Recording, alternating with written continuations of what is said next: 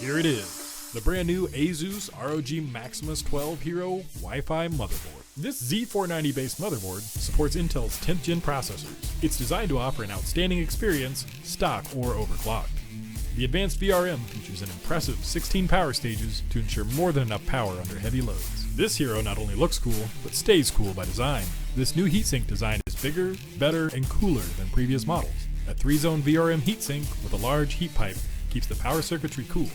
And the M.2 heatsinks keep up to 3 SSDs at the right temperature for consistent performance. To the right of the CPU socket, we have 4 DDR4 DIMM slots for up to 128 GB of RAM. Thanks to our OptimM3 design and a new daisy chain topology, the Hero can overclock to higher frequencies like 4800 MHz and beyond. With support for our exclusive AI overclocking, AI cooling, and ROG Game First 6 software with AI networking, your system can automatically tune itself for the best performance with a few clicks. Setting the industry standard is our pre-mounted I/O shield, making installation a breeze.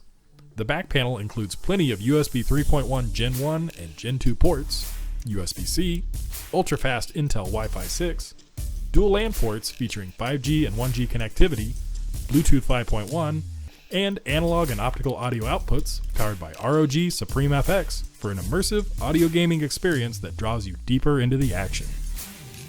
To expand your system even further, you'll find a USB 3.2 Gen 2 front panel connector, 3 PCIe 3.0 by 16 slots, 2 of which include our safe slot design to keep your GPU safe and secure, 2 RGB lighting zones, one on the chipset and the other on the I/O shroud. Addressable and standard RGB LED headers let you coordinate lighting effects across your entire setup with Aura Sync. The best just got better with the Asus ROG Maximus 12 Hero Wi-Fi motherboard.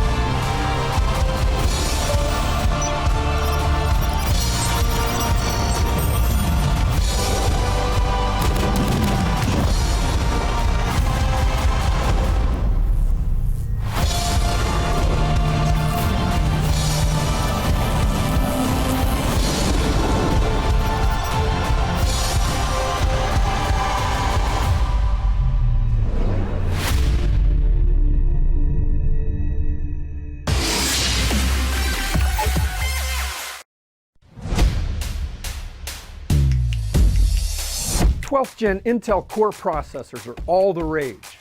Here are 3 things to know about the chips, previously codenamed Alder Lake. First, a brand new performance hybrid architecture that integrates 2 types of cores, performance cores and efficient cores.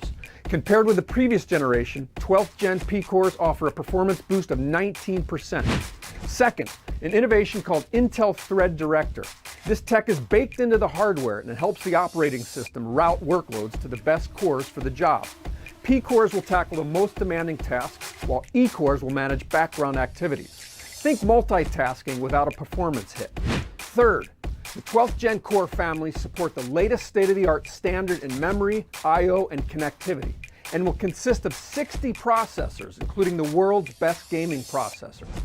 Intel's performance hybrid 12th Gen chips are a major strike against the competition.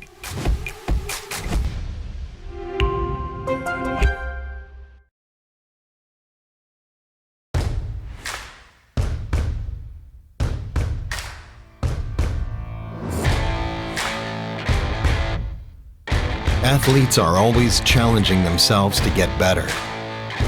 You've seen this in all sports. Esports is no exception. You can never predict the outcome. The only thing you can control is how ready you are.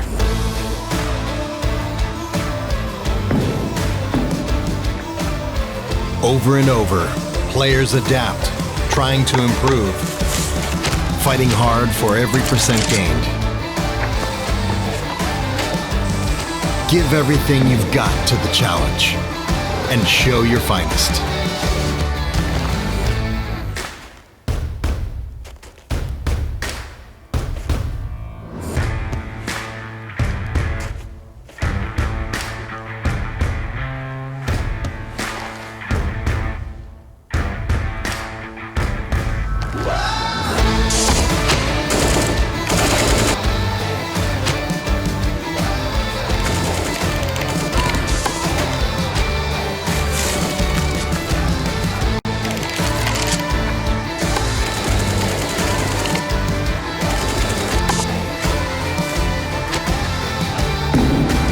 Bring your best out. Strive for perfection. It's our goal too. Powered by AMD 3rd Gen Ryzen processors, the ROG Strix B550F gaming Wi-Fi provides first-class gaming features and style. The B550F Wi-Fi features a robust 12+2 DRMOS-teamed Power Stage VRM design with high-quality alloy chokes and durable capacitors to provide reliable power for the latest high-core count AMD CPUs. Fanless VRM and chipset heatsinks with our StatCool 3+ design keep your system running reliably under heavy load by enhancing passive cooling capacity for critical onboard components. For the best gaming connectivity, you get Wi-Fi 6, Bluetooth 5.1, and 2.5 gigabit LAN with Asus LAN Guard. You also get dual M.2 NVMe SSD slots, one with PCIe 4.0x4 connectivity, plus a USB 3.2 Gen 2 Type-C port and Thunderbolt 3 header. Our pre-mounted I/O shield makes installation a breeze, and with USB BIOS flashback technology, your system's firmware can be updated for next-gen CPUs using nothing more than a PSU and a USB flash drive. A pristine Supreme FX S1220A codec with DTS Sound Unbound and Sonic Studio 3 draws you deeper into the action. Communicate clearly with Asus AI noise-canceling mic technology. Asus exclusive AuraSync RGB lighting, including 2 RGB headers plus 1 Gen 2 addressable RGB header, let you make your PC's lighting uniquely yours. ROG Strix motherboards undergo an extensive certification program to ensure the very best compatibility with the widest range of components and devices. For a smooth build process, refer to our list of guaranteed compatible components. Ascend to next gen with the ROG Strix B550F gaming Wi-Fi. Creativity. When coupled with the right technology, magic happens. Powered by the right tools, creativity takes on new dimensions, can transform rough ideas into genius, has the ability to elevate and inspire. But creators and gamers thrive best without barriers or borders. They shine brightest when they find their flow. No interruptions, no limitations, no compromises. Based on that insight, we created our 12th Gen Intel Core processor, the most significant shift in x86 architecture in more than a decade. Revolutionary high-performance hybrid architecture that features 2 core microarchitectures. Purpose-built for the most intensive creative workloads, 12th Gen Core delivers smart performance when and where creatives need it most. It is purposeful and adaptive, can handle parallel workloads for greater speed and less downtime. Like photo editing, while exporting special effects to complex 3D animations, or 4K gaming and simultaneous streaming with open broadcast software. Featuring the all-new Intel Thread Director, Intel 12th Gen Core can intelligently monitor and analyze, optimizing performance by sending the right application thread to the right core at the right time. With 12th Gen Core, Intel is helping erase the weight associated with intensive workloads. By delivering technology that can keep pace with change, we are making it possible for gamers and creators to stay in the flow, whether that's exploring digital realms or creating new ones. By enabling them to go further and faster, we are unleashing their creative potential like never before.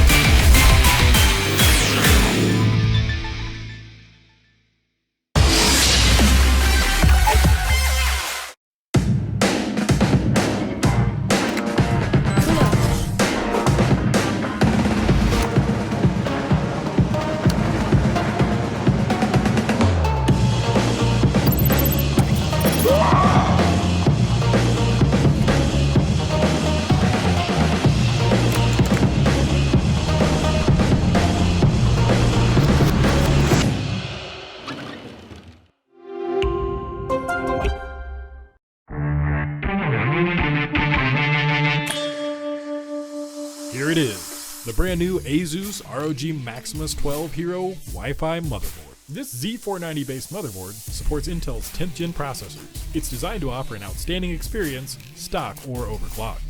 The advanced VRM features an impressive 16 power stages to ensure more than enough power under heavy loads. This hero not only looks cool, but stays cool by design. This new heatsink design is bigger, better, and cooler than previous models. A 3-zone VRM heatsink with a large heat pipe keeps the power circuitry cool. And the M.2 heatsinks keep up to 3 SSDs at the right temperature for consistent performance. To the right of the CPU socket, we have 4 DDR4 DIMM slots for up to 128 gigabytes of RAM. Thanks to our Optimum 3 design and a new daisy chain topology, the Hero can overclock to higher frequencies like 4800 MHz and beyond. With support for our exclusive AI overclocking, AI cooling, and ROG GameFirst 6 software with AI networking, your system can automatically tune itself for the best performance with a few clicks. Setting the industry standard is our pre-mounted I/O shield, making installation a breeze. The back panel includes plenty of USB 3.1 Gen 1 and Gen 2 ports, USB-C, ultra-fast Intel Wi-Fi 6, dual LAN ports featuring 5G and 1G connectivity, Bluetooth 5.1, and analog and optical audio outputs powered by ROG Supreme FX for an immersive audio gaming experience that draws you deeper into the action. To expand your system even further, you'll find a USB 3.2 Gen 2 front panel connector, 3 PCIe 3.0 by 16 slots, 2 of which include our safe slot designed to keep your GPU safe and secure, 2 RGB lighting zones, one on the chipset and the other on the I/O shroud. Addressable and standard RGB LED headers let you coordinate lighting effects across your entire setup with Aura Sync. The best just got better with the Asus ROG Maximus 12 Hero Wi-Fi motherboard.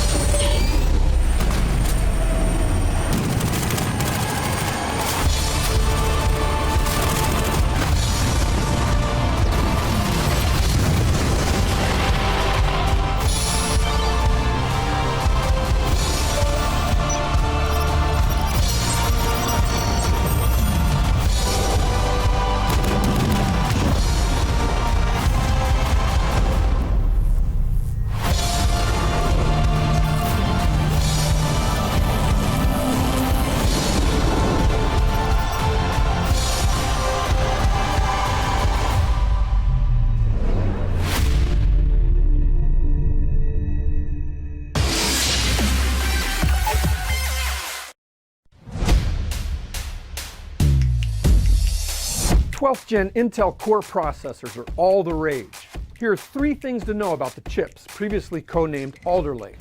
First, a brand new performance hybrid architecture that integrates 2 types of cores, performance cores and efficient cores. Compared with the previous generation, 12th Gen P cores offer a performance boost of 19%. Second, an innovation called Intel Thread Director. This tech is baked into the hardware and it helps the operating system route workloads to the best cores for the job.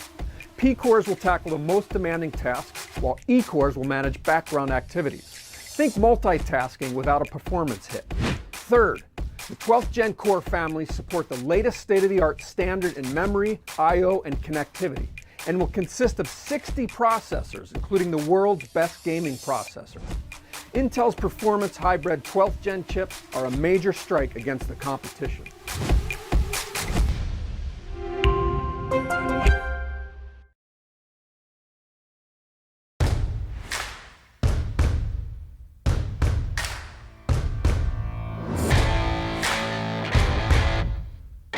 Athletes are always challenging themselves to get better.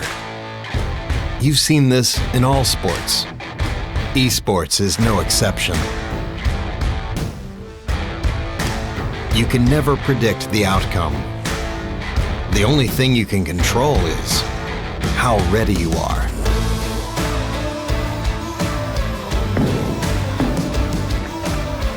Over and over, players adapt, trying to improve, fighting hard for every percent gained. Give everything you've got to the challenge and show your finest.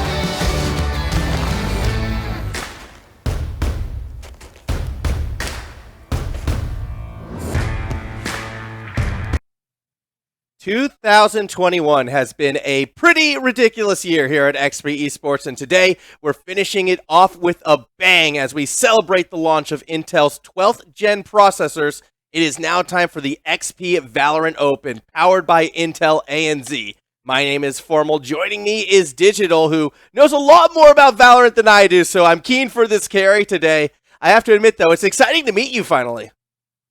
Yeah, absolutely. You know, when I was first approached to cast at XP games, I was thinking, oh, who the hell's this Max guy? When they told me that's your duo, I'm like, okay, so he casts Rocket League, all right. And then I spoke to him, like, okay, we got this, easy clutch.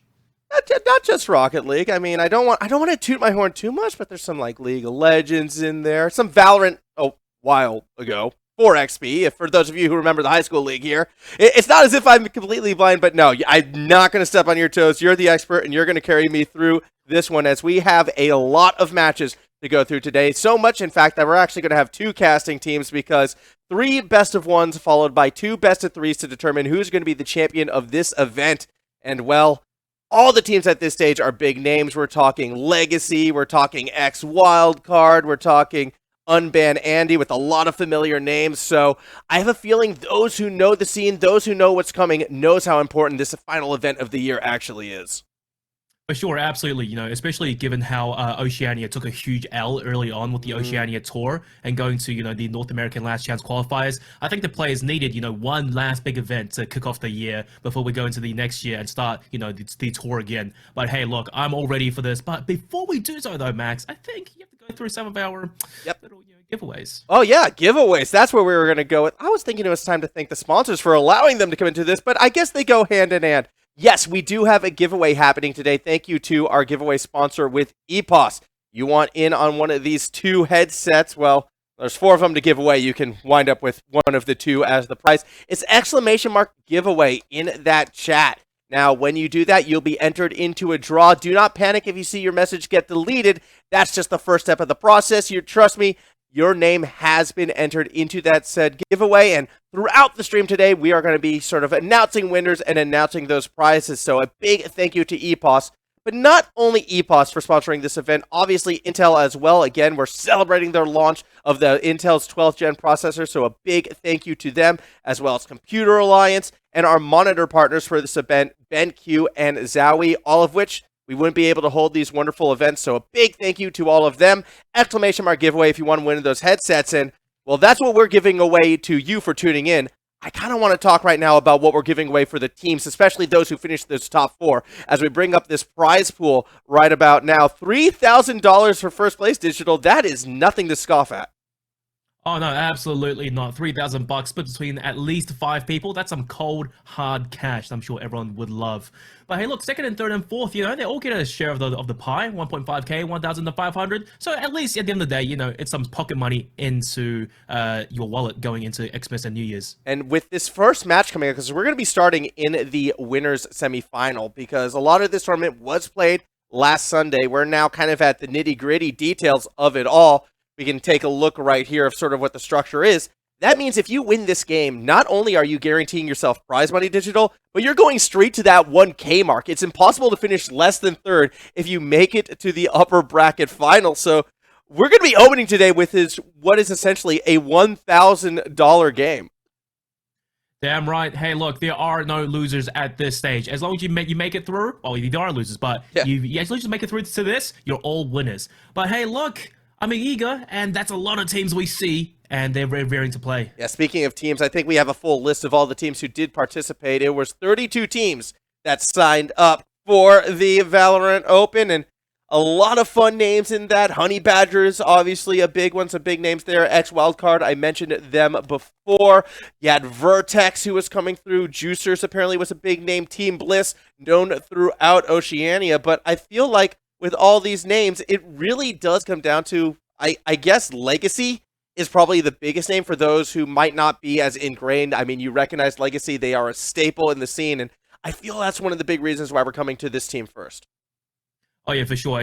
Legacy, arguably, I will have to agree with you right now because they are one of the biggest, the only org that's left standing in this current stage of the tournament. So their players, they're 5 stacked and they've put up a decent performance over the past, I would say, couple of months, ever since their roster got picked up and had a few changes. But coming into, today, and considering the last week's performance, I think they should be on a pretty decent momentum streak, I hope, but their opponents ain't no slouches. Yeah, as we take a look at the top 8 teams that are playing today, again, not all of them necessarily on stream. We can only cover so much, but we're going to try to get as many of these teams as we can. Legacy, Unban Andy is going to be our first match. X Wildcard and the Honey Badgers, meanwhile, are playing the other upper bracket semifinals. Then you have Crima's Disciples, Sam Fan Club, that's a fun one, New Gaming Chair, and Juicers down below.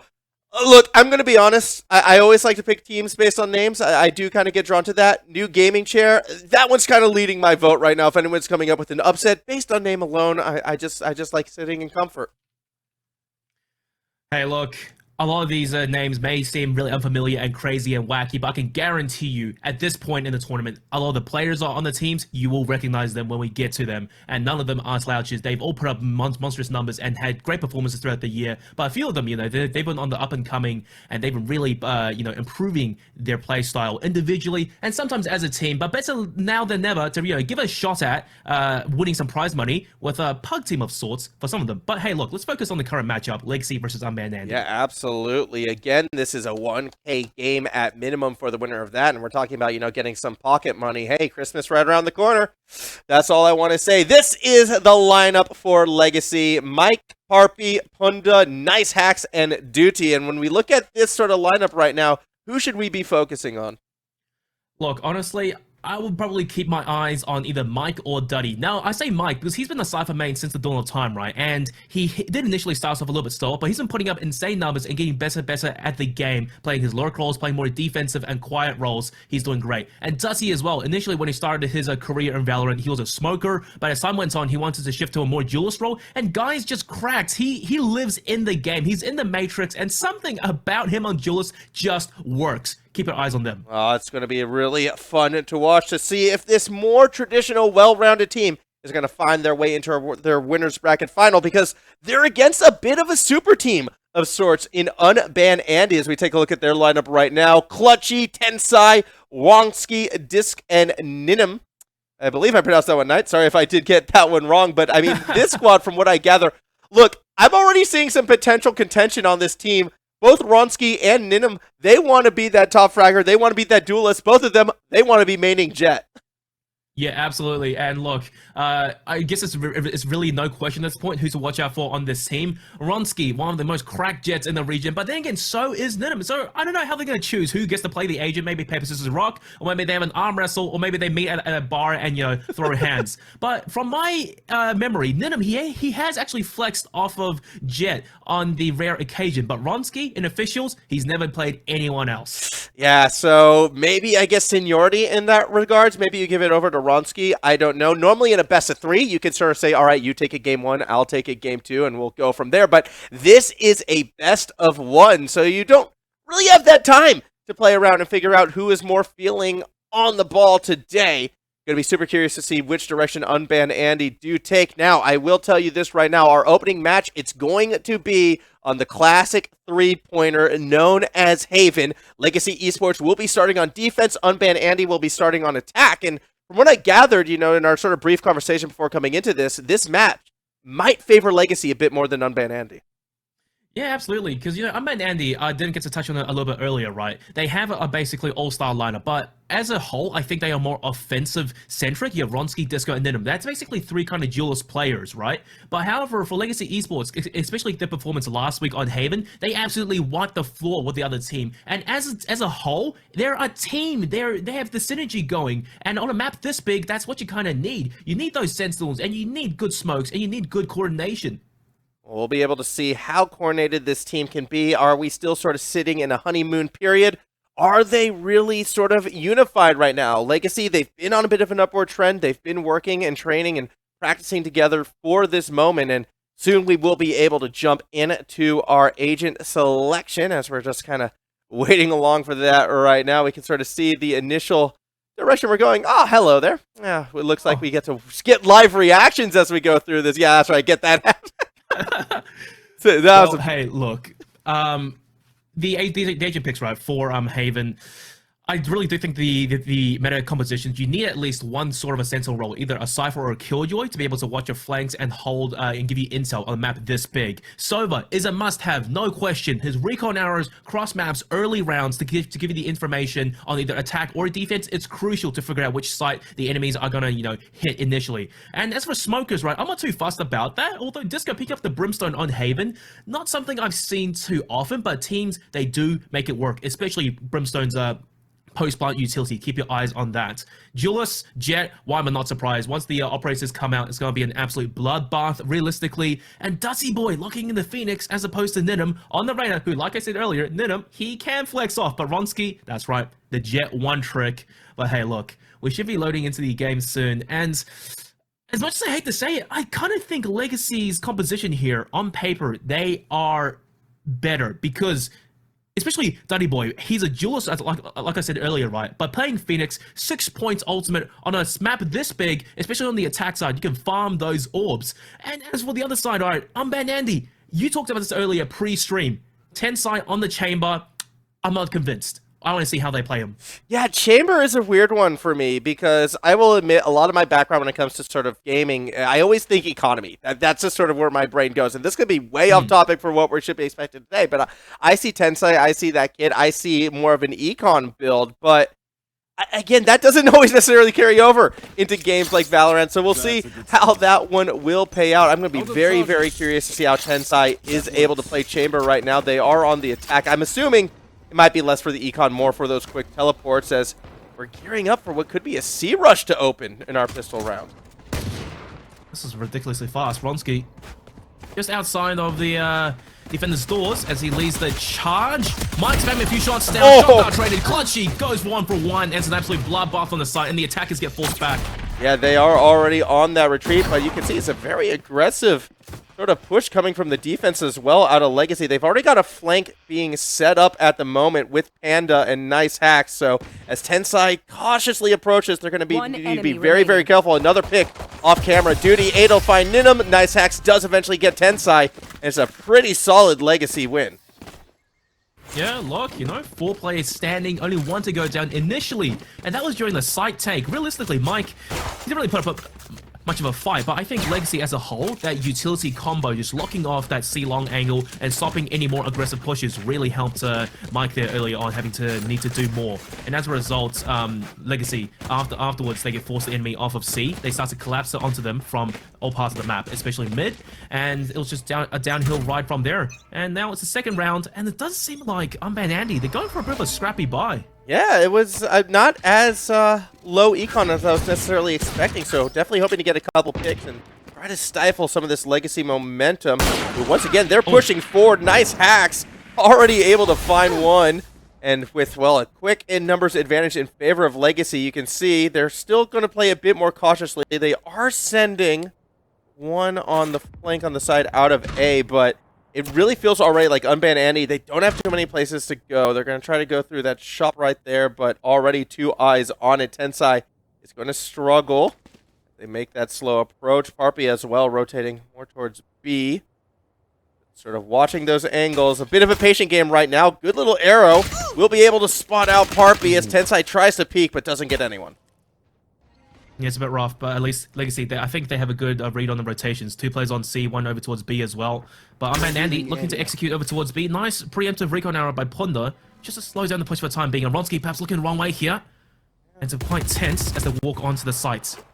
Very tense approach right now. There still is one defender, and Clutchy actually clutches up, gets a nice little pick onto Punda. That's going to even up the odds. The spike actually getting planted down onto B right now, and it does look as if Unban Andy actually have it pretty well secured. A nice little pick onto Parpy gives them that numbers advantage. Nice hacks is going to try to creep on in with that Marshall. Doesn't get the shot that they were looking for, and now with those positions revealed, it's going to be a very dangerous push forward. Nice hacks does get dropped by Ronsky, and now it's time for the 1v3. It goes about as you'd expect. Tensai with the last frag, and we have a tie game. Oh, yeah. Look, that round was a bit weird there because Legacy, they won the pistol round and they, on paper, had, you know, armor and had the SMGs. They should have won the second. But however, now with this turnaround, the economy of Legacy is going to be flat broke while Unban Andy, they're going to be quite flush with cash. And you can see right now, 2 rifles already on board to farm these pistols. And somehow they turned the odds in that previous round there. And then after that post plant, it was a trifecta, holding 3 angles at once. So 2v3, on paper, you know, mathematically, you can't really win that. And I like how Nice actually took the bait to push the player back site, and who was it? I think Ronsky or Tensai was already lying in wait. But this time though, this full buy, heading over towards A fast. I gotta say, Legacy, good luck. It's not even a full buy for him, because like with a couple of Spectre stolen as well, actually, like they're gonna have econ for a good long while at this stage. Nice hacks trying to put that jet plan to use, just goes straight into Clutchy's. Well, Clutches in this situation and is immediately taken down.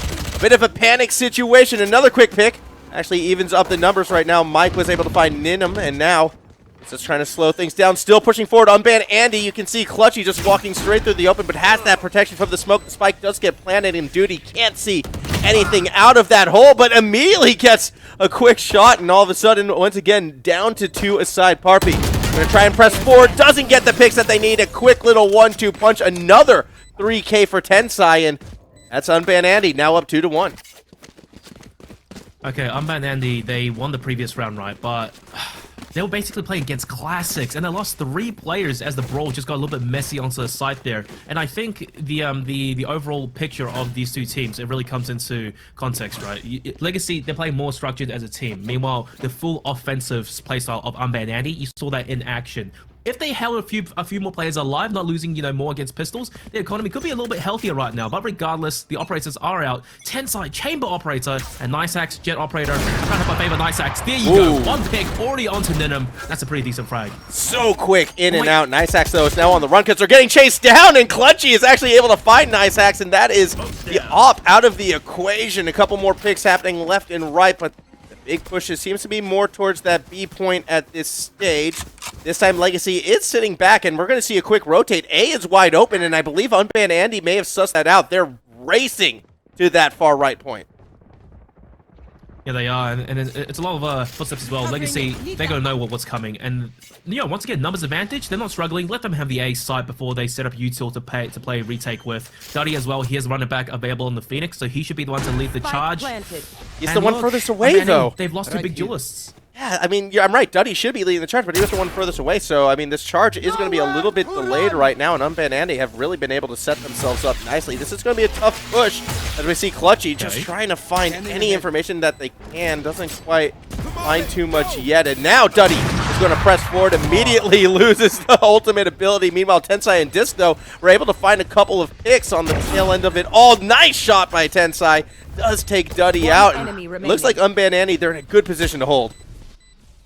They didn't lose a single player. They used an ultimate to buy some time. Fear tactic, just locking off the A main from defender spawn choke point a little bit earlier. And Legacy, they scored 1 by 1. Utility invested, ultimate invested, got absolutely nothing out of that. Really clean round, and that secures them the lead. A big 3-1 lead right now. Legacy, despite starting off strong, that second round loss, I think, is coming back to bite them in a major way. Oh, yeah. I don't feel as if... Is this the round where they're going to buy up? I mean, it does look like we're seeing some items come through at this stage. However, two ultimates available.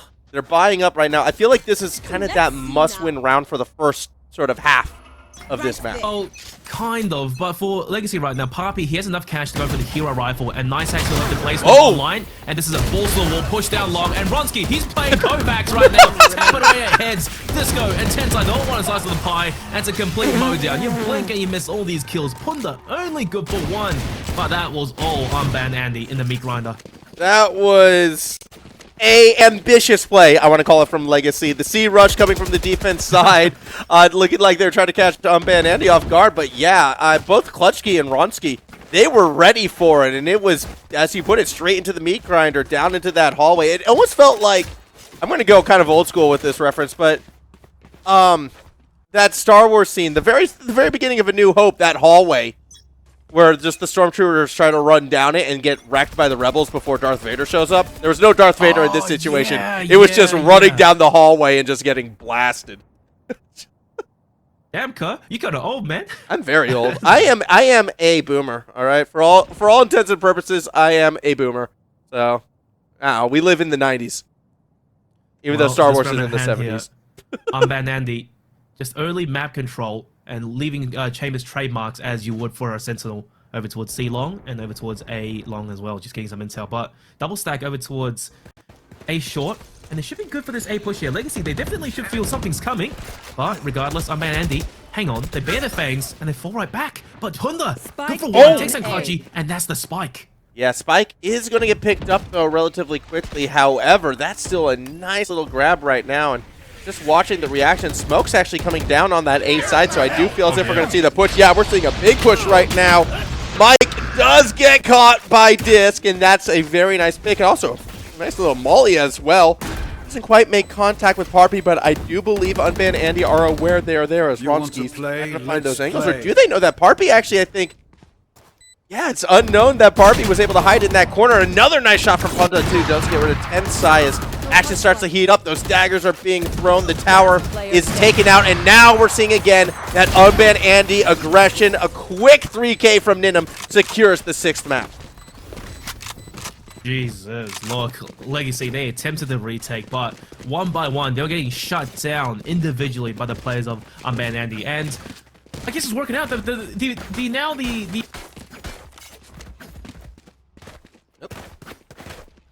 May have lost digital right there real quick, or we've lost myself. Either way, we'll going to continue along with this one as looking to see if Unban Andy is going to be able to keep that momentum. As we wait and see, hopefully we will be able to get digital back into the action quick, but at the moment, Disc will be peeking at that mid. Quick little duel right now with Parpy. Neither really able to get any damage down. No one with the spike at the moment, as Unban Andy, they're really trying to get a feel of the best sort of avenue to push in this situation. Already, we have gone 1 for 1, a bit of action happening at C-side, and now that does mean that Jet from Unban Andy is really going to buy their time as they push forward. Actually, a lot of the defensive rotation seems to be moving more towards that left side of the map, and Spike is picked up as well, so it does look as if we are going to make a C-side push in this situation. Disc was spotted still lurking around A, is immediately going to try to back out, but you can see the positioning on the map. Legacy has a chance to cut them off, and unfortunately, that could be a Brimstone sort of out of position right now. Duddy looking for anyone. It's going to find Ninum. Gets a nice little pick right there. That is also the spike carrier down, and all of a sudden Duddy is thinking, hold on. Just found a little bit of treasure back here. I should be able to hold on to this. Nope, not quite, because the spike was taken over to C. It will be planted at the moment. And now, once again, Legacy, they're going to have to try to do this retake. And what they don't know is they've got that Brimstone sneaking up behind them right now, and that could be quite devastating. Ronski as well, just trying to find picks on that reapproach. Gets a quick one. As we see Punda now advancing forward. Oh, thought they had Disco. Got wall in the way, but it doesn't matter. Duddy is able to get them. Third K for Duddy with that op on this map. And now with just one is standing. Clutchy makes short work of Punda. So trying to clutch it out at the moment. Clutchy trying to live up to their name. Duddy still holding that ground. Peeking game goes in favor of Clutchy. And unban Andy come through yet again. Ridiculous. You know, I came, I guess, at the perfect time to see Clutchy absolutely step up. And Duddy, he tried his best, but look, Legacy, they're just getting absolutely dumpstered on right now. Only 1-6. And Andy, they've secured at least the half, and they're just having fun right now. A 4 operator buy. 5 operator buy. Oh. Okay, it's a bold strategy, but I don't know, man. On attack, it's quite risky. 5 op strategy on attack in a best of 1. I know you're up 6-1. On the cusp of that Brazil scoreline. That's right, I'm bringing it over to Valorant. I'm taking it from Rocket League. I'm bringing it here. This is, a team that I think is feeling very confident. We'll see how it pays off as Duddy is going to press forward. Nice Hacks also got a nice little pick on Ninum as well. 3 down already on the side of Unban Andy. I don't think the op strat is working. Yeah, no. I guess they're just, throwing some cash for fun at the wall to see what sticks, but Legacy, they kind of just, take the initiative and run right in, and this is basically what happens. Now they're just playing full disciplined. They probably don't know that there's 2 more operators still in play. Okay, well, now they know there's 4. And at this stage, you would assume there's 5, right? When you see the 4th, you have to assume the 5th exists. Probably at this point. But look, Legacy, they're starting to really, push a little bit, and Disco in a rough spot. Has to cock the gun. Oh. Yeah, left, right, good night. Yeah, well. But look, Max. Legacy, they won their second round of this game. But the thing is, that was because Unban Andy, they were just memeing around buying operators. It's not organic. Legacy, they need a solid answer. And like I was saying prior, I think perhaps they need to start going a little bit aggressive and getting the picks, dwindling down the numbers of Unban Andy early rounds. Because if Unban Andy, they take site due to their offensive power, and then afterwards they hold the site post-plant, they're just waiting for Legacy to walk right into the crosshairs, and then it's just a bloodbath. I'm nervous, though, because we've seen what happens when they push too far forward. And, I mean, Unban Andy, it feels like they want to get into these scrappy duels. They want to get into these scrappy firefights. And by forcing that issue, it almost still feels like that's playing into Unban Andy's hand as well. I'm with you. They need to find ways to get quick picks. They need to find ways to get the numbers in their advantage before getting into these scrappy duels. But they just haven't been able to find it yet. And now Unban Andy, again, just sort of playing to their aggression, rushing straight onto A right now. And they've already sort of zoned off all those entry points, so it's going to be a bit of a challenge for Legacy to fight their way in. Clutchy sort of sitting back at the moment, isn't really going to find too much just yet. Parpy as well from above, going to try and find a few more zoning angles. The drone does come through, so Legacy is still spotted, and already we're seeing picks start to come through. 2 quick ones on each side. Ninum again, 2 fast headshots and looking for that third. Doesn't quite get it just yet, but that's why the team will back them up. Another nice shot on Duddy, and again, Ninum, a 3K round, and Unban Andy just cannot be slowed down. I said it earlier on pre-game. Keep your eyes on either Ronski or Ninum. Granted, on the leaderboard, right, it shows they are at the bottom, but that's not the whole story. Clutchy's been getting kills with utility, and granted, he clutched out around prior, so that puts them on top. But still, Ninum and Ronski, when it counts down to the nitty-gritty in these rounds individually, they go massive. And Ninum, he's not on jet, it doesn't matter. The guy's aim is just cracked, and it's such a one-sided story right now. 7-2, Legacy, they can't afford another bye, but should they lose this round, they'll be absolutely in the dumps. And Lysax, don't even see Ninum. The tunnel vision, it's a rough start. Yeah, Ninum just picking right up where they left off, and already you have, well, you had a numbers advantage in favor of Unban Andy. Parpy is able to even up, and with Ninum out of the way, actually, that's going to put a bit more pressure on Ronski. The daggers are out, though, as it's going to be a slow push this time onto C, one that Legacy is completely aware of. You can see them rotating their way through. Eventually, you got to push through that smoke. Here comes Ronski. Has the height, has the mobility, but doesn't find anyone straight away, and has already been taken so low. I actually don't know how Ronski got through that alive. Well, might as well throw his body at them.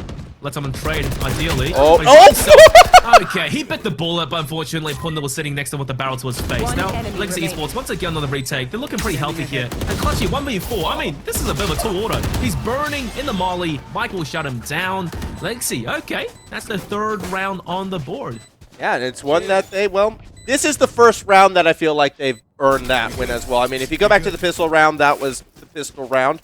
And then the other round they won was the 5-op round. But Legacy, they earned this one, and they kind of let Unban Andy kind of push nervously, it felt like. I mean, it was a slower push from Unban Andy, and it was one that Legacy, for like the first time, they were able to rotate and sort of adjust to straight away, and they were able to get those quick angles. Granted, there's a couple unfortunate pushes that we did see from Unban Andy towards the tail end of it all. However, Legacy, maybe that's a win that they can build off of. We're getting closer towards the swap, and if they can get a couple more round wins, they're definitely still in it.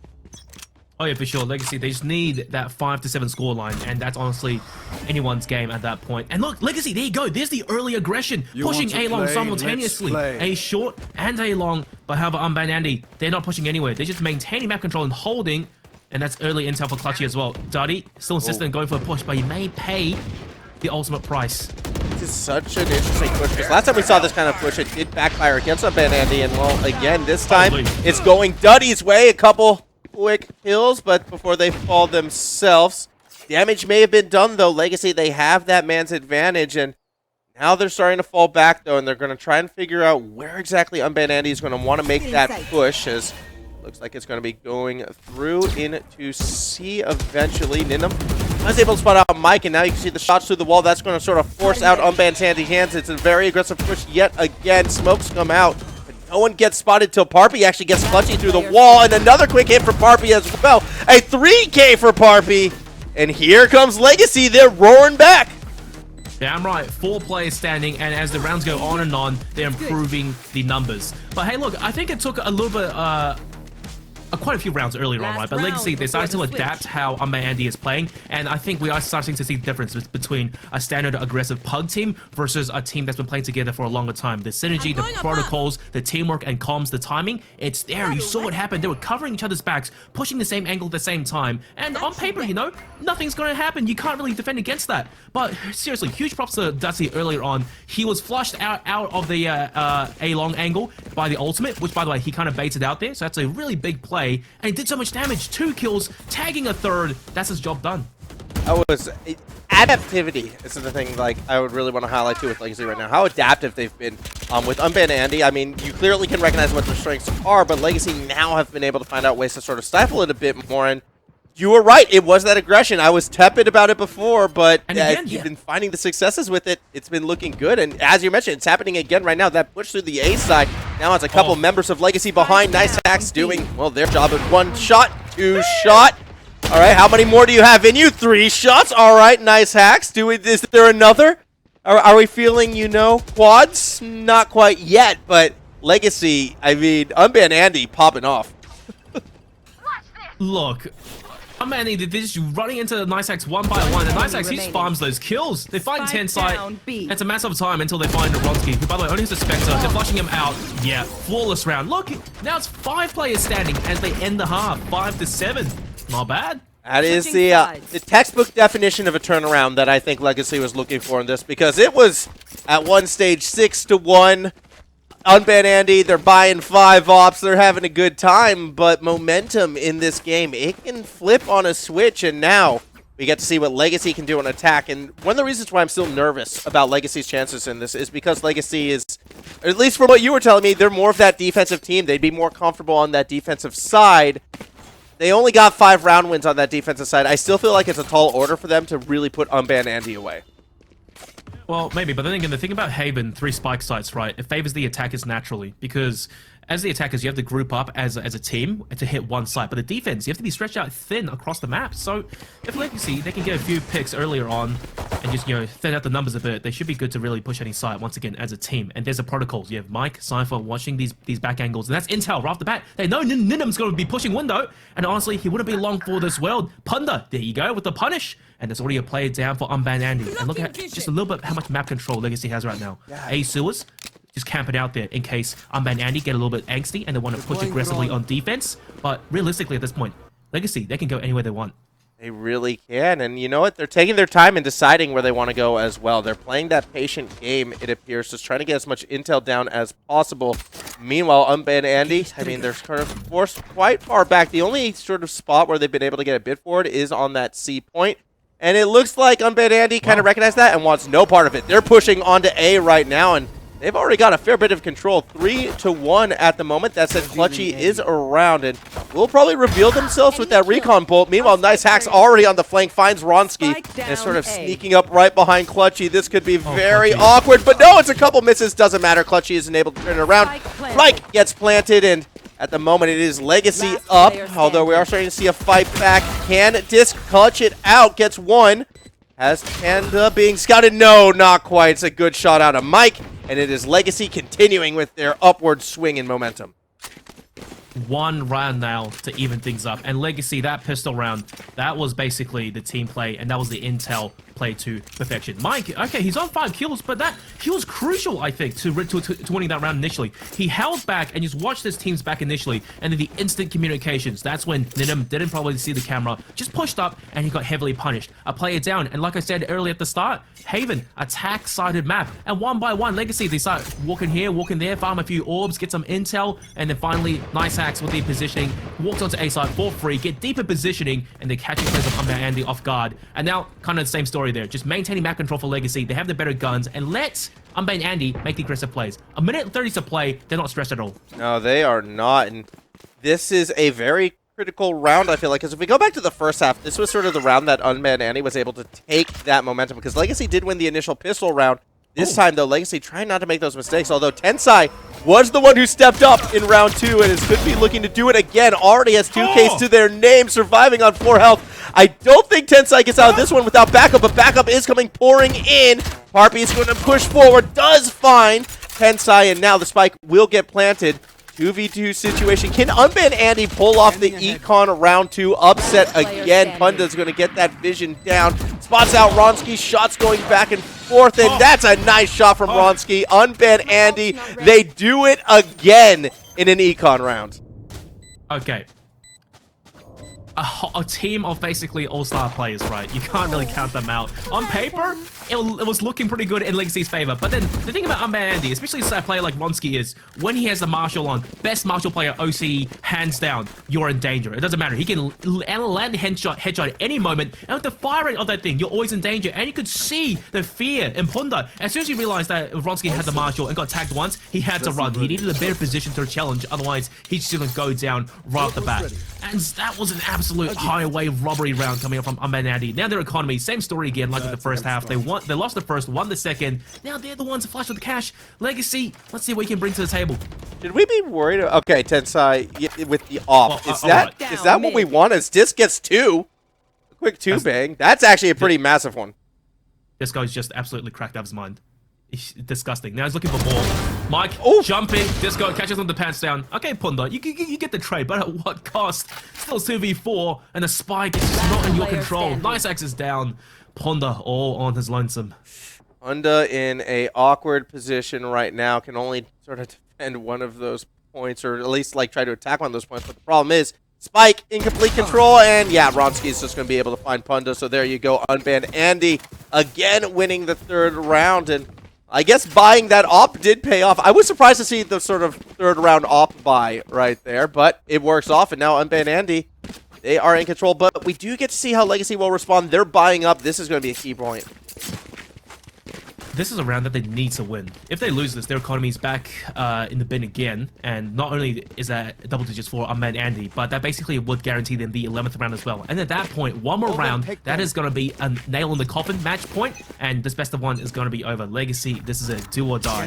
This is going to be very key for Legacy, as see already, Clutchy is clutching up. 2 quick picks. Nice Axe and Duddy already gone. So 3 attackers remaining. That hallway and A is a bit of a death trap right now because, again, Unbanned Andy, they press forward. They get aggressive even on defense. Another pick for Ronsky right now. And it's all down to Mike, who has some information available to them, but is still so far back. And they might be thinking there could be an avenue here, but that was Unbanned Andy pressing forward on A with only 3 operators. And yeah, Mike could be walking straight into a trap. Look, right now, Unbound Andy, all they have to do is just play full discipline and realistically play the buddy system so they can guarantee a trade. But Legacy, I can see what they were going for initially over towards A long there, but however, the 2-for-1 trade is just not favoring them at all. And now they know exactly where Mike is. Has a good idea that Tensai's around the corner, but as soon as the cage goes down, he should be going down as well. There you go, Tensai, instant shot, double digits now for Unbound Andy. Max, this may be the start of the end. It might be. All we need to do is keep Unban Andy away from buying 4 more ops. All right, they got one. That's fine. Maybe they can go another if they want to double up. That's fine. As long as they keep it under, let's go with under 3 ops being purchased. I think Unban Andy should be able to hold on at this stage. Yeah, perhaps. You know, one thing I realized as well is that throughout this game, the ultimate that we've seen the most is actually Disco's orbital strike on Brimstone. Yes. He's used it like at least 3 or 4 more times, and he has it back online again. This guy, Mr. Consistent, doesn't matter what he's playing. As long as you can hit the shots, he's always going to be there. Now, Legacy, balls to the wall, ultimates abound. He's going to rush B. They can't get the spike down, but the retake post-plant, that's going to be the problem. If how they're able to get into that decision. I mean, the spike still hasn't been planted yet, and to Unban Andy's credit, they're doing a pretty good job holding on. Eventually, the point does get overwhelmed, but the spike carrier was dropped, so spike is exposed. What? Don't scare me like that. Don't scare me like that. Good shot from NiceHax, though. Again on that op. Finds a 3K already in this round. NiceHax putting in that work. As almost gets another one that will draw out the knives. That's the 4K. Do we see a 5K right now? Throwing the knives. Gets the headshot. NiceHax getting it done for Legacy. That's what they needed. That is what they needed. NiceHax popped the blades earlier on, and honestly, he just to sneak his way through B and just hang around that B-side garage area and just racks up all the frags, and especially that little fake out with a Denim there. Poor guy, I think he expected NiceHax to dash over towards C site, but instead NiceHax just sitting behind the box and Denim takes the baits.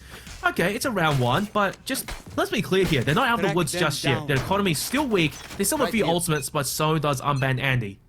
Yeah, I mean, there's ult economy right now, very, very even, although it looks like 2 of them are just going to get off right away. So this is definitely a round Unban Andy is committing to. They're going to want to win it, but it's Legacy acting as the aggressors, putting straight down that C point. Spike's going to get immediately planted as Clutchy is already finding picks down on the Tutty. Tensai gets the shot, but I do believe the spike, it did not get planted, and that actually... No, it's spawned, it's spawned. It is planted. Okay, good. I wasn't sure if that did get down in time, and it did, so that's going to actually work in favor, I feel like, of Unban Andy at this stage. As oh, that was an unfortunate time for that smoke to drop. Another pickup from Ronsky.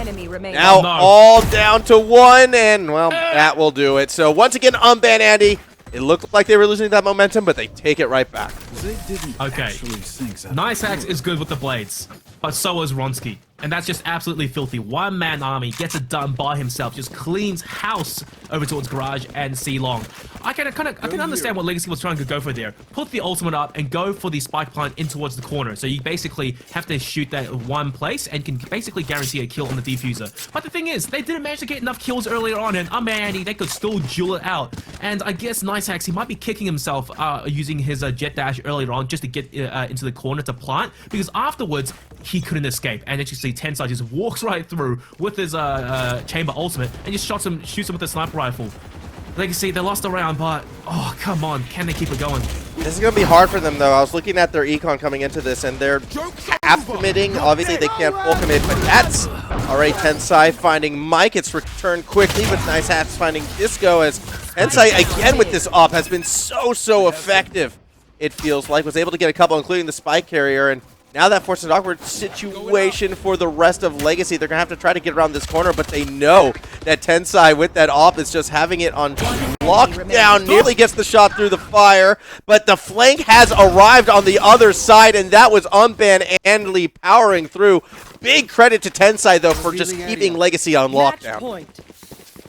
Unban Andy, they're just playing their little game right now, right? They individually, I wouldn't say they're playing as a team, but they see opportunities individually and they just capitalize off of it. Maybe they communicate a little bit and say, oh, Shima, frequent arrow here, drone there, and then these players individually, they just group in and box Legacy into a corner. Legacy, this is it. 7-12 against match point. No ultimates really, except for Mike's neural theft, which isn't the most effective when you're on attack.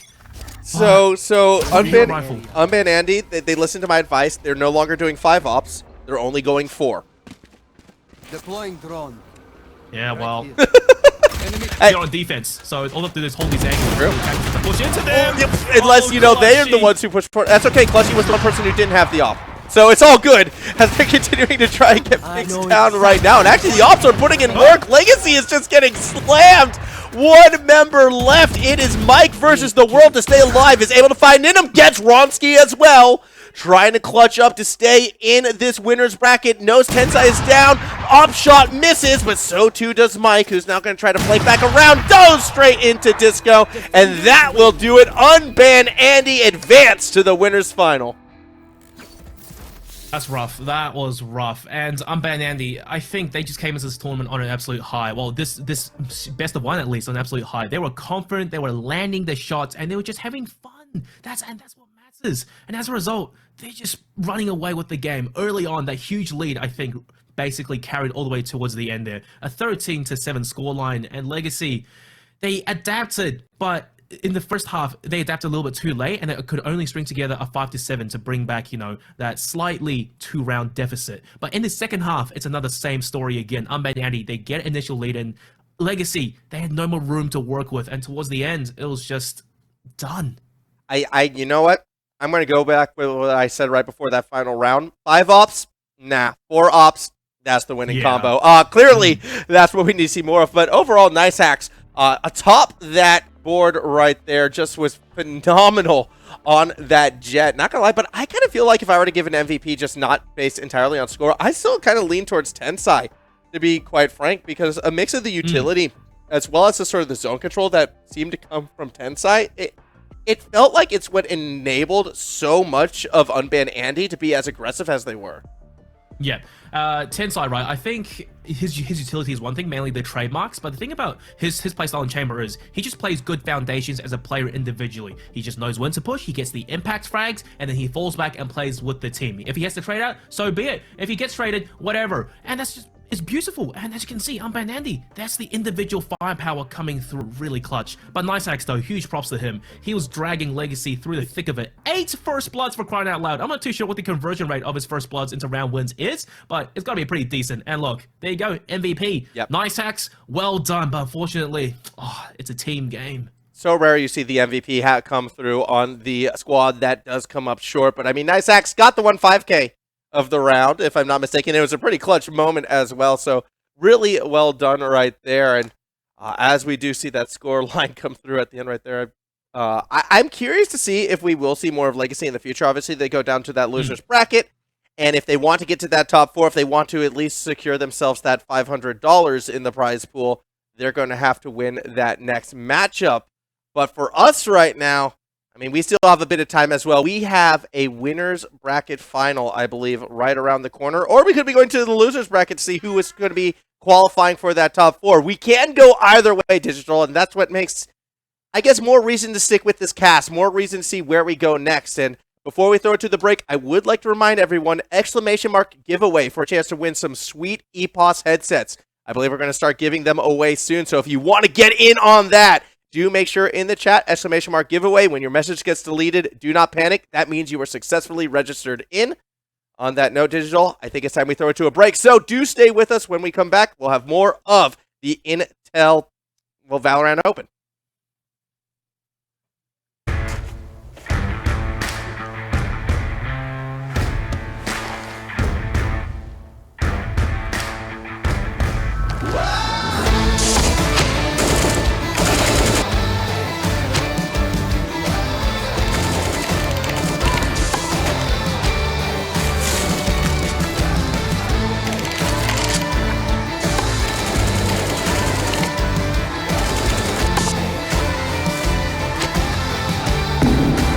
Bring your best out. Strive for perfection. It's our goal, too. Powered by AMD 3rd Gen Ryzen processors, the ROG Strix B550F gaming Wi-Fi provides first-class gaming features and style. The B550F Wi-Fi features a robust 12+2 DRMOS-teamed Power Stage VRM design with high-quality alloy chokes and durable capacitors to provide reliable power for the latest high core count AMD CPUs. Fanless VRM and chipset heatsinks with our StatCool 3+ design keep your system running reliably under heavy load by enhancing passive cooling capacity for critical onboard components. For the best gaming connectivity, you get Wi-Fi 6, Bluetooth 5.1, and 2.5 gigabit LAN with Asus LAN Guard. You also get dual M.2 NVMe SSD slots, one with PCIe 4.0x4 connectivity, plus a USB 3.2 Gen 2 Type-C port and Thunderbolt 3 header. Our pre-mounted I/O shield makes installation a breeze, and with USB BIOS flashback technology, your system's firmware can be updated for next-gen CPUs using nothing more than a PSU and a USB flash drive. A pristine Supreme FX S1220A codec with DTS Sound Unbound and Sonic Studio 3 draws you deeper into the action.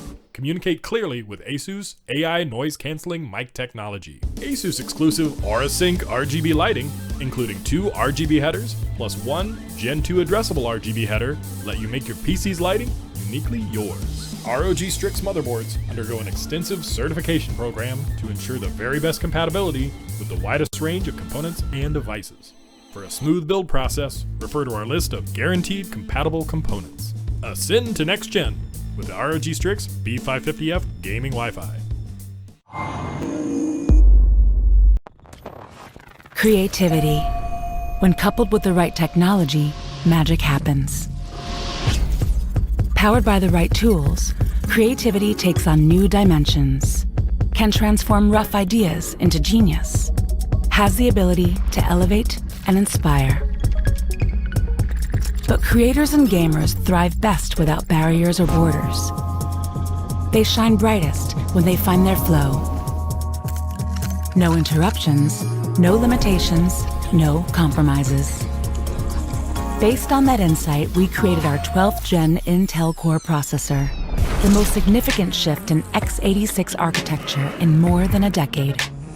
Revolutionary high-performance hybrid architecture that features 2 core microarchitectures. Purpose-built for the most intensive creative workloads, 12th Gen Core delivers smart performance when and where creatives need it most. It is purposeful and adaptive, can handle parallel workloads for greater speed and less downtime. Like photo editing, while exporting special effects to complex 3D animations, or 4K gaming and simultaneous streaming with open broadcast software.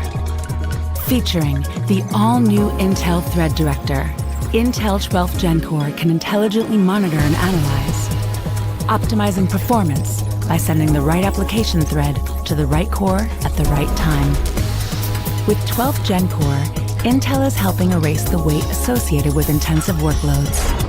By delivering technology that can keep pace with change, we are making it possible for gamers and creators to stay in the flow, whether that's exploring digital realms or creating new ones. By enabling them to go further and faster, we are unleashing their creative potential like never before.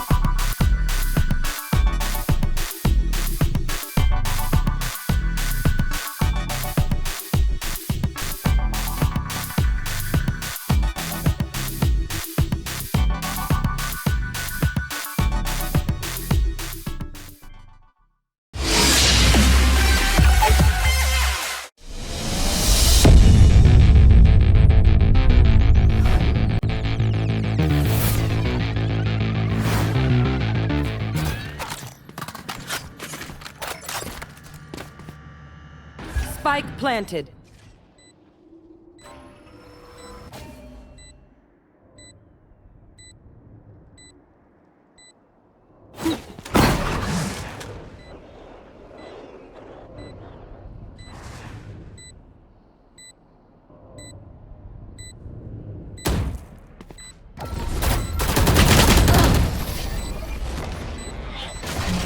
You are powerless. Switching sides. Overtime.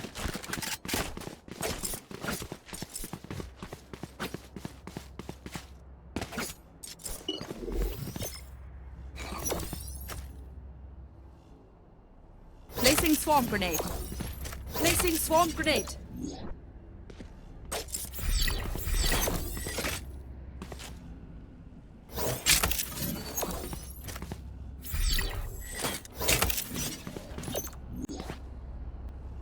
Placing alarm bot.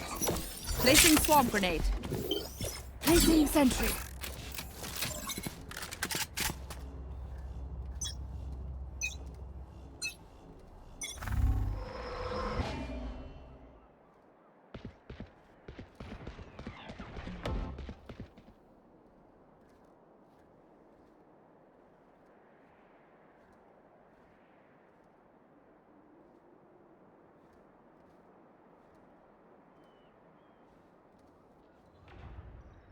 Enemy tagged.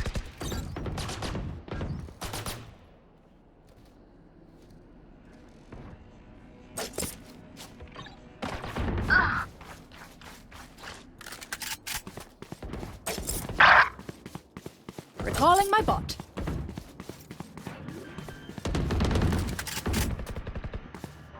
Spike planted.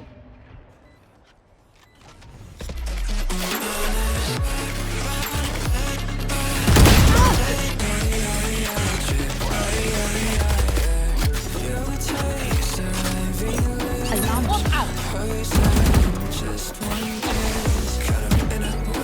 Turn out.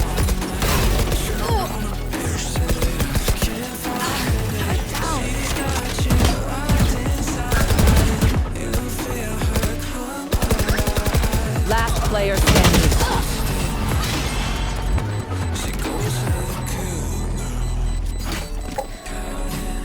Switching sides.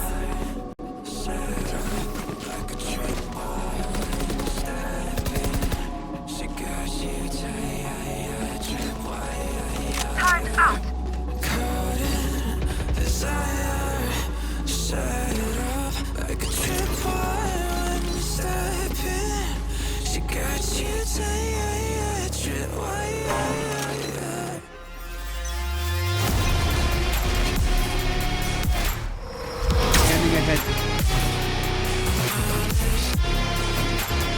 Right here.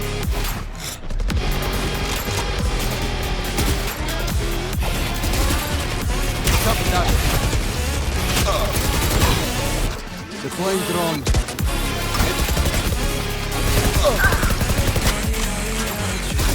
Spike planted. Copy that.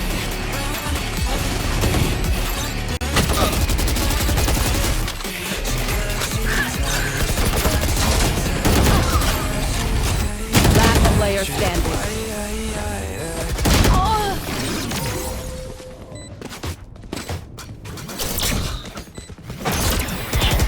Switching sides. Overtime.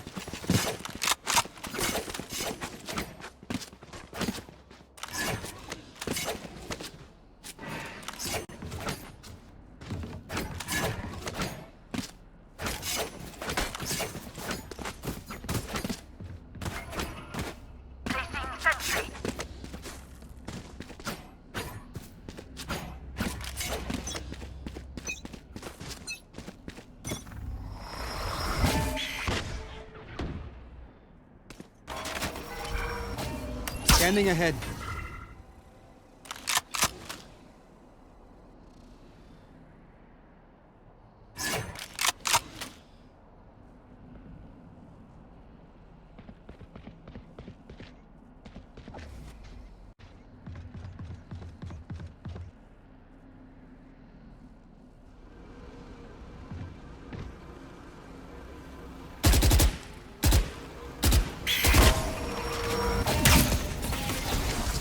Deploying drone.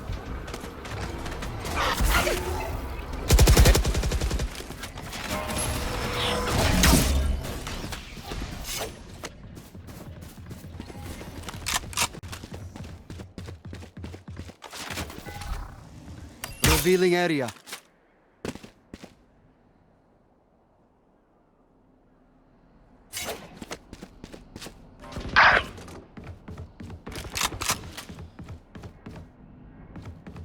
Thirty seconds left.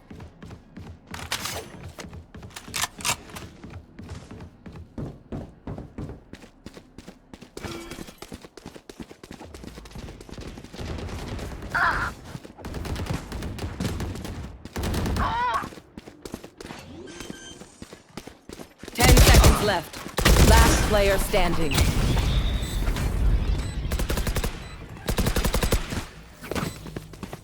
Switching sides. Match point.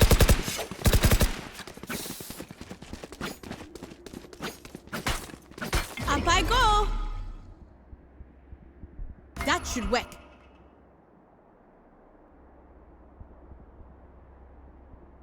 That'll work. Checking the situation. Right there.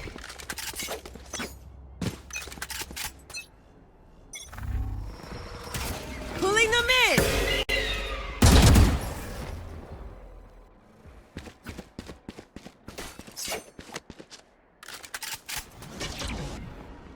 Enemy.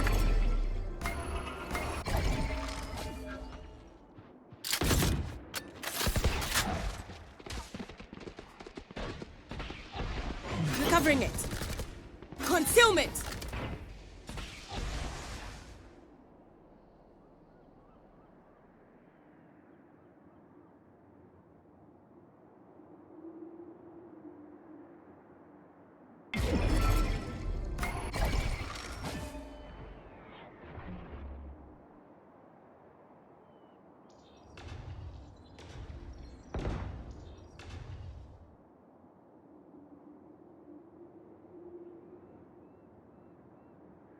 Blocking vision.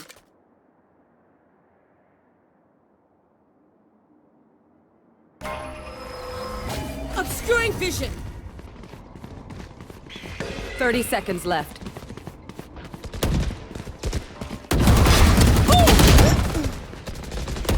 Spike down B.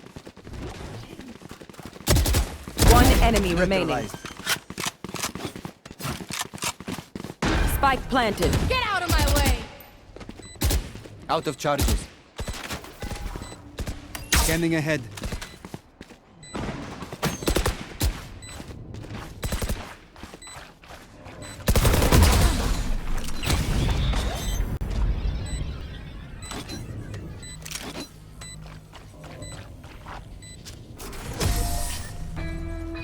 Defenders win.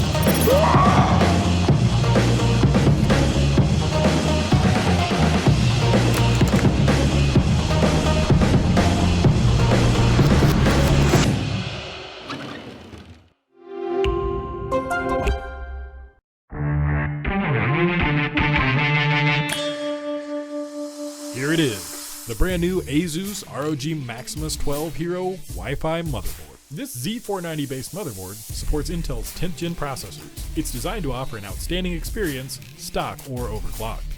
The advanced VRM features an impressive 16 power stages to ensure more than enough power under heavy loads. This hero not only looks cool, but stays cool by design. This new heatsink design is bigger, better, and cooler than previous models. A 3-zone VRM heatsink with a large heat pipe keeps the power circuitry cool.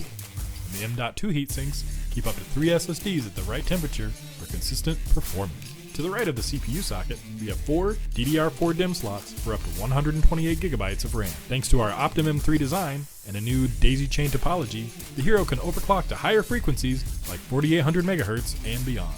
With support for our exclusive AI overclocking, AI cooling, and ROG GameFirst 6 software with AI networking, your system can automatically tune itself for the best performance with a few clicks. Setting the industry standard is our pre-mounted I/O shield, making installation a breeze. The back panel includes plenty of USB 3.1 Gen 1 and Gen 2 ports, USB-C, ultra-fast Intel Wi-Fi 6, dual LAN ports featuring 5G and 1G connectivity, Bluetooth 5.1, and analog and optical audio outputs powered by ROG Supreme FX for an immersive audio gaming experience that draws you deeper into the action. To expand your system even further, you'll find a USB 3.2 Gen 2 front panel connector, 3 PCIe 3.0 by 16 slots, 2 of which include our safe slot designed to keep your GPU safe and secure, 2 RGB lighting zones, one on the chipset and the other on the I/O shroud. Addressable and standard RGB LED headers let you coordinate lighting effects across your entire setup with Aura Sync. The best just got better with the Asus ROG Maximus 12 Hero Wi-Fi motherboard.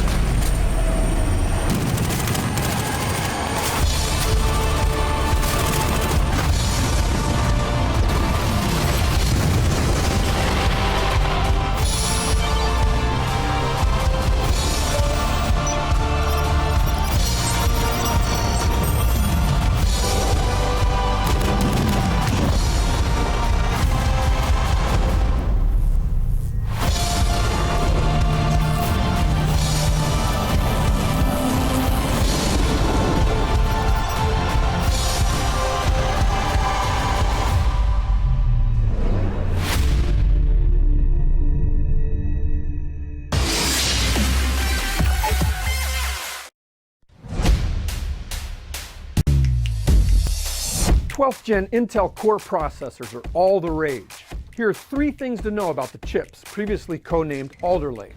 First, a brand new performance hybrid architecture that integrates 2 types of cores, performance cores and efficient cores. Compared with the previous generation, 12th Gen P cores offer a performance boost of 19%. Second, an innovation called Intel Thread Director. This tech is baked into the hardware and it helps the operating system route workloads to the best cores for the job. P cores will tackle the most demanding tasks, while E cores will manage background activities. Think multitasking without a performance hit. Third, the 12th Gen Core families support the latest state-of-the-art standard in memory, I/O, and connectivity, and will consist of 60 processors, including the world's best gaming processor. Intel's performance hybrid 12th Gen chips are a major strike against the competition.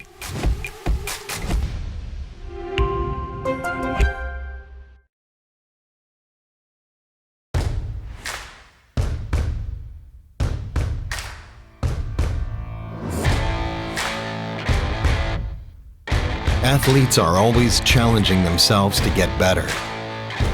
You've seen this in all sports. Esports is no exception. You can never predict the outcome. The only thing you can control is how ready you are.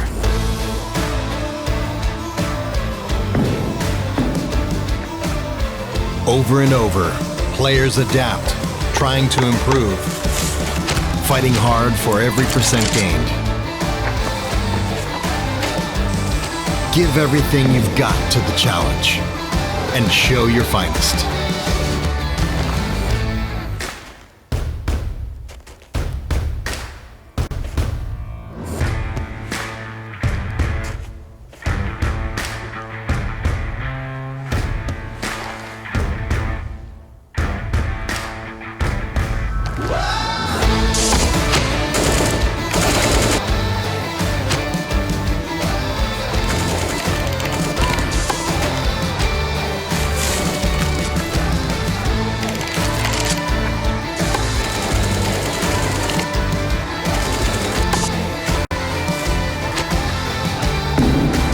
Bring your best out. Strive for perfection.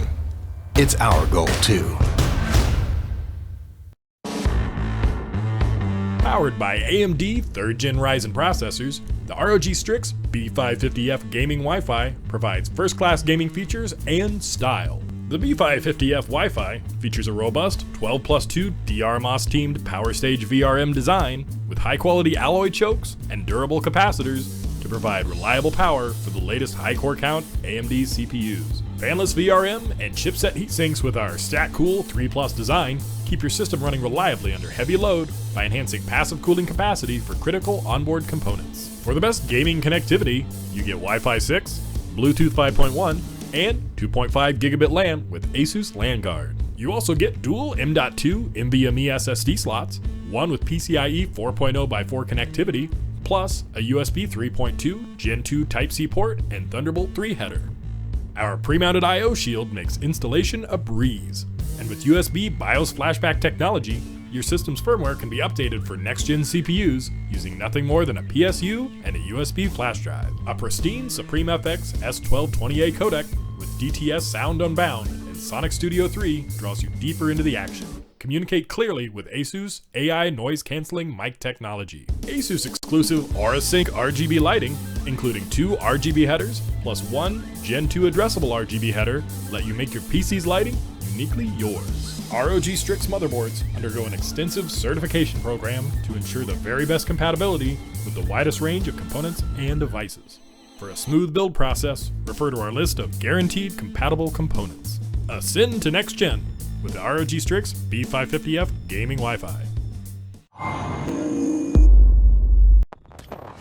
Creativity. When coupled with the right technology, magic happens. Powered by the right tools, creativity takes on new dimensions, can transform rough ideas into genius, has the ability to elevate and inspire. But creators and gamers thrive best without barriers or borders. They shine brightest when they find their flow.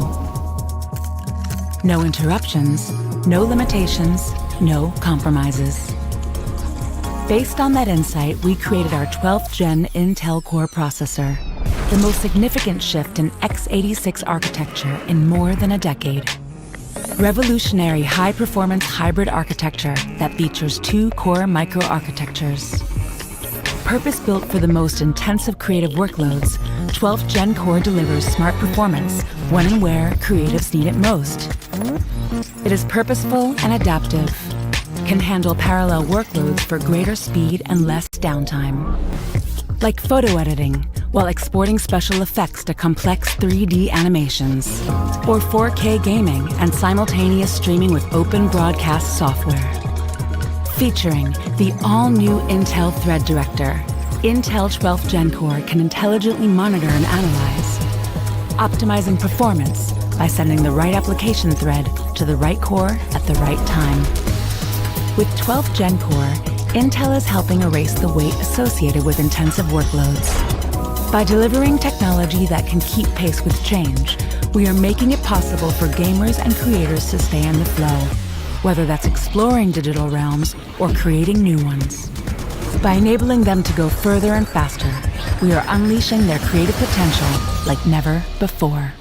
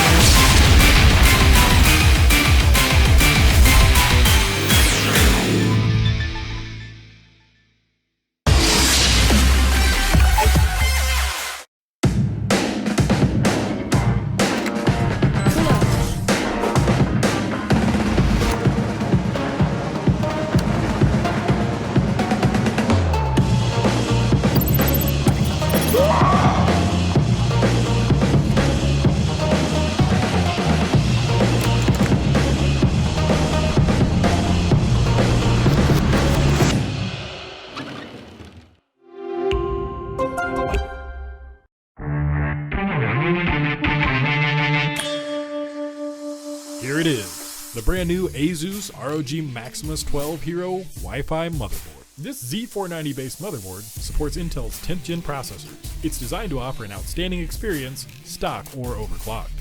The advanced VRM features an impressive 16 power stages to ensure more than enough power under heavy loads. This hero not only looks cool, but stays cool by design. This new heatsink design is bigger, better, and cooler than previous models. A 3-zone VRM heatsink with a large heat pipe keeps the power circuitry cool. The M.2 heatsinks keep up to 3 SSDs at the right temperature for consistent performance. To the right of the CPU socket, we have 4 DDR4 DIMM slots for up to 128 GB of RAM. Thanks to our OptimM3 design and a new daisy chain topology, the Hero can overclock to higher frequencies like 4800 MHz and beyond. With support for our exclusive AI overclocking, AI cooling, and ROG GameFirst 6 software with AI networking, your system can automatically tune itself for the best performance with a few clicks. Setting the industry standard is our pre-mounted I/O shield, making installation a breeze. The back panel includes plenty of USB 3.1 Gen 1 and Gen 2 ports. The last XP stream of the year. It should be a day of celebration, just like how we're celebrating Intel's release of their 12th gen processors. But no, we're also celebrating a lot of Valorant as well. I am Formal. Joining me still is Process as we get ready to go down to that losers bracket, down to that final 6. It's going to be a fun matchup around the corner, but in a lot of ways, we're also still kind of recovering here because we saw what was happening in between the streams. We saw how that other winner's semifinal went. That was a 21-19 victory. Yeah, that was an absolute long haul of a game, and unfortunately, X Wildcard, they did go down to Honey Badgers, which honestly was not what I expected. But at the same time, I had this inkling of a suspicion that ever since their knockout and going into the last chance qualifiers, Wildcard maybe they took things back a little bit, were chilling, and at best maybe got a little bit complacent, dare I say. And as a result of Wildcard also dropping their org not that long ago, maybe they're just trying to get back into the right footing again. Perhaps they are, and well, maybe that loss was the wake-up call that they need, because we're going to be following them taking on Crimin's Disciples in just a few moments. As soon as all the players are readied up, then so too shall we be. But it gives us some time to sort of look at these two rosters and break down sort of our expectations of what we're going to get. So let's start off by taking a look at that team we were just talking about, X Wildcard's roster. It should be being brought up right now. Same question I'm going to ask for a lot of these teams, that are coming into this one right now. It's kind of that off season, but even still, there's some big names here. Who should we be looking out for?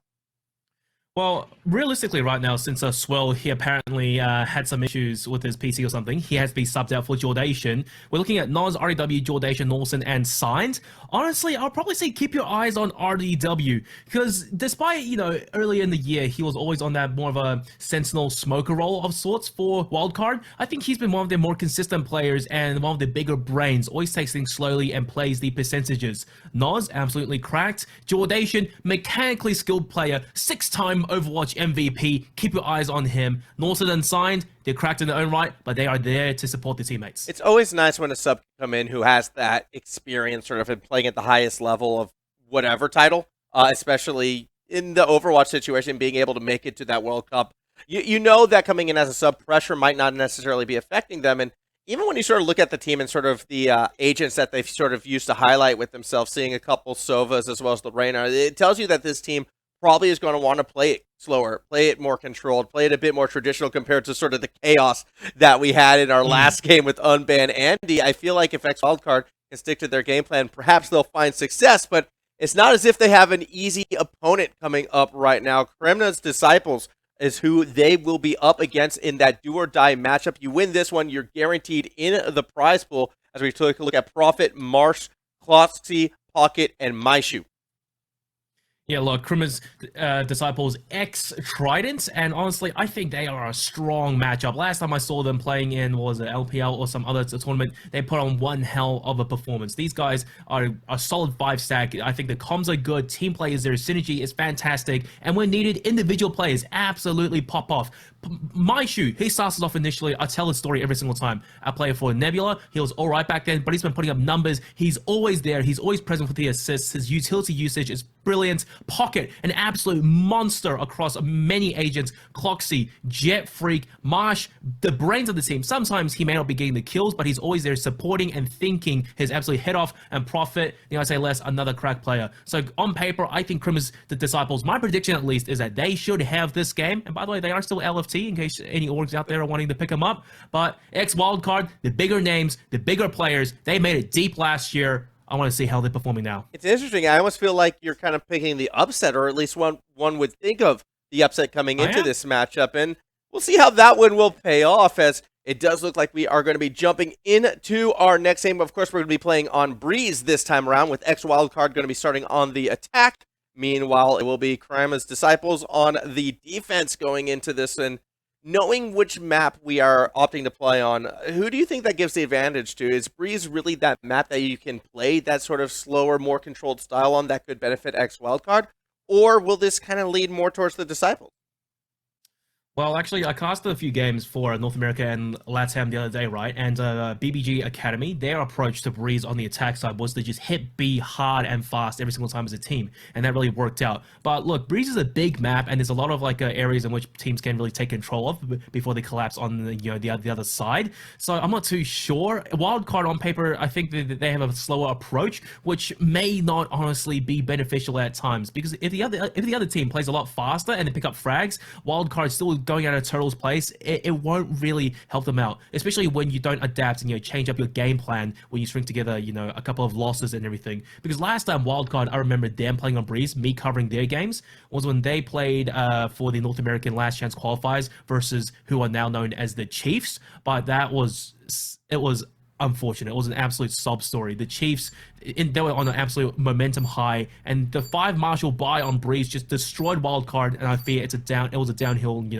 game from there on. But hey, look, Agent Locke's basically in, and Wildcard, I think it's a slight change up in things. Last time RDW, he was on Cypher, but this time he locks in the KO. But overall, I approve of both compositions. I'm pretty sure I saw, what was it?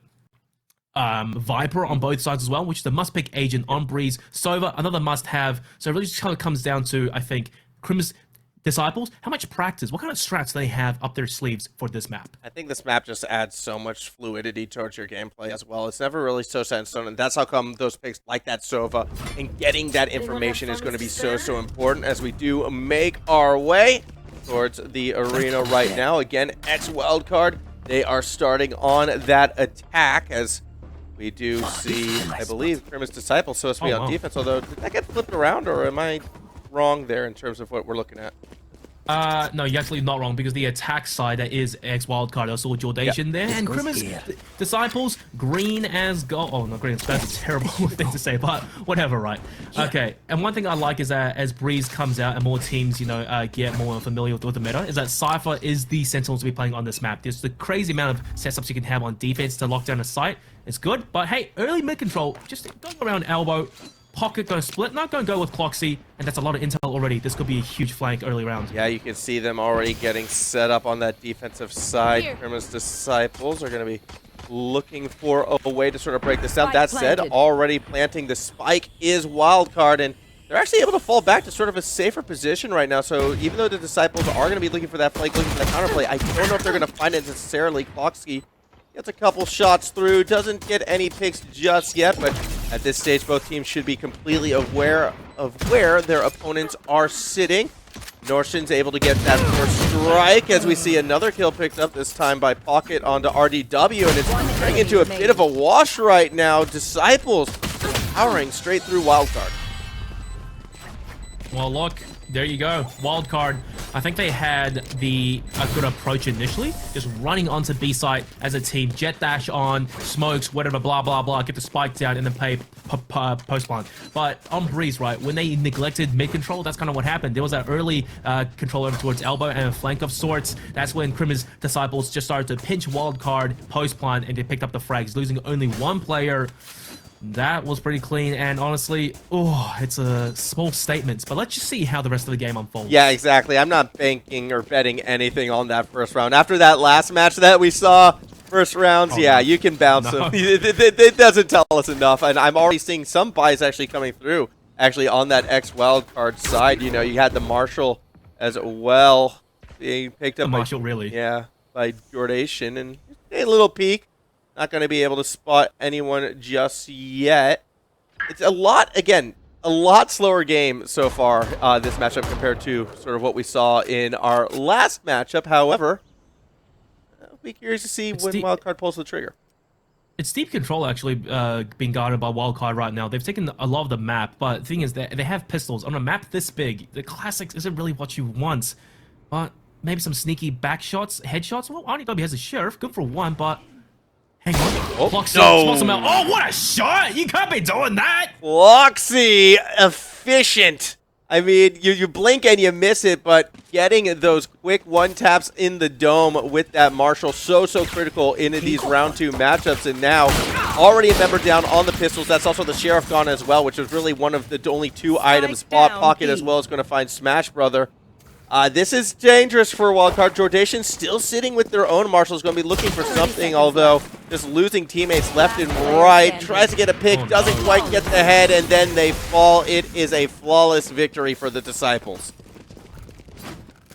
Yeah, that's basically how things usually unfold. The Wildcard, I think, I'm not too sure what the idea was. Maybe that was just a round for them with pistols to poke and prod and figure out where Krimmer's Disciples are playing defense. But usually when you're on a pretty stacked pistol buy, right, and you have like a Viper wall on, say, one of your players, just smoke off a site, usually it's A, and just dash on there, get the spike down, and then just play, you know, post-spawn, try to do some damage with the classics. But if you go individually, nothing much is really going to come out of it, and you just get farmed. But this is a proper buy round for X Wildcard, and this should be a round that they are really looking forward to winning, and it looks to be a heavy A stack, but the defensive rotations, look at how much map control they have, pushing down tube, early flank perhaps. Yeah, this is actually a very squishy situation for Wildcard right now. It does feel like they've already gotten themselves surrounded, so the expected response, I feel like, would be to put that pressure through and almost try to fight through this, but it's going to be that much more difficult just looking at how the Disciples have been able to set themselves up. Jordation trying to play their angles right now, does know where the enemies are. Oh, Prophet actually loses out on that duel to Nas, and that's a very nice pick for Wildcard. A member up at the moment. You'd think they'd be able to keep forcing through. They are fighting back in that corridor to sort of retake control of the map, and Jordation now is actually starting to look quite strong. Gets a cheeky little 3K, and that's X Wildcard winning the 3rd point. Okay, look, you know, X Wildcard, that was what they wanted. They got the spike down, and with big rifles playing post-plant, that was easy peasy. Picking up frags left, right, and center. And then at that distance, with the SMGs, Krimmer's Disciples, they really couldn't do much. They tried to get some map control over towards Tube early on, but it didn't work out. But now, it's their turn on defense to have a buy, and Cloxy, look at the operator, already pulled out on Breeze. If he gets instant value off of it as soon as the round starts, that's a huge boon. Yeah, I'm going to be super curious to see how Cloxy's going to be able to pay this one out. Obviously looking straight down that long hallway to see who they could find, and actually might be able to spot someone, and well, that's why you play Viper on this matchup, I suppose, to shut it down and allow some pressure to be put forward by X Wildcard, as Smash Brothers going to go ahead and get that orb. Already, Pocket actually finding the first pick this time around onto Noshin.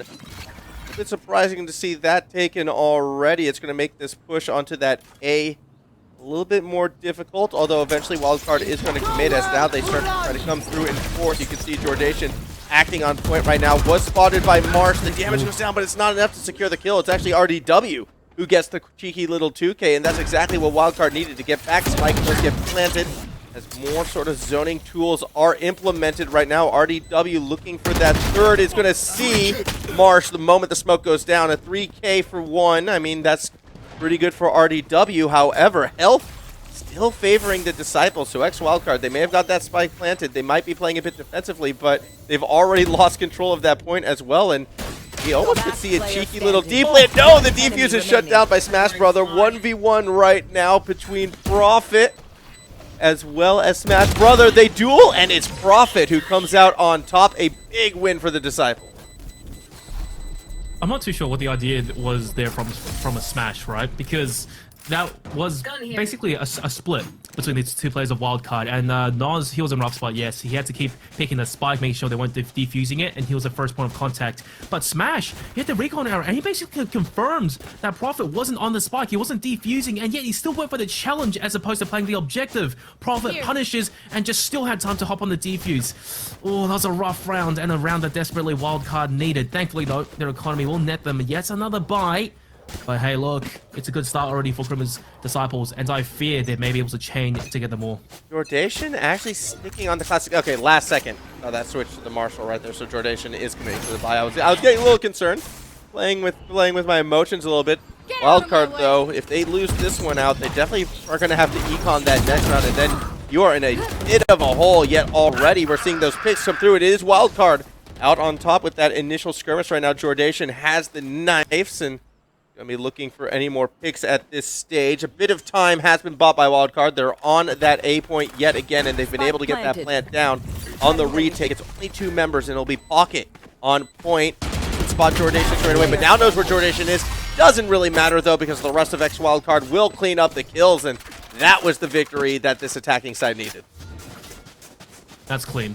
Now that's much cleaner from Wildcard. They played together as a team, and they basically had good intel of where Crimin's Disciples coming in for the retake. Everyone just swung at the same time, and then they just picked up the frags.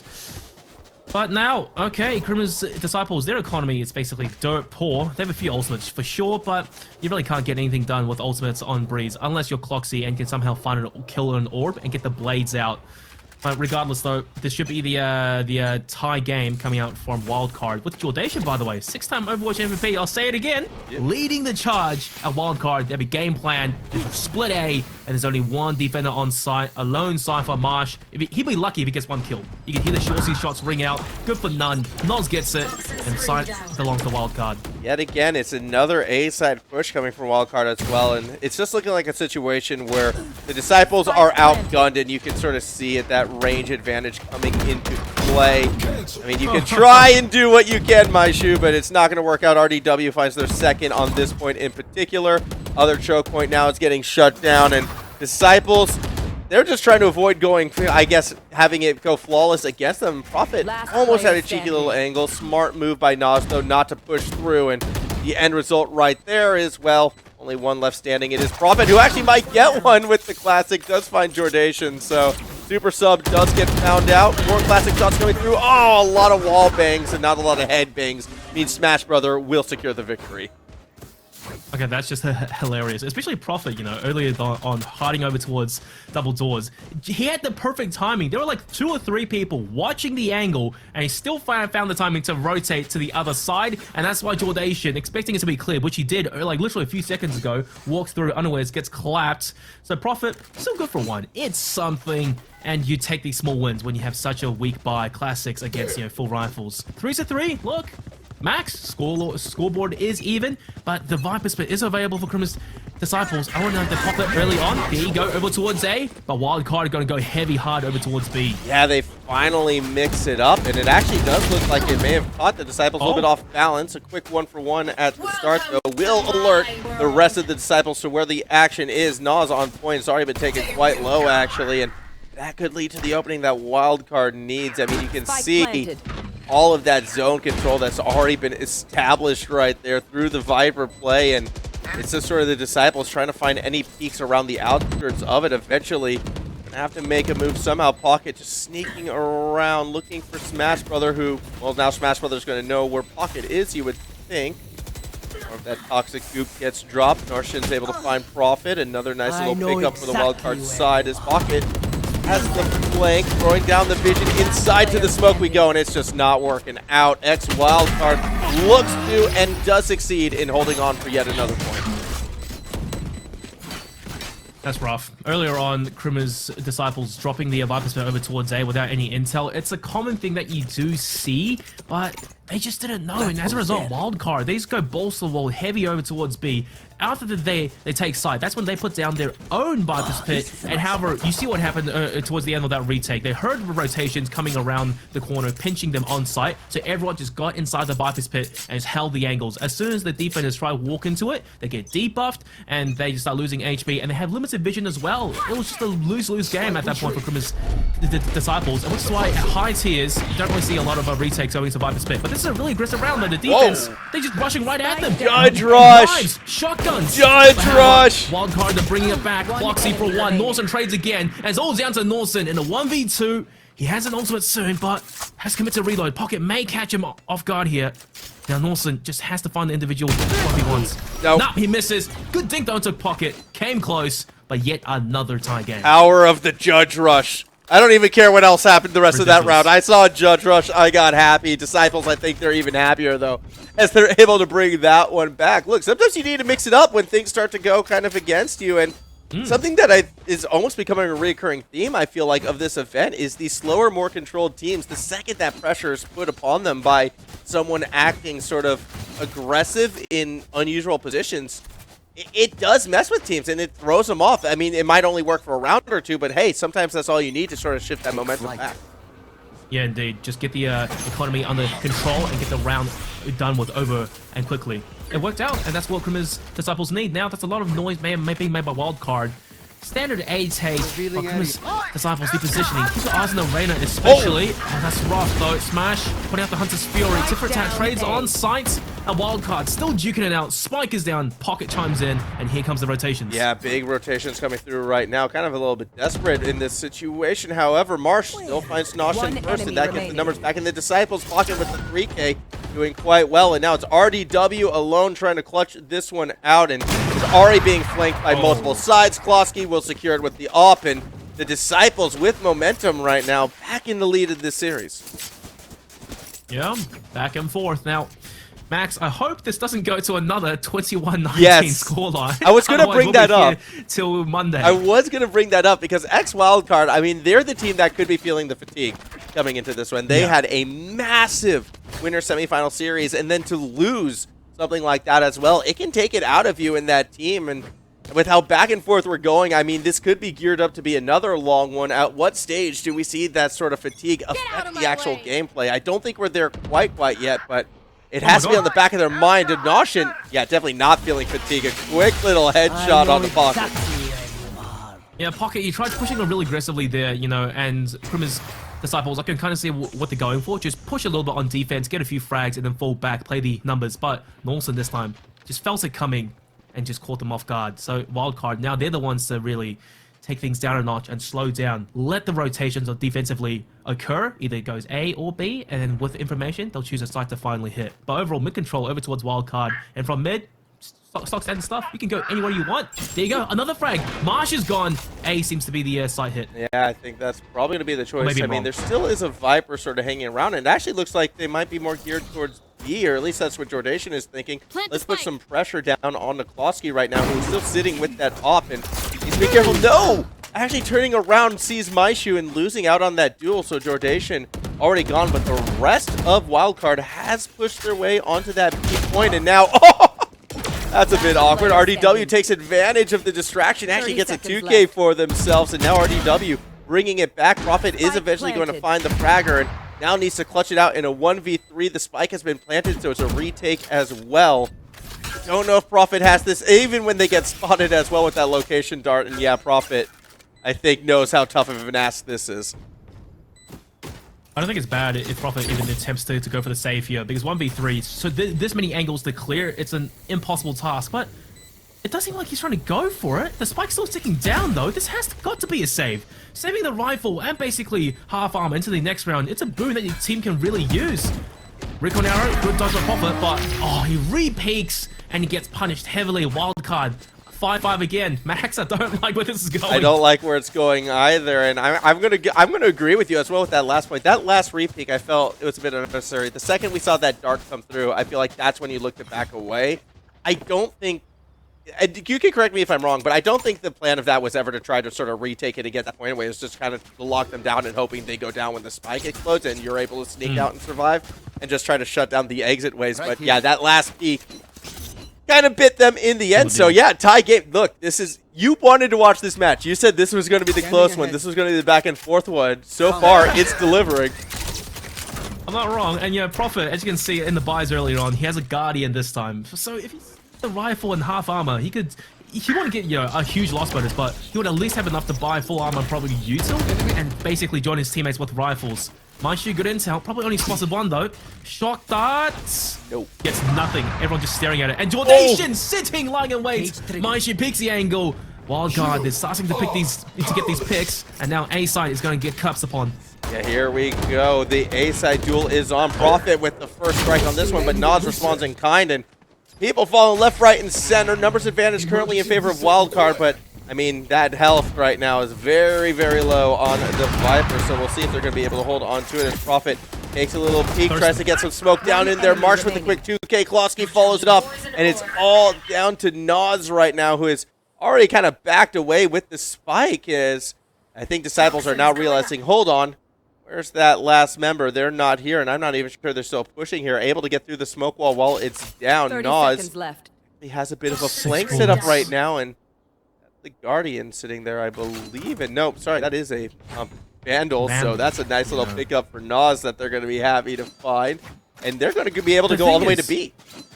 The thing is, Max, if he held into the Phantom, right, not only would he have had time to reload, but when he gets a spike down, that's the Viper's Pit online for him. So if he can put that down, it's a small win condition because the defense is to push into him. And here's the thing, the Vandal, it's loud, it has traces. The moment he shoots one, the other will probably have a good idea where he is. The Phantom, the Silencer, may be the game changer. But regardless, though, 30 HP Noz, it's his game. Let's see what happens. The buddy system can push it in. Yeah, this is going to be a tough one to clutch out for Noz right now. Only sitting on 30 health. Just blink and you miss it, although they get the first, but not the second. Busty system pays dividends, and that is a big turnaround for the Disciple.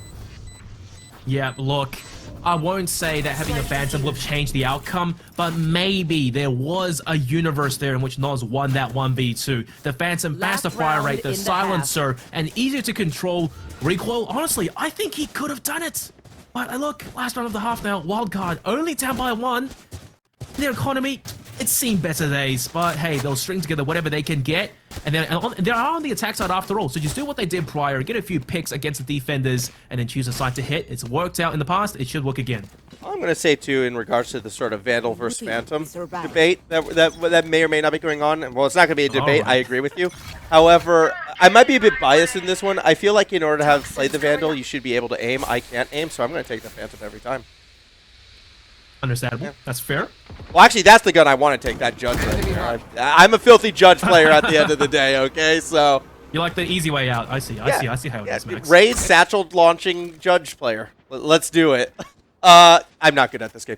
Either way, though, I have fun, though, as we're going to watch my shoe take a few peeks around the corner. Not able to find too much just yet. It's another slow push coming from Wildcard. They love establishing control of the middle of this map to sort of start off every single one of these points. Wildcard, yep, definitely back to the slow routes. Yep. Slowly walking over towards A, and A main is going to be in contention for a bit there because there's a Viper's Pit and a Viper playing over towards the angle, but the defense, one bridge, one stairs. Cloxy, Pockets, the lineup, and Pockets the first to go down. Cloxy repeats, tries to catch Noz but can't get it done, gets punished, and Wildcard, they've got a decent grip on this round now. Shock arrow as well! It hit him! Oh, that was a great blind shot right there, and one that Wildcard will be taking advantage of. They get that plant down in A, and now for the retake, 2v4. My shoe already kind of on the point right now, although Wildcard would have to be checking those angles. In fact, you can see the shots coming through, so my shoe a bit deeper than we were expecting. Smoke goes down in a medium pick onto Jordation. Now we see another bit of that tracking dart, however. Rotating back, Norton's able to find him now. It's all down to Marsh, who already finds one. Just 2 more to go to bring this one back.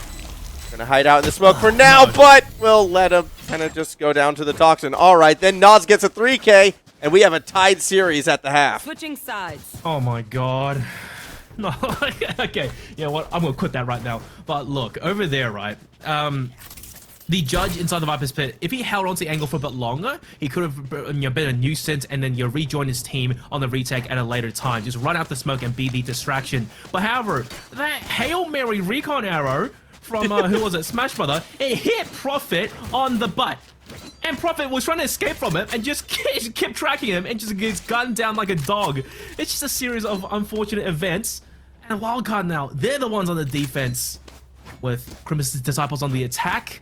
but they are aggressive as hell. But RDW, bear in mind, he has the KO, 0-point blade, and it may stop a push even before it happens. We'll see if it does get utilized right now, as the name of the game seems to be pushing on A right now, yet X Wildcard have positioned themselves to defend it quite well. Mid control might be contested right here. No, but Disciples actually just power straight through the mid at this stage, and they want to get on A. RDW, though, already is able to spot out Pocket, and Noshin gets another quick 3K, actually, for Norshin, as that is a flawless victory in favor of Wildcard. God damn.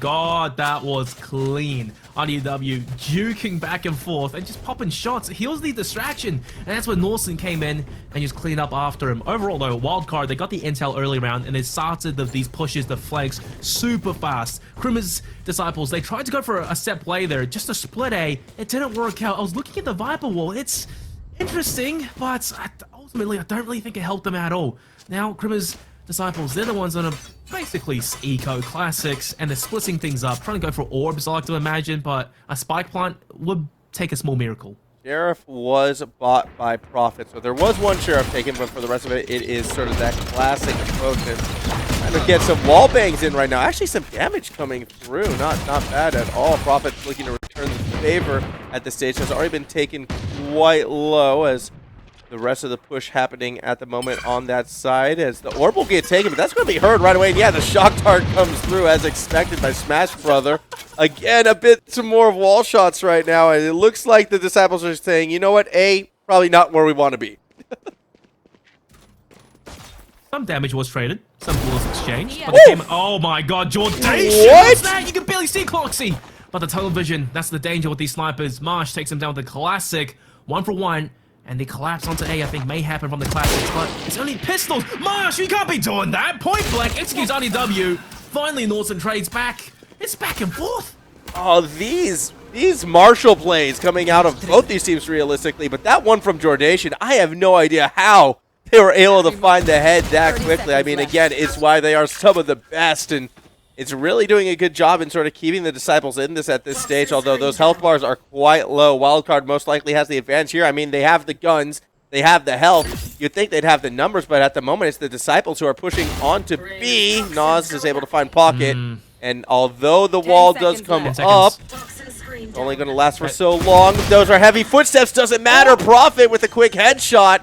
Actually, it's going to even the numbers up. The plant does come down, and all of a sudden the pressure back on the side of X Wildcard. They have the numbers. The Prophet has been so deadly with this Sheriff.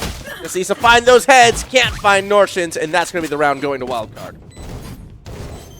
I mean, yeah, sure, it's the round going to Wildcard, but they lost 3 players to basically classics and a few Sheriffs. That's quite a hefty price to pay, because going into the next, the bonus buy for Wildcard is going to be pretty rough versus the full stack of Krimmer's Disciples. And over towards there, that final play, I really like it, because the Viper utility, this is why I like her so much. You can put the wall up, and as long as there's 2 players playing behind the wall, you communicate clearly when you drop it, and it goes down, it's a 2v1 situation. And say you're that one player with the bigger gun, who do you aim for first? You have to choose one, and sometimes you get confused, and at split second, you may pay the ultimate price, because they'll start shooting at you non-stop. And that's how things went down. But over towards the final bit there, Prophet threw the smoke down, but the recon arrow held them in place. He knew one was over towards Archers, nowhere to run, nowhere to hide. Maybe he could have got a few, had a few headshots, but just good utility usage once again coming out of Wildcard. Yeah, and the end result of that, I suppose, right now is a situation where Wildcard actually they're on the lower end of the econ despite losing 2 rounds. Yet Prophet with the Ares actually gets the first kill on Jordation through the wall. Kloski as well is able to find Nas. Again, remember, Wildcard, all they're running is Spectres and Sheriffs right now. This is essentially an econ round for them. Then the Disciples making use of that. How is that Ares putting in that much work? RDW does get a shot on to Marsh, but isn't able to win the duel against Maishu. Norshin now going to push forward straight into Maishu, and again, loses out. Maishu, 2 Ks on this round. Smash Brother, last member standing for Wildcard, has a tough push ahead of them. Trying to find what they can. Another duel against Maishu, uses the shock arrow to create space, but still goes down to Prophet. Yeah, and you know, I think Chad and even me, we've done some deduction and figured out that Smash Brother is actually signed Dale Tang, another ex-Overwatch player actually. So Jordation and signed, best buddies with each other as well, sitting at the bottom of the scoreboard, 9 kills each. No cap, just saying. But look, Wildcard, it's a they took that. Well, no, the Criminals Disciples. Sorry, they took that round, and that's basically what I feared would happen. Wildcard losing 3 players in the previous. Their buy was pretty crap coming into that round, so they really couldn't do much. Just throwing bodies at them, and they fell one by one. But now, Laudation Operator is out on defense, and Smash Brother. Oh, it's Sign. Sorry, Right here. another cheeky angle here, looking for more weapons. Yeah, trying to get what they can. I mean, we can see through the wall. We can see how that's not going to hit anything this time around. But, you know, A+ for effort in that regards. At this stage, though, it's looking like a slower push from Disciples this time. They're actually staying super far back, kind of waiting to see what information they can gather before they press forward. Nerd lineups. I want to see where Maishi's shooting at. Oh my god, flies all the way in to what? Destroy traps? It destroyed the trap! Oh my god, that deep in. If you saw it on the mini-map. I did. Absolute I caught that. That was incredible. The Sova play, actually, so far, coming from the Disciples, has been strong throughout this series. Like I said, they've done their work. This 5-stack, this team, this collection of players, they're here to go far. Oh, they want it. They want to get in that prize pool. Again, the winner of this best of one, $500 minimum for the team. And you know, that's an honest day's work, I'd have to say right now. And the Disciples would love to take that away from Wildcard as they're continuing the slow push onto that B side, although Nas may have been able to spot them out. And immediately you can see the reaction from Wildcard trying to rotate around. Nas gets the first strike onto Pocket as Cloxy was looking to reposition themselves. Is going to have to go through that Viper wall, though, if they're going to want to find anyone, as the rest of Wildcard starts to peek their way through. A lot of chaos. Viper's Pit actually used. Prophet really wanting this round, cracking open the egg with that knife before looking to reposition themselves. Narshan and Nas able to find another couple bangs, though, and all of a sudden the Disciples, despite the pit, they're losing members left, right, and center. Prophet's going to have to clutch this one out and cannot do it. A big win for Wildcard. Yes, rough. Once again, you know, I don't want to talk about Phantom versus Vandal, but in that situation, 1v4 inside your pit, I mean, you can do it, but it's not going to be easy. And Wildcard, especially players like RDW, you can probably just see what happened there. As soon as Sign spotted him out, there was that ping on the minimap, and the RDW just basically instant tracking, like map awareness, just shoots right through the smoke and takes him down. Wildcard, okay, a 2-round lead, decent economy. Promised Disciples. Now this is kind of deja vu, Max. Another round they need to win, otherwise their econ is going to be a little bit broke, and we could be seeing the final stages of the game. And Wildcard, I mean, they're geared up to try to take that from them. Again, Jordation sitting on that op right now. We haven't seen too many crazy shots just yet, but they'll be able to pull it off this time at the moment, as there's a pretty split defense right now from Wildcard. Giving up the middle of the map, but looking to play a bit more defense on the points themselves. And I imagine Disciples, the way how things are going, they're going to be very patient in how they approach this point. Well, they're holding A. Oh, Marsh, there you go. The mid control takes down Jordation. That's the operator out of the game now. Norton's by himself over towards B, but I'm pretty sure Crimmins Disciples, they showed presence over towards mid and B, got the frag, but however, A is the real side to hit. As you can see, RDW got a little bit too angsty, pushed, gets punished, and now Crimmins Disciples. Basically, it's going to be a 5v1 on site. Nas has to do it all. Yeah, Nas, I feel like, has been in this position a couple times already, though, throughout this matchup, and now gets one. Doesn't quite get the second. It was close, but Pocket is able to win out on that duel, and now that gets the plant in. It's going to be a 4v2 if Wildcard's going to want this one back.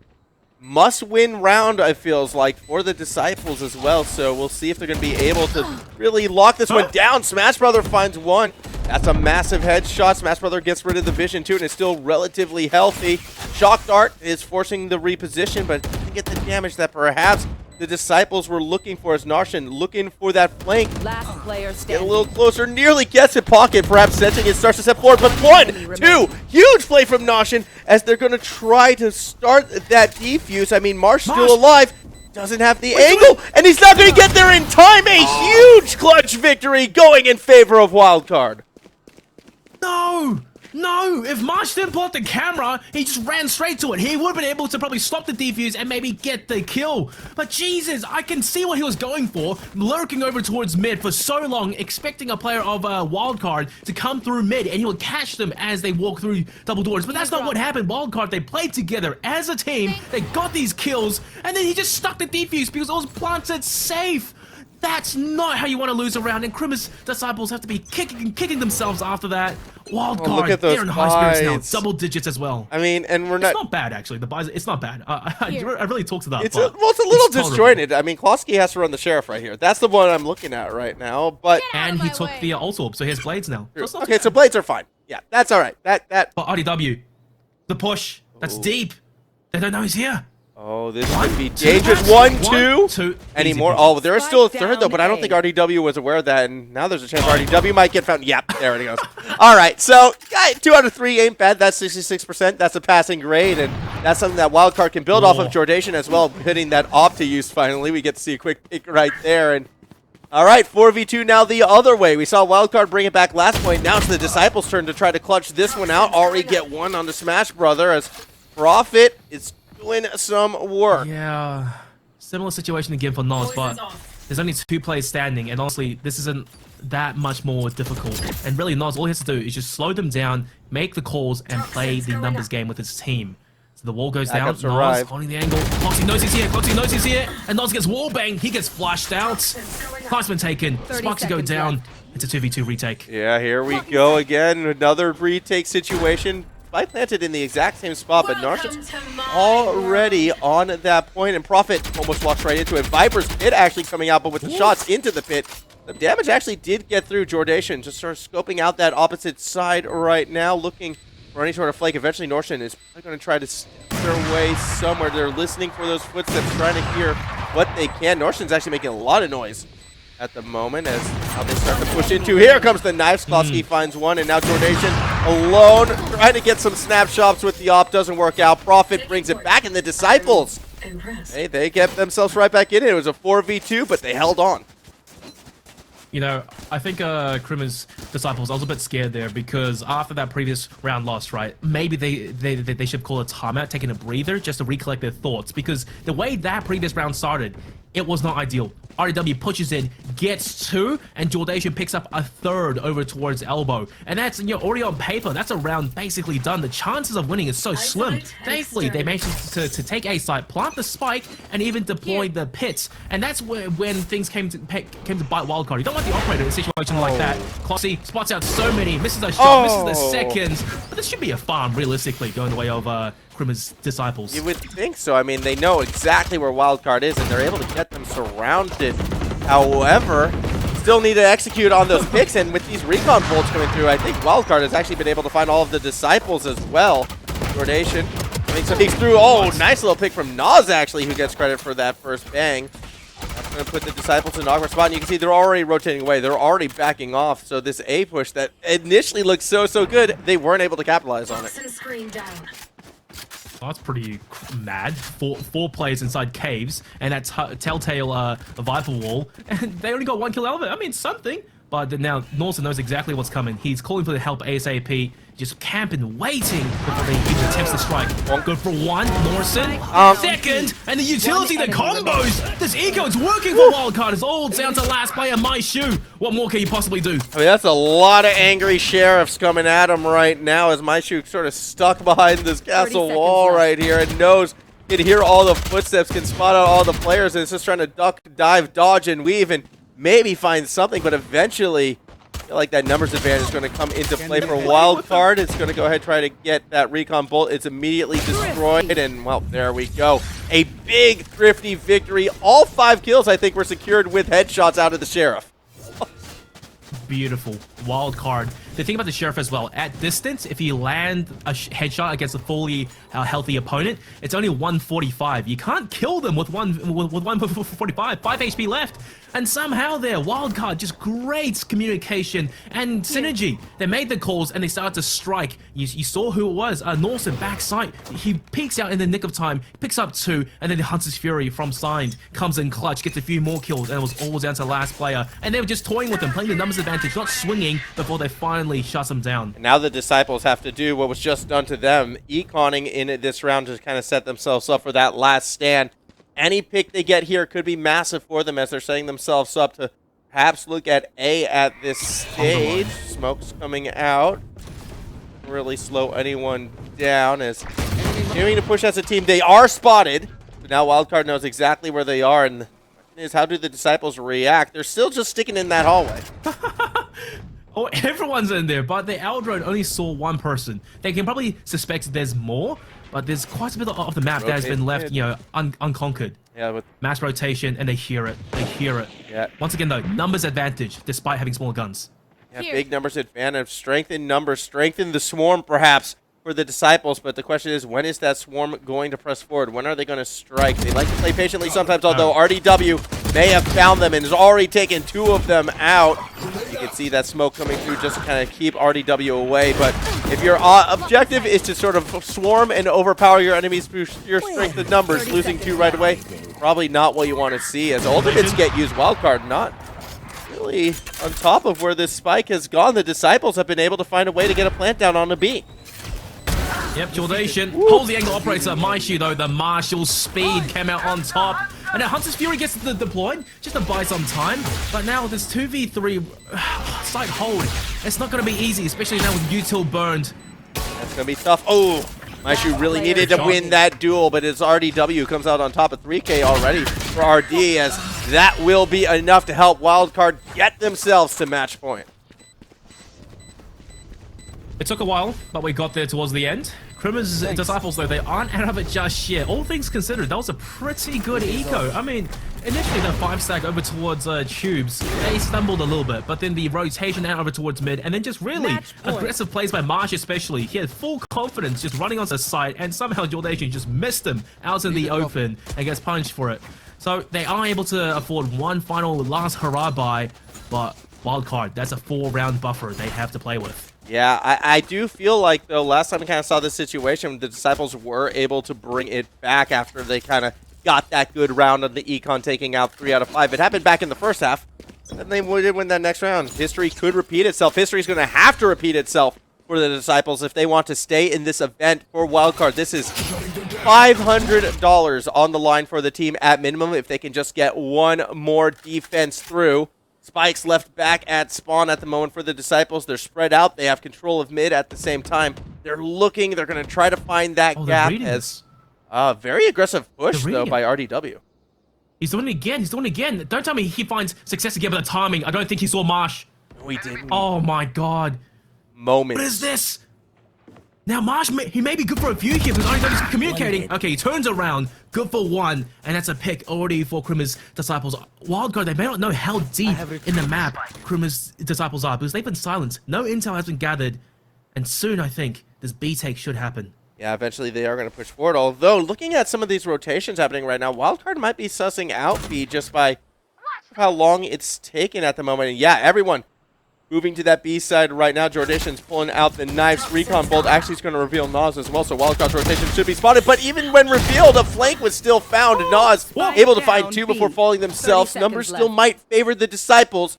Trying to stay alive. They're going to go for that plant. Here we see a retake.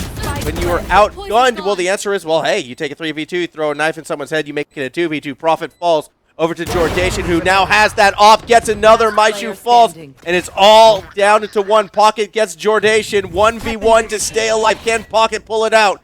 Norshin has the angle, but doesn't make contact in the head. Follows it up, though, and gets there eventually. And that is how X-Wildcard advances to the next stage. Oh my God, Norson, what a shot. Pocket, he was the aggressor. He did so much damage early on, and honestly, I had him pegged to win that 1v1, but Norson just out of nowhere with the Vandal, and that's why I guess people prefer the Vandal at times. 1 to the head, and that's all it takes. Wildcard, they take the 13-8 victory, and honestly, well deserved. I saw better cohesion, and I saw some pretty nice strats there, especially on defense. They started pushing aggressively, and that's not really what I saw last year. Oh, not even last year, still the same year. Not what I saw when they were going for last chance qualifiers. Yeah, it was an aggressive plays seem to be the winning plays so far throughout the day. It really seems like the team that is willing to take those risks and play a little bit further forward than your opponents might be expecting has been giving people that edge. And again, I know Nods is going to come up as the MVP for this one, but I still loved it was RDW who I felt like was leading the charge and almost playing point in a lot of those situations and sort of creating that chaos. I mean, the 2K flake that we saw perhaps best epitomizes that, but at that same token, Nas really was the player who was the most consistent in sort of winning a lot of these firefight duels. Oh, honestly, I think as a whole, wildcard, everyone was there. Noz, the side hole, picking up a few frags. RDW, the defensive aggressor. And honestly, I think that's how KO kind of should be played. On defense, he can't really defend. But when you're retaking, that's where his utility really comes in clutch. The flashes, the nades, and the 0 point as well. Norson, he's good. He clutched the final round, fantastic. But however, Smash Brother, signed. I'm gonna point him out. His solo plays, I think, was beneficial throughout the entire game. You can see it. 10 assists! Well, again, RDW also has 10 assists, but you cannot discount the server on a map this big. I also want to shout out Jordation coming in as a sub and getting 4 first bloods, tying both Nas and RDW. Pretty strong right there. Now, I do feel like most of the first bloods that was taken by the Disciples was against Jordation more often than not, but at the same time, hey, you know what? Playing that kind of style with the op, it was good to watch. And for X Wildcard, again, their tournament, it keeps running. They are able to stay alive, and I believe they will be playing against, if I am not mistaken, I'm just doing some quick little computations in the big old brainhead, beep bop a doop bop boop. I believe they're actually going to be up against Legacy. Oh, wait, are they? No, sorry, okay, that, you know what? yeah. Maybe. I believe they are. Legacy has beaten the Juicers. So, yeah. That's going to be one hell of a tough matchup regardless, though. But before, we go to a break or anything, I just want to say, these two teams, they've been dropped by the Orgs, but as we can see today, they are able to perform. And Wildcard, they had more resources earlier on, and that's how I think things carried over. A better lineup of players, but they do not discount Krimmer's Disciples. Criminally underrated team. Both these teams, LFT, if anyone's watching any Orgs, look at them going into the next year for the Oceania Tour 2022. Does Overt currently have a lineup? Overt, they did, but they ducked out. All right. Obeo. Sign one of these teams. All right, I'm calling you out specifically. But yeah, no, that's where we sit right now. We can take one look at our next matchup. It will be X Wildcard taking on Legacy in the lower bracket semifinal.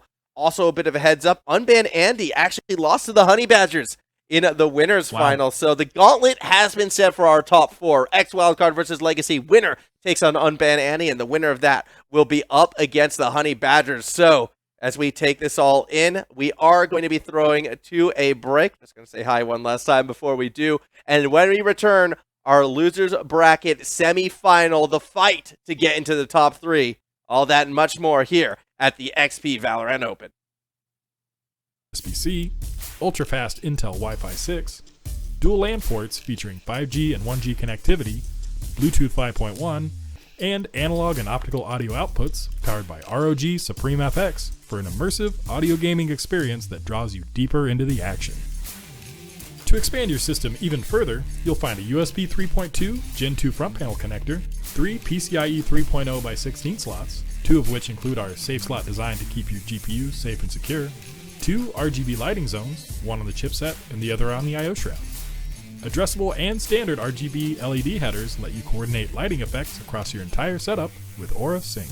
The best just got better with the ASUS ROG Maximus 12 Hero Wi-Fi motherboard.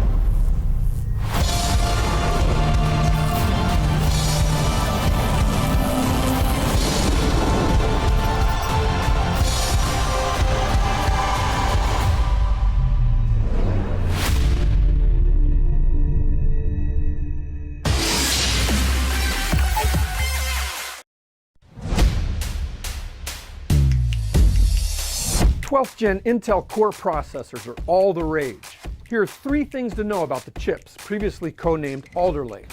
First, a brand new performance hybrid architecture that integrates 2 types of cores, performance cores and efficient cores. Compared with the previous generation, 12th Gen P cores offer a performance boost of 19%. Second, an innovation called Intel Thread Director. This tech is baked into the hardware and it helps the operating system route workloads to the best cores for the job. P cores will tackle the most demanding tasks, while E cores will manage background activities. Think multitasking without a performance hit. Third, the 12th Gen Core families support the latest state-of-the-art standard in memory, I/O, and connectivity, and will consist of 60 processors, including the world's best gaming processor. Intel's performance hybrid 12th Gen chips are a major strike against the competition.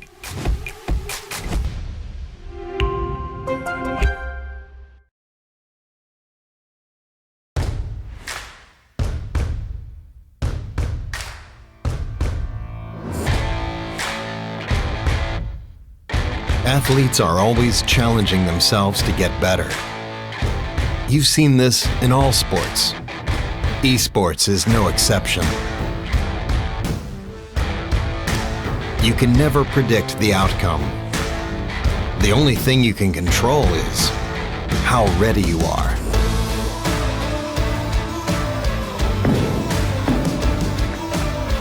Over and over, players adapt, trying to improve, fighting hard for every percent gained. Give everything you've got to the challenge and show your finest.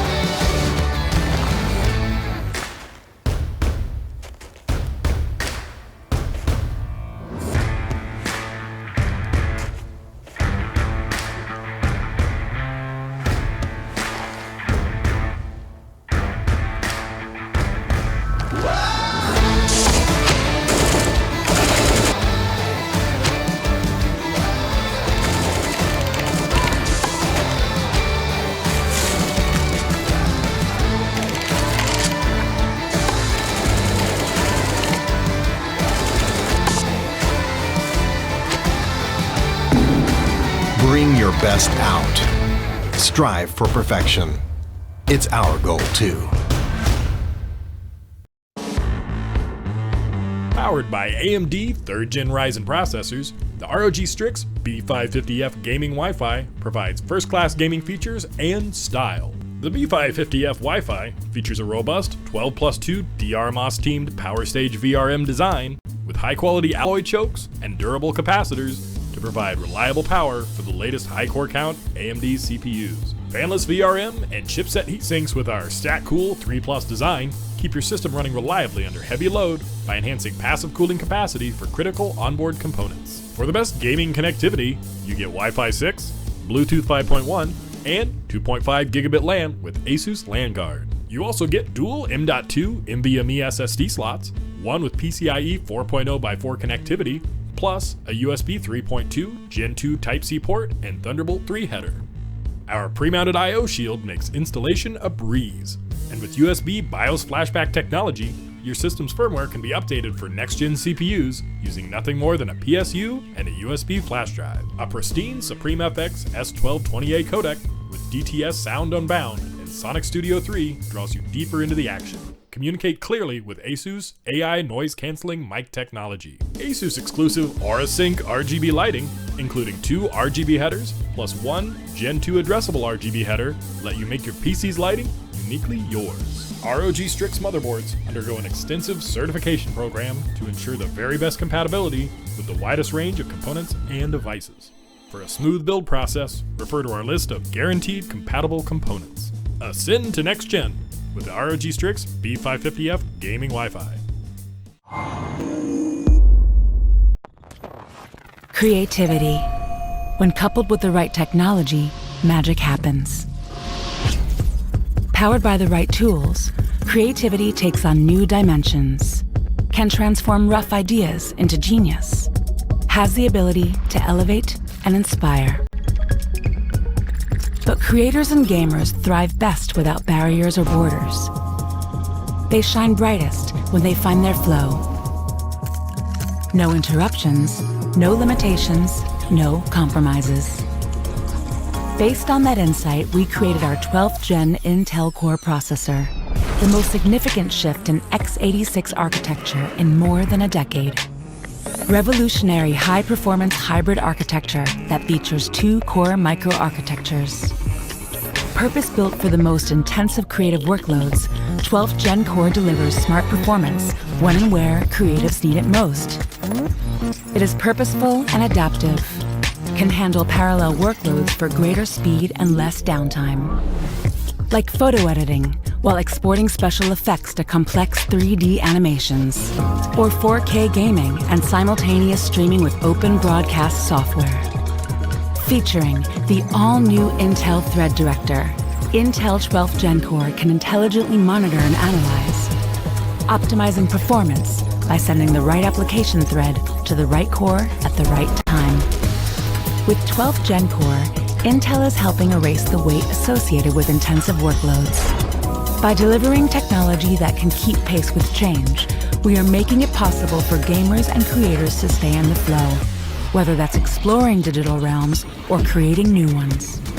By enabling them to go further and faster, we are unleashing their creative potential like never before.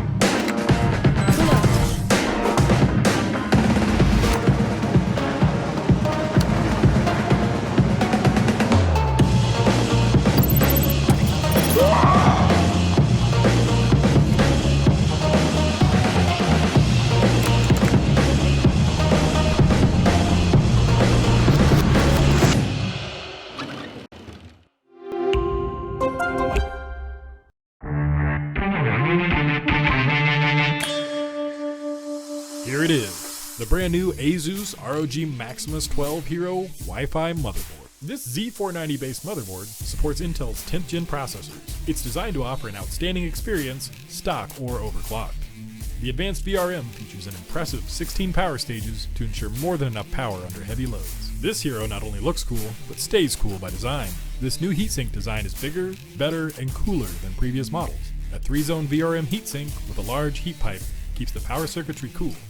And the M.2 heatsinks keep up to 3 SSDs at the right temperature for consistent performance. To the right of the CPU socket, we have 4 DDR4 DIMM slots for up to 128 gigabytes of RAM. Thanks to our Optimum 3 design and a new daisy chain topology, the Hero can overclock to higher frequencies like 4800 MHz and beyond.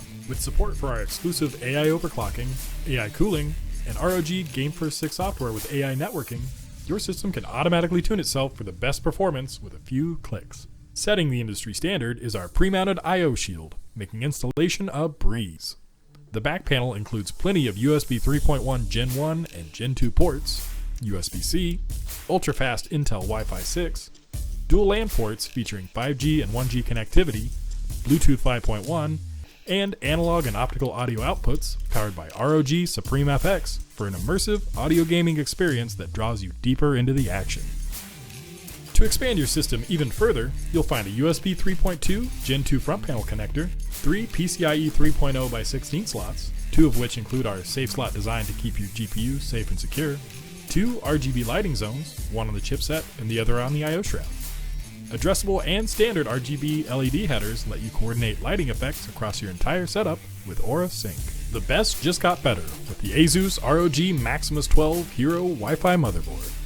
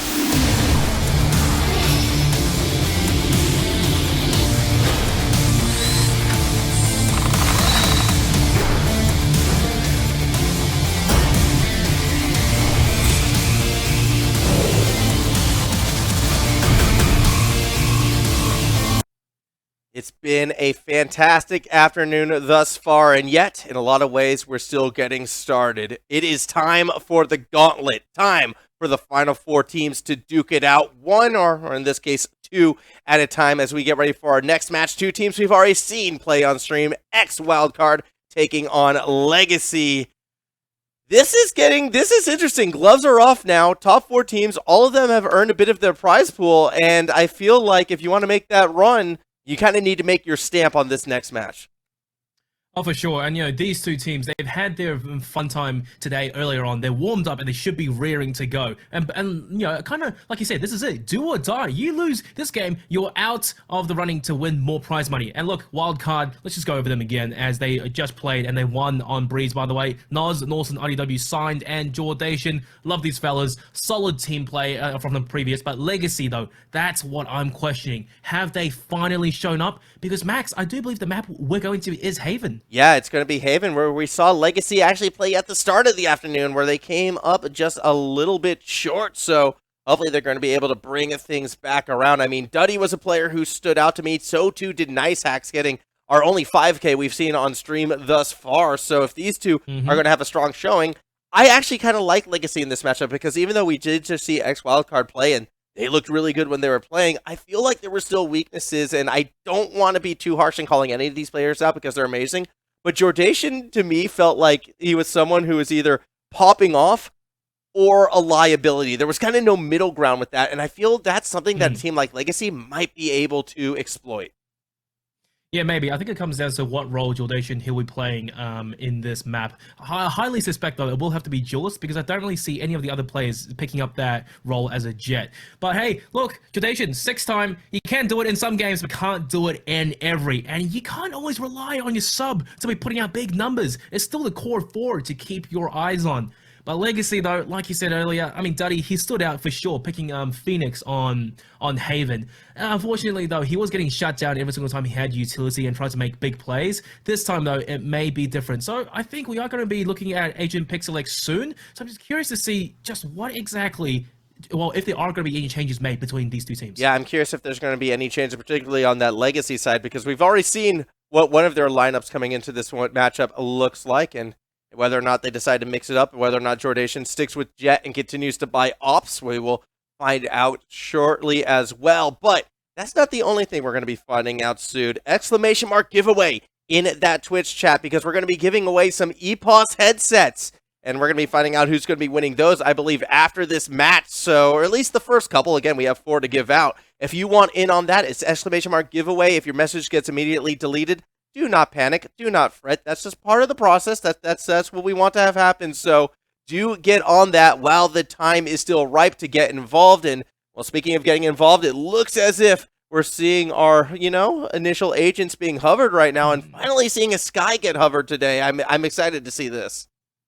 Yeah, Australia represent, I gotta say. RDW picking up the Sky, I like where this is going. And honestly, he's a smart player, and he really makes use of Sky's diverse utility kit. The flashes, I always talk about this. You can delay them, you can fake them, they get intel. Multi-purpose, really. And overall, everything looks pretty stock standard. Nos on the Astra as Poppy as well. So in its pool of Legacy, it's going to be the same composition that we saw earlier on. But however, in the pool of Wildcard, now they're starting to flex the muscles a little bit, show us how versatile they are. So, oh wait, Norson, he changed out last second. Killjoy, I like that pick, and I'll tell you exactly why. Because a map like Haven, the utility, obviously, when you're on attack to watch your flanks, is useful. But when Norson Killjoy is out of range of her turret and like alarm bot, they will deactivate. That's part of an issue, but it's not too bad overall if you play smart. But it's mostly, especially on defense, when you have the ultimate available. Retake, it's so good. And when you have lineups as well in certain corners, especially towards A long, you can basically flush out the attackers and kill them even before you step foot onto the site. But hey, look, I'm getting ahead of myself. Let's load in and just see exactly how they play. Yeah, I'm excited to see how this one will play out. I mean, I'm looking at this X Wildcard team composition, and I'm just seeing so much utility, so many tools actually for that retake situation that you're talking about, as well as just sort of initial taking positions that you're talking about. It's kind of strange because both these teams do kind of come across as a little bit slower, a little bit more controlled, but X Wildcard, I like what they put together. I feel like they probably are going to be more of the aggressors, and not necessarily just because they're going to be on the attack second in this situation. Actually, kind of have that a bit wrong route. It looks like it is Legacy who will be attacking first, but either way, I am expecting X Wildcard to be that more proactive team, kind of like what we saw towards the tail end of that losers round quarterfinal matchup that we just saw. That said, the Killjoy turret already has been taken out. Now the thing is, Nice Hacks, he has no armor. Granted, Ghost will one-shot him in the head, but 76, a classic, and also one shot to the head. 78 is a magic number, so that may be a huge boon for the defense later on. We'll see what happens though. But overall, just some aggression, and I think Legacy, they're going for a tried strat, but it may not work against Wildcard. No, it's working. There you go. Show aggression, C, bait the rotations, and meanwhile everything's happening. Nice Axe, he walks onto A basically for free. Although engagements are happening, RDW was on for a flank, and he's making mad calls, telling him to rotate back. Now eyes on Nice Axe. He might be getting aggressive here. Yeah, I mean, everyone's trying to run back. Norson's going to take that pick, but if Pax is able to spot them, only got some chip damage, does find the peeking Killjoy as Norson will fall. Now Smash Brother is stuck in the garage, but has been spotted out. And here comes the cavalry. Everyone from Legacy comes pouring on in, but so too do they come from Wildcard, and it's a back and forth play. Parpe with the 3K may have just won this point. That got too close for comfort, I'll be honest. Legacy, they tried that initially, and honestly, Wildcard, they basically fell for it.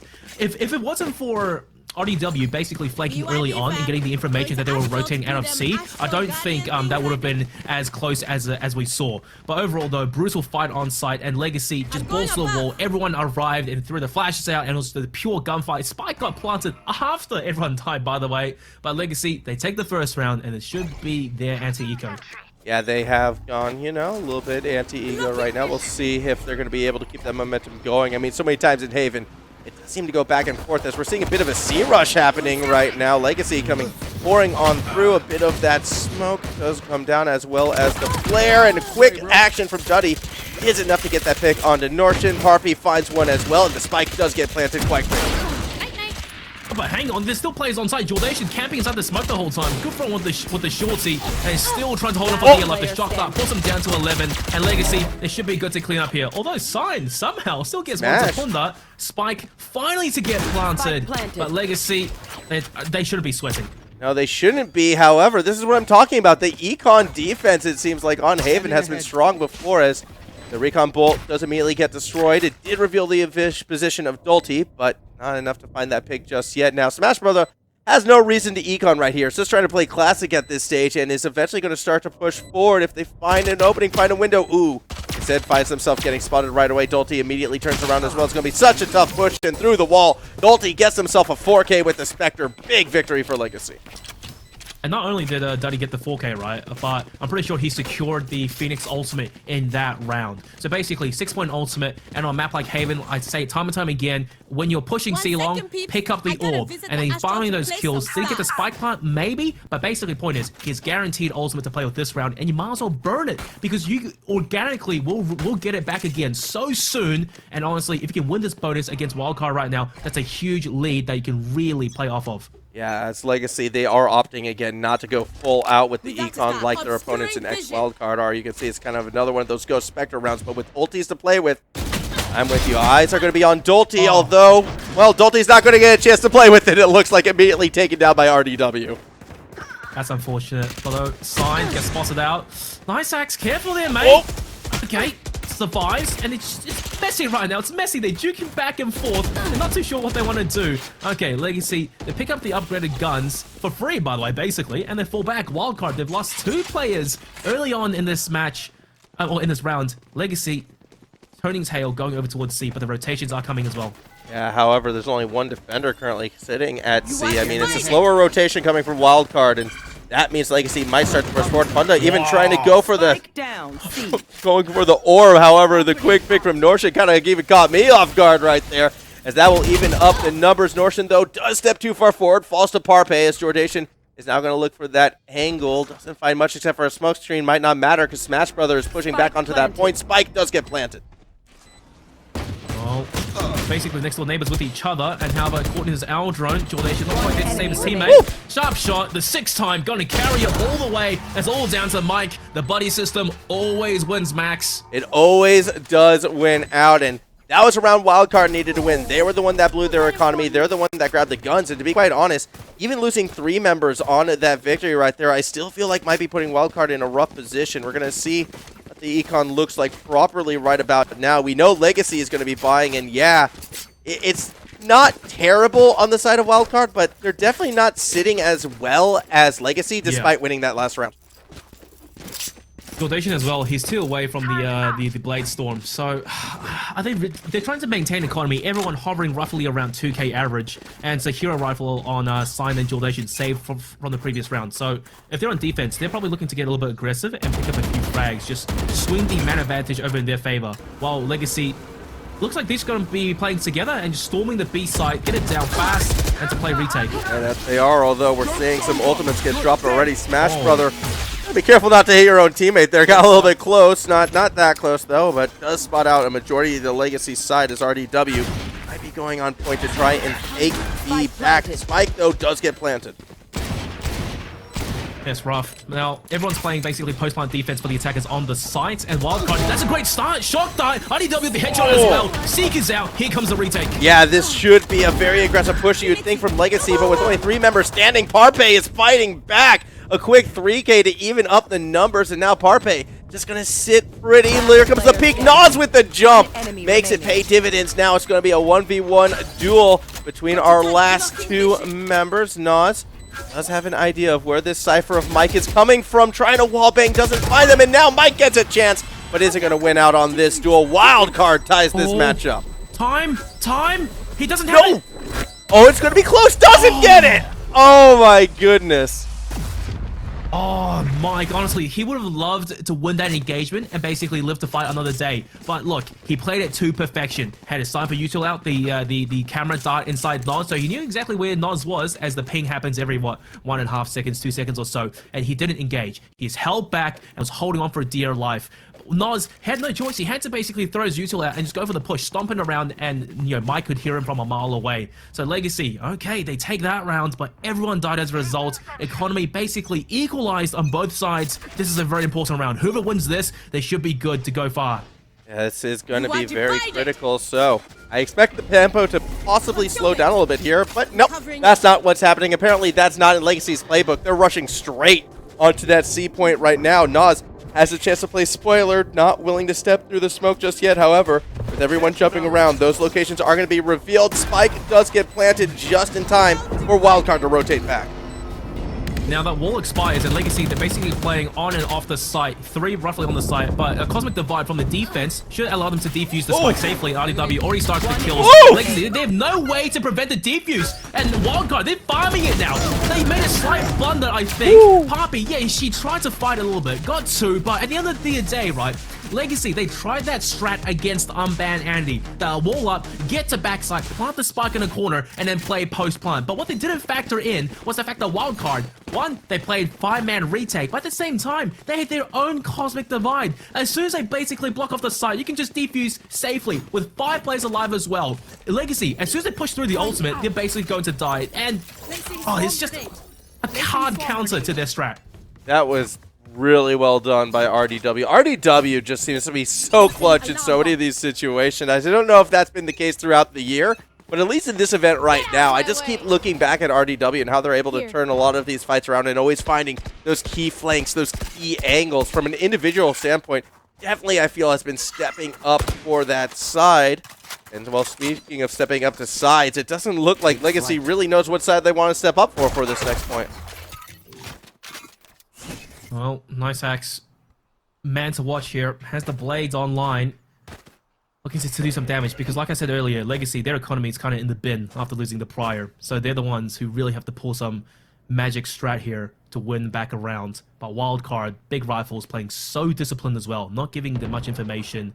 Jordation, jet privilege, good for 1, dashes away to safety. That's intel as well, and man advantage. It is man advantage, and I mean, judging by the location of it as well, it looks as if now, I mean, the rest of Legacy will probably have been spotted out, and you can expect Wildcard to start to collapse. In fact, already more members are following. Jordation is able to find another knife hack response in kind, but Jordation just cannot be stopped well until Mike does literally just that. Still, the damage may have already been done. 3 versus 1, Mike versus the world. He's going to try to run away, but runs straight into RDW, and that's going to do it for this point. Once again, we are tied. Yeah, Legacy, they lost a player early on there, trying to even get onto A, and that's a lot of information gathered by Jordation as well. So they knew probably the rotations were coming, and Legacy, they were just being held back just a little bit by the utility of Signed. Smash Brother, by the way, just throwing out the recon arrow and the shock darts and still hopping up and down. And as a result, the side take by Legacy, it was very disconnected. You had the jet dash on, you had some people looking here, some people looking there, and just against rifles with classics, it wasn't gonna come out okay. As a result, though, 3-3, full buys on both sides. RDW, ballsy peek. Wow, Poppy narrowly saves Mike's life. And that is now Parpy currently sitting 11-5 at the moment in terms of KD ratio. Parpy having a very strong early game at this stage, and now with that man's advantage, it feels like the A push is on. As you can see, like he's still taking their time with it, and that's why Norson able to find one. So too was Jordation able to take out Mike, and the numbers advantage already got another one for Norson, just peeking and tapping heads. Still, the A push does continue, and that time it's Punda who wins the duel. Good job by Punda. Has Hunter's Fury to play with as well. So maybe he either runs away and looks to play off-site with his ultimate, or they're going to juke it out on site with his buddy, which I think is probably the play here. Jordation waiting for signs a util and waiting for the third man to get in position to flank. Doc Arrow did not connect. Nair did those first daggers. Diving into the smoke does not work out. However, the flank from Nas does. Now it's just trying to go around and take down Parpy, which they are successful in doing. X Wildcard gets the point. Okay, look, Parpy there in that 1v2, really valiant effort. He knew what was coming, but signed. Look, he may not be the one getting these numbers, but he's the one supporting his team, because all he had to do was juke the angle and fake it and keep Parpy focused on him. And Parpy wasted all his bullets onto Sign, had to block the pistol, and in that situation, the 1v2 with the classic, gonna go down regardless. But you know, one thing I want to point out though, Parpy as well, you mentioned earlier for Legacy, he's been putting up big numbers this early in the game. 12 kills, by the way, leading the pack. There's been 7 rounds passed so far, and he's used his 7-point ultimate already twice. And he has a third one already online. Yep. That's numbers right there. Parpy is popping off at this stage. However, hasn't been enough just yet to realistically put Legacy ahead. Kind of need to see them utilize a bit more. Well, Parpy's not going to get much this time. It's all RDW, a fast 3K, and looking for the 4th. Yeah, give him another one. Do we see 5? Well, at the moment, the spikes over at C held by Parpy, and Jordation is going to go ahead and opt that one away. A flawless victory for Wildcard. Oh my god. Like, it's just meat grinder. That's all I have to say. Legacy on Eco, these walk into the hands of RDW. He had the Phantom, 30 bullets in the magazine, just sprays them down one angle, and they come in one by one, they're feeding him. I'm not sure if he had his ultimate in the round prior, but regardless of what happened, guaranteed he will have it now. Wildcard again in the lead by 2. Legacy, onus is on them to pull out some play. But Max, they're not really playing defaults. They're going for a C, they're going for A, and it's back and forth. And I think they're trying to just throw stuff at the wall here to see what sticks. Yeah, well, at the moment, not too much has been sticking, except for maybe some of these tracking darts out of Smash Brother, who's going to run all the way out. Killjoy going ahead and using that ultimate already. A very aggressive play. Oh, sorry. Like, yeah, the defensive Killjoy ultimate basically forced the attackers off site. But RDW, he's deep. He gets spotted, and he knew he was in danger there. That wall-bangable box, and tries to run to safety. Somehow escapes. Sure, he's damaged, but he's alive. Legacy, I think they're trying to go for the pistol round strat again. Fake C and still go for A. Nice hacks. The man to basically call the rotations. We'll see. I mean, I'm looking at the map. So much utility has been placed pretty much everywhere except for A by the side of X Wildcard at this stage. Smash Brothers, though, able to find that orb nonetheless, and then walk straight into Nice Hacks, who is on the point waiting, and that's going to trigger everyone to come barreling towards A, trying to get that spike planted. Surprise, surprise. Early retake, though. They're already starting right off the bat. But Wildcard, they're just not prepped for this. It's one player by himself. Norton on site. Too many angles to check. And now you blink and everyone's dead. All down to Jordation. No blades. Only the operator. Oh, that's a good tag though onto Punda, but still 1v4. Just go for the save at this point. And it's a tag with an op. Like, you really want those to be picks, not tabs. Gets hit by the recon bolt, and now he's going to have to run away, but can't get too far. Mike through the wall, gets the bang, and that is a big win for Legacy. I think right now, Wildcard, they should start adapting and communicating, calling that someone, whoever's defending A, maybe 2 defenders A, but you have to keep eyes over towards A short. Because Nice Hacks, this isn't the first time he's done it today. Just playing so slow on sewers, and then as soon as he hears rotations going away, and plays the timing to perfection, he pushes right onto the site, he catches players off guard, and basically gets site control all by himself for his team. And that was a conversion rate. I'm pretty sure the conversion rate of Nice Hacks pulling that play to Legacy winning a round is basically 100% at this point. It's such a critical play, I feel like. Again, because I mean, you're catching members off guard, you're securing that point, and then as soon as it feels like Legacy is able to control a point, like, they are a great team when it comes to holding it, as we see. Up, all right, that was the Phoenix Rising already kind of used by Dolte, and used to sort of scout out that C point. Doesn't find, well, finds a couple people, but don't want to push it just yet. Still patient play is going through sewers once again. That is where the spike is headed. Although this time, again, looking at that map, it does feel as if Wildcard has responded a lot more of these utility abilities being placed on that A side. Yeah, and RDW as well. This is crucial intel. Basically, he knows confirmed Legacy aren't C long, and they shouldn't be pushing it ASAP. So basically, plays over towards A, stay there, stay put. Jordation locking down mid with the operator. Now, I think he get the first shot. Yes, he does. The 6th time gets another. That is a big pick from Jordation, and now it's Nice Hacks though, kind of returning the favor in kind. winning the op battle in this instance. Currently sitting 4 for 4, but the op in favor of Wildcard as Mike's going to go ahead and get that back. Planted the spike. Yeah, good spike plant. And now, bear in mind, there is one lurker right now over towards the A side for Legacy. Poppy just being a distraction to the Thorn and Wildcard's backsides. They have to deal with Poppy first before they attempt to retake. Poppy, good for 1. And now Wildcard, I think they kind of may be out this round. Although, good kill by Sign, good trade back. His retake not done yet, but Mike, good proactive. Sign is unaware. Damn, he gets the kill. But still, tit for tat trades. Yeah, I got a little nervous right there when the initial shots did miss, and yeah, tit for tat, the buddy system coming in play really for both these teams. I feel like this round right now, Nas still thinks they have the defuse, gets a pick, RDW gets the other, and just like that, Wildcard gets a 2-point lead. That was a crucial shot Nice Hacks had to hit. Good job on him for getting the trade onto Jordation early on. But that shot on the defuser, if he landed that shot, a 2v1 versus RDW, that would have been almost undoable. But just the fact he missed just briefly, the quickscope didn't land. Nos, lightning fast reflexes, just takes him down. Legacy, I dare say, you know, their economy is going to be teetering on the edge of collapse again. They need to win this, otherwise it's going to be rough. And I'll be honest, Wildcard, they're looking comfortable. Half is guaranteed. Now it's a matter of how much more they can get. I mean, the team as a whole definitely looking comfortable, but shout out right now to RDW. Again, 14-7 at this stage is a bit ridiculous. Straight out of the gates, though, Punda's going to drop that ultimate and just try and figure out what exactly is happening at that C point. Was able to spot out 1, and it's not really enough to go all in just yet. Patient play continues for Legacy on this attack. Slow and steady does win the race sometimes in these tactical shooters. Although, balls to the wall, fast-paced, you know, it's not too bad either. Judge rush. But it's just... Where's my judge rush? This is the time to bust out the judge rush.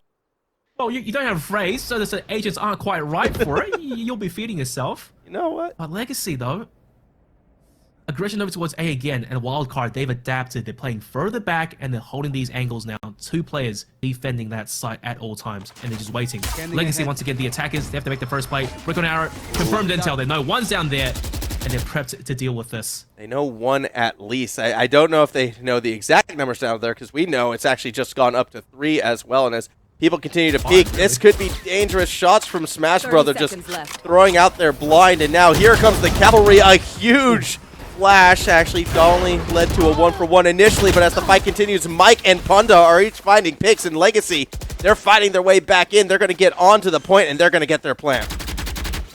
Sometimes it's good to not use the operator side, instead just use the rifle. Jet dashing onto the side, human flashbang takes so much control, and his teammates just flood out after him. So now, RDW, once again, flank God. 1. But still, they know where he is now. And Nos, yeah, he may get taken down here. The trifecta crossfire angles coming out from Wildcard. Although RDW doing so much work. And it's all down to Nos. 1-on-2, 40 HP. It's tall order. Tall order, but has the angles, has the idea of where they are, and is trying to bait them out with the defuse. So time definitely working against Nos at this stage, but Parpy and Mike, nerves of steel, they know they just need to delay. They just need to hold on or get a nice little pick through the wall like that. Mike secures the round for Legacy. For a second there, I got really concerned because Nos, he was basically out in the open and he went for a reload. But only afterwards I realized the brain on that guy, he faked the reload, I think, expecting to be able to bait out a swing from one of the attackers. It didn't happen. Legacy, they didn't buy it, but all they had to do, like you said, play the objective. And there you go. Within 1 round, Legacy, their economy will maintain. It's not the best, but it's something to play with. Last round, though, and there's the judge that you hoped for. Yay! Thank you, Smash Brother. I respect that. I mean, why not? This is the round to bust it out, and at the end of the day, you know, this is a fun tournament. So let's see what Smash Brother's going to be able to do with that judge. At the moment, though, initial peak went in favor of Legacy. A good chunk of damage taken down as Lifehack's continuing. Trying to work that up, find someone, anyone. Very, very patient last round of the half, and there it is. Nice Hacks does get Narshan. Patience, man. Patience again, slow and steady.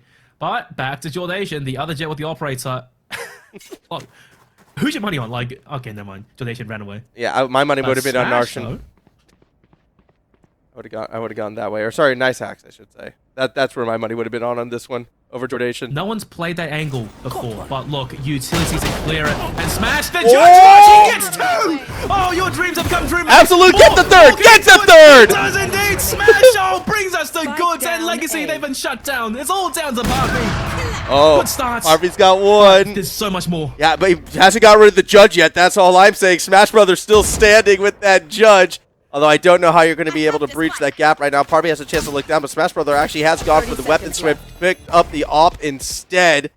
As time is ticking down, Parpy does have that spike and wants to fake a plan, trying to bait out the peak. Has 18 seconds before they need to commit. Big flash, though, means here comes the rest of Wildcard, and Parpy gets surrounded. Nods gets the kill. Judge Rush wins out.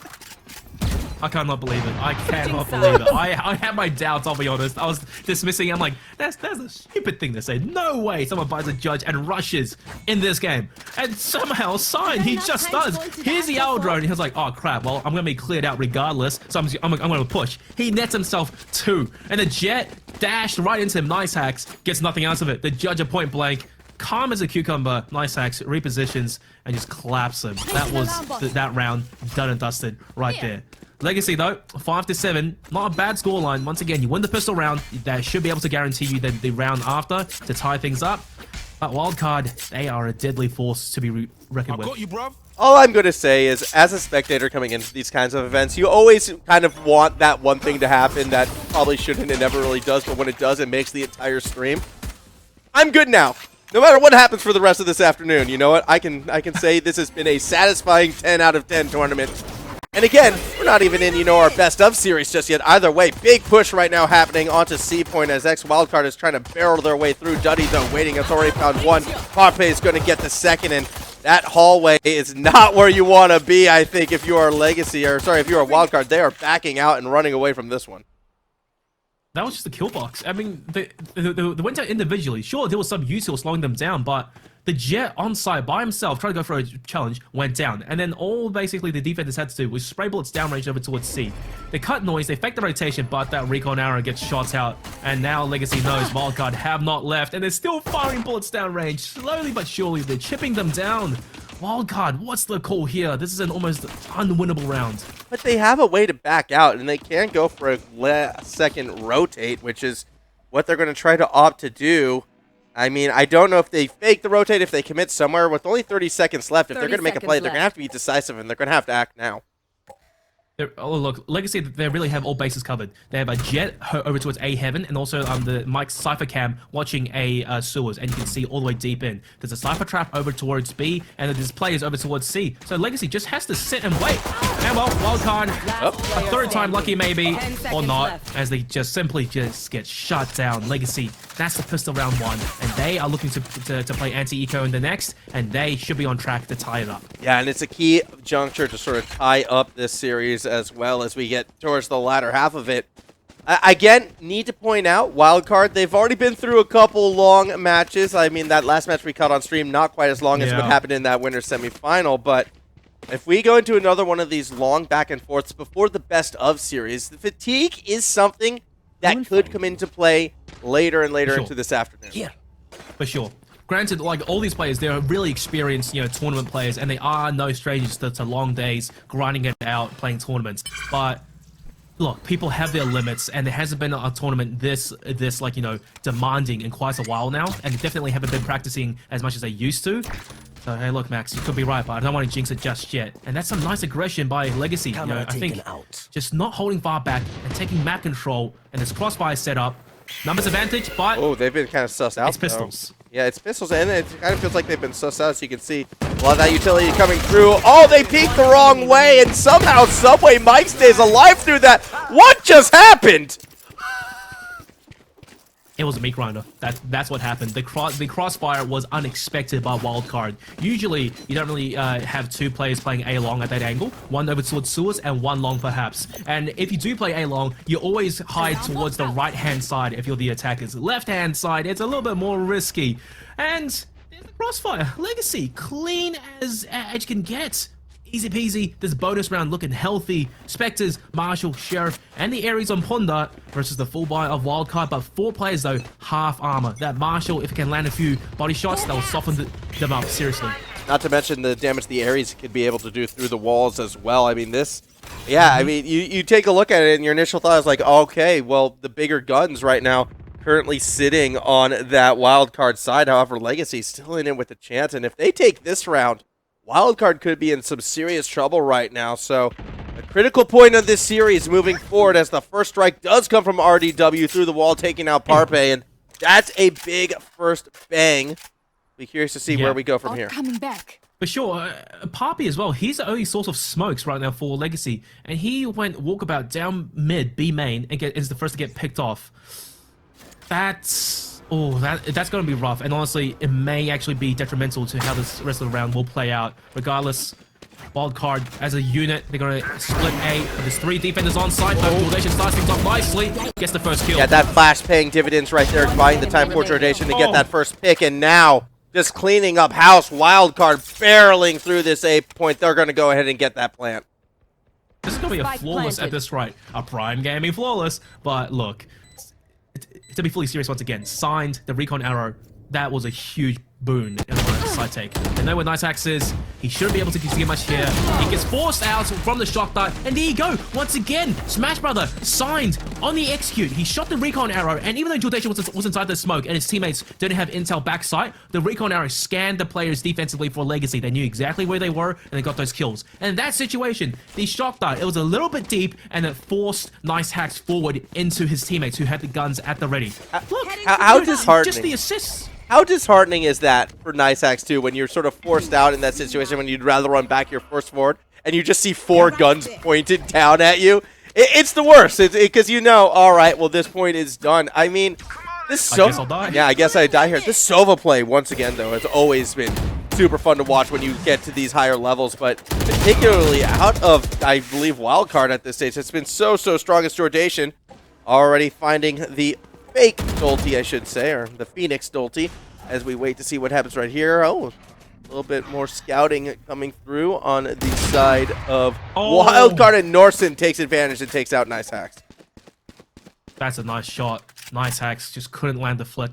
Now, Duddy Boy's Phoenix ultimate, right, it's been shut down this entire day. He has gotten almost 0 value every single time he's put it out. That ballsy mid rush there, they knew what was coming and they countered it with smokes, and then everyone just held the angle. He couldn't see anything and gets destroyed.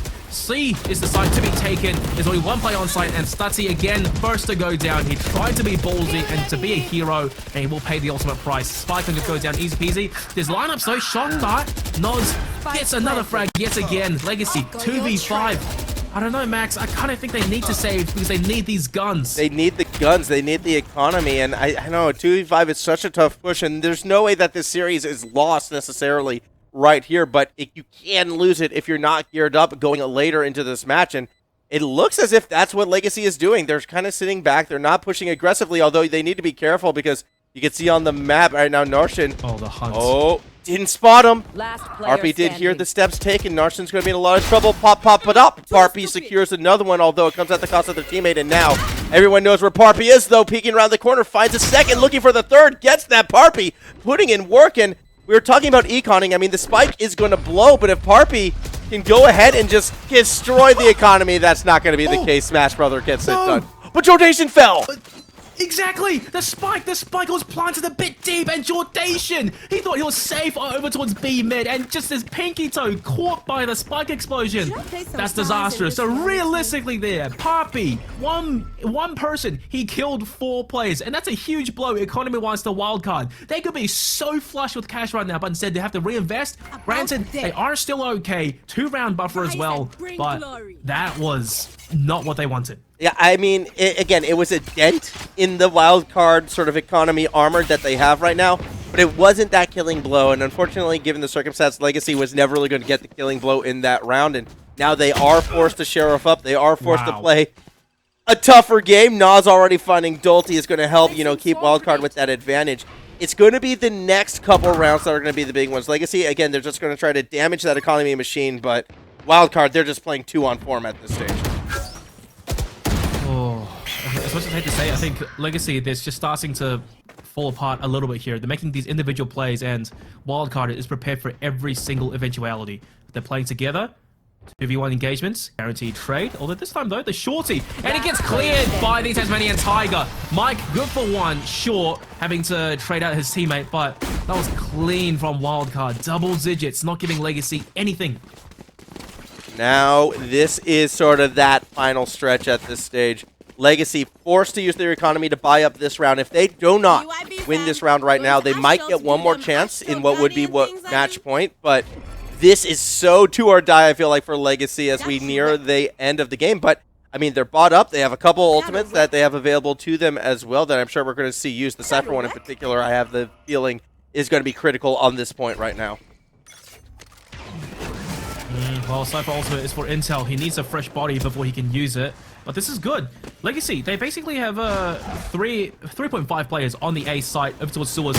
Aggressive peek by Nice Hacks, and he just gets bodied. There's too many to aim at, and has to dash up to safety. Duddy Boy, though, good for one, but now he's in a one-and-done position. He needs teammates to bail him out. Good flash. There's going to be a chance to escape, but no, he's still contending. And Norton, good for two, puts down the Killjoy ultimate. Legacy, oh, they had some moments of brilliance there, but overall, once again, on the back foot. And now Wildcard, they just need to stay safe, lock it down. I mean, even with only 2 kills, though, the amount of damage that was just sort of put out against Legacy is going to make things so difficult. Eventually, the attacking Killjoy does run out, and now Wildcard looking to reposition themselves, perhaps for a B push at this stage.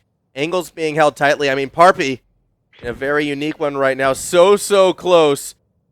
He has to be the hero. So far, and now, yeah, Parpy's looking to step forward, has to try and make something happen. It's going to hear that rotation happening and might be trying to sneak in behind, but instead opts to play it safe, at least for the time being. Nas still keeping their eyes, just making sure Parpy doesn't do anything 30 silly. seconds left.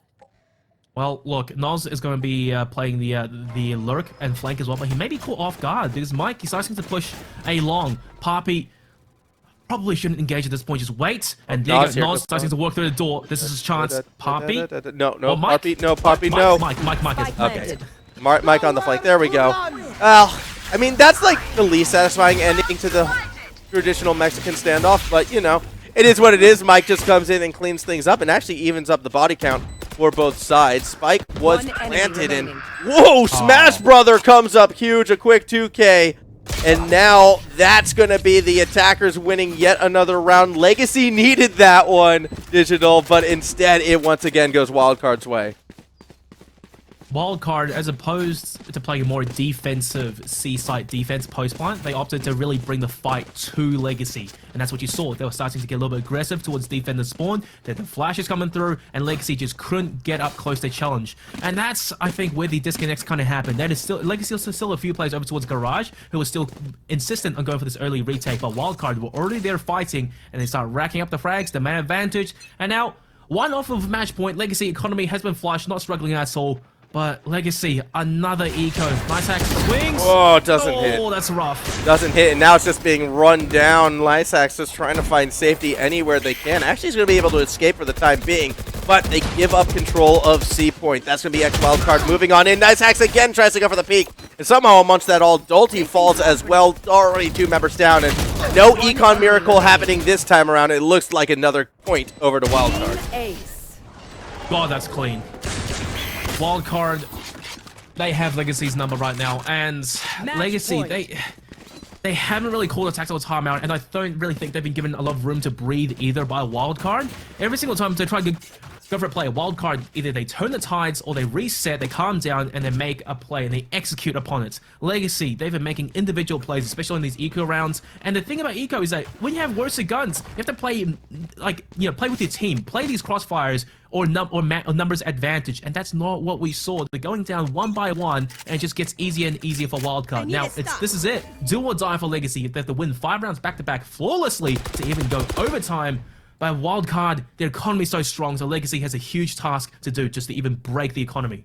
Yeah, that said, that final hurdle often is the hardest, and if you put things into consideration, this is a $500 game, essentially, for both of these teams. Wildcard, $500 round, $500 point if they can pull it off.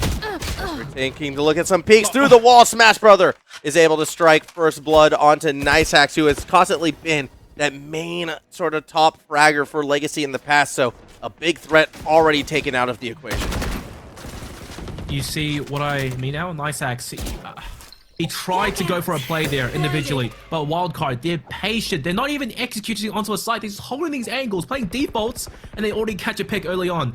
RDW, this timing, if it pays off, he might be a huge thorn in the backsides of Legacy, while Wildcard looks to go over towards C. Though Papi, though, good anchor, shuts down Noz. Now the smokes are gone for Wildcard, but RDW, he's so deep behind the enemy lines, they may not be aware of this. I mean, RDW getting behind enemy lines and finding flanks. Where have we seen this before? Pop up, pop down goes Punda. Although they do spot RDW, that's okay. He already would be known just based on communications, and that's going to prompt everyone to come piling onto A. Mike actually is able to find Smash Brother to keep the numbers somewhat even, but Legacy, they're wounded. They're not healthy. Time ticking down. Spike getting planted.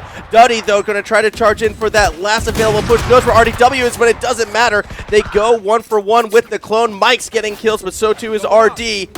This is it. That last push, Jordation through the wall finds Parpy, and it's just Dolty left standing. 1v2, tries to throw the flash, tries to throw down some bullets, but is caught by who else but RDW and Wildcard X, or X Wildcard, however you want to call them. They advance to the losers bracket final. God damn, well done by Wildcard. Full composure all the way through. And Legacy, again, we saw in that final round there, Duddy Boy had the ultimate, he popped it, it got shut down almost instantly. Throughout this entire day, that Phoenix ultimate has gotten zero value. Maybe some intel at the best, but overall, nothing. And it's just so punishing for Legacy. I can see what they were trying to go for, but unfortunately, it just didn't happen. Wildcard, they had Legacy's number throughout entirely. 13-7, the scoreboard reflects that. Look, Max, I think there's nothing really much more to say. Wildcard, they were just a better team. Yeah, I mean, I still really am enjoying RDW's play in particular, and this is going to be the first time when our MVP is going to come up, and I'm going to actually agree with who it was. His ability to find these flanks, to get into the enemy lines, and just always seemingly able to connect on these angles, it's just been the other constant. Outside of, Phoenix ults not necessarily paying off, it's been RDW finding flanks and disruption on that backside, so between the both of these, it's been fantastic stuff to see. And X Wildcard, this was a good victory for them. I mean, we didn't see their loss earlier. We've only been seeing their wins on stream. But from what I'm seeing from this team, I feel like they have a chance to make that run through the lowest bracket. I certainly hope they can, but this isn't an unfamiliar situation for Wildcard. Even in LCQ, they got put down to the lowest bracket and then they struggled a little bit, but that was a lot more pressure on their shoulders. When going to America for the last chance qualifiers is at stake, you tend to get a little bit angsty when things aren't going your way. But this, it was for money. It's a lot of money, but it's not too much money, so it's not bad. But hey, Wildcard, they'll take it. Legacy, well done though. They still get some cash, but unfortunately, that ends their run right here. And like you said earlier on, RDW as your MVP of choice, maybe the MVP, we didn't get to see it, but regardless, I will have to agree with you. Just timing, brains, once again, from the guy. Full focus, playing Sky as well. Either he flanks or he locks down his site, and when he needs to perform, he does perform. He picks up the frags. He's so good. He's so good across all three maps. Across all maps. He is so good amongst all those maps. As we do get a chance to take a look at the bracket one last time before we're going to be sort of passing it on, because just like Legacy's journey coming to an end, I hate to say it, Digital, but our journey is going to be coming to an end around this time as well. But fret not, we're going to be leaving you in some of the best hands in the scene. Peronius as well as 1-2 Tap Tony will be taking over for the lower bracket finals and the grand finals, not to mention the fact we're done with these best of ones. We're going to the best of threes. And before I do throw off to the break, a couple real quick things I want to say, because as mentioned at the start, it's the last XP event of the year, and as someone who's been a part of XP now for a couple years, it's been a fantastic showing. I am excited to see this one sort of finish off with a bang. And I mean, Digital, I had a blast. I hope to see you with more events. I hope we get more Valorant here in XP, because, I mean, it's such a great game.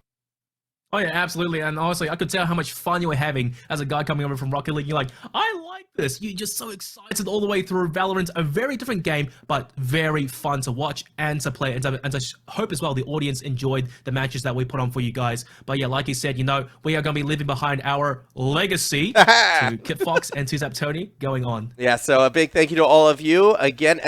giveaway in the chat if you haven't done it yet. Some beautiful headsets provided by EPOS, as we continue to celebrate the launch of Intel's 12th gen processors here at the XP Valorant Open, powered by Intel Australia. We'll be back with our lower bracket finals.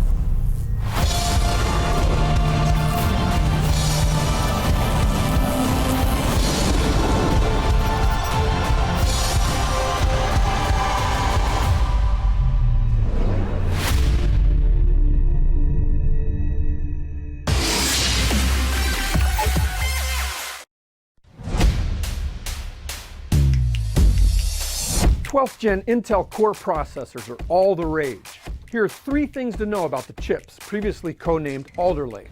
First, a brand new performance hybrid architecture that integrates 2 types of cores, performance cores and efficient cores. Compared with the previous generation, 12th Gen P cores offer a performance boost of 19%. Second, an innovation called Intel Thread Director. This tech is baked into the hardware and it helps the operating system route workloads to the best cores for the job. P cores will tackle the most demanding tasks, while E cores will manage background activities. Think multitasking without a performance hit. Third, the 12th Gen Core families support the latest state-of-the-art standard in memory, I/O, and connectivity, and will consist of 60 processors, including the world's best gaming processor. Intel's performance hybrid 12th Gen chips are a major strike against the competition.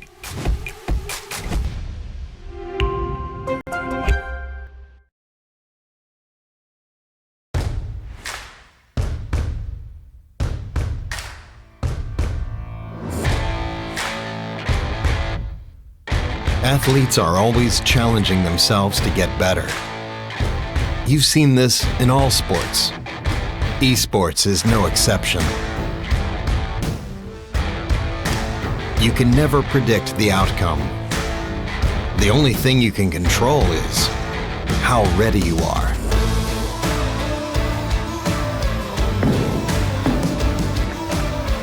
Over and over, players adapt, trying to improve, fighting hard for every percent gained. Give everything you've got to the challenge and show your finest.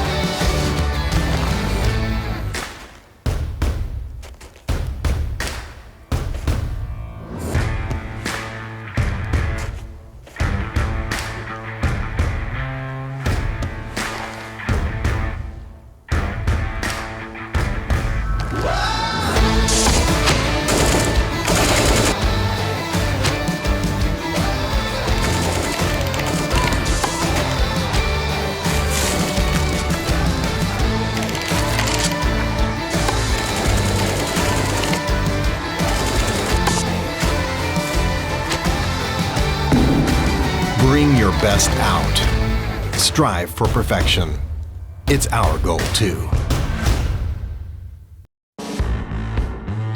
Powered by AMD 3rd Gen Ryzen processors, the ROG Strix B550F gaming Wi-Fi provides first-class gaming features and style. The B550F Wi-Fi features a robust 12+2 DRMOS-teamed Power Stage VRM design with high-quality alloy chokes and durable capacitors to provide reliable power for the latest high core count AMD CPUs. Fanless VRM and chipset heatsinks with our StatCool 3+ design keep your system running reliably under heavy load by enhancing passive cooling capacity for critical onboard components. For the best gaming connectivity, you get Wi-Fi 6, Bluetooth 5.1, and 2.5 gigabit LAN with Asus LAN Guard. You also get dual M.2 NVMe SSD slots, one with PCIe 4.0x4 connectivity, plus a USB 3.2 Gen 2 Type-C port and Thunderbolt 3 header.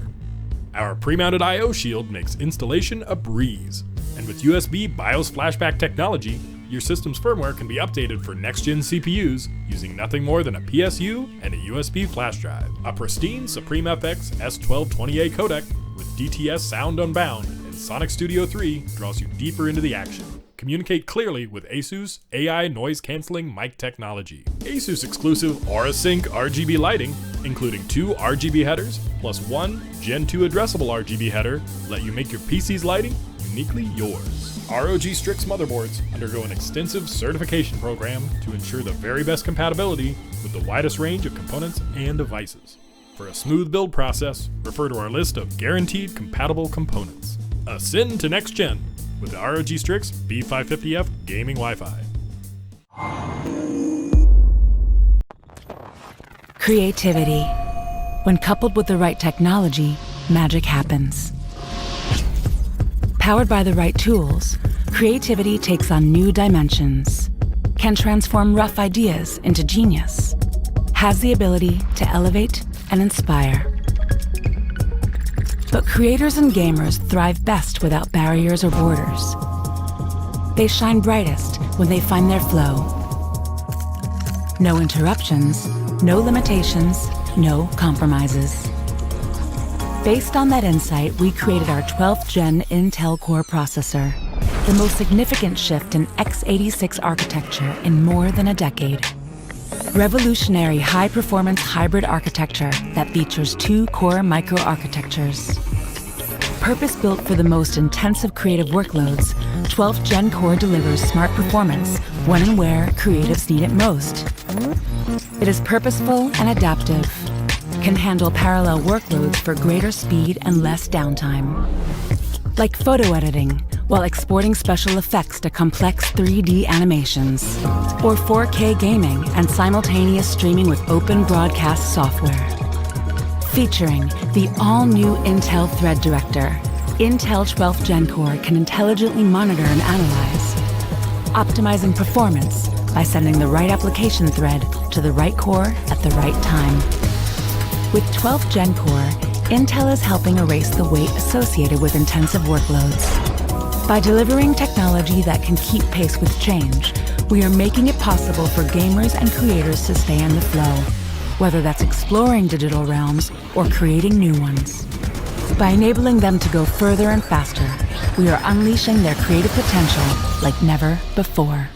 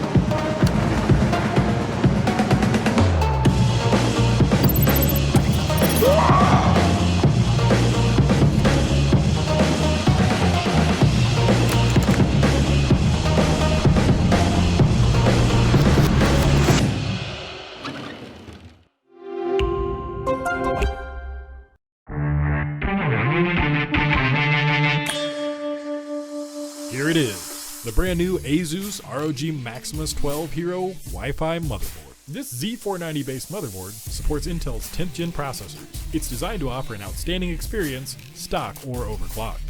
The advanced VRM features an impressive 16 power stages to ensure more than enough power under heavy loads. This hero not only looks cool, but stays cool by design. This new heatsink design is bigger, better, and cooler than previous models. A 3-zone VRM heatsink with a large heat pipe keeps the power circuitry cool. And the M.2 heatsinks keep up to 3 SSDs at the right temperature for consistent performance. To the right of the CPU socket, we have 4 DDR4 DIMM slots for up to 128 GB of RAM. Thanks to our OptimM3 design and a new daisy chain topology, the Hero can overclock to higher frequencies like 4800 MHz and beyond. With support for our exclusive AI overclocking, AI cooling, and ROG Game First 6 software with AI networking, your system can automatically tune itself for the best performance with a few clicks. Setting the industry standard is our pre-mounted I/O shield, making installation a breeze.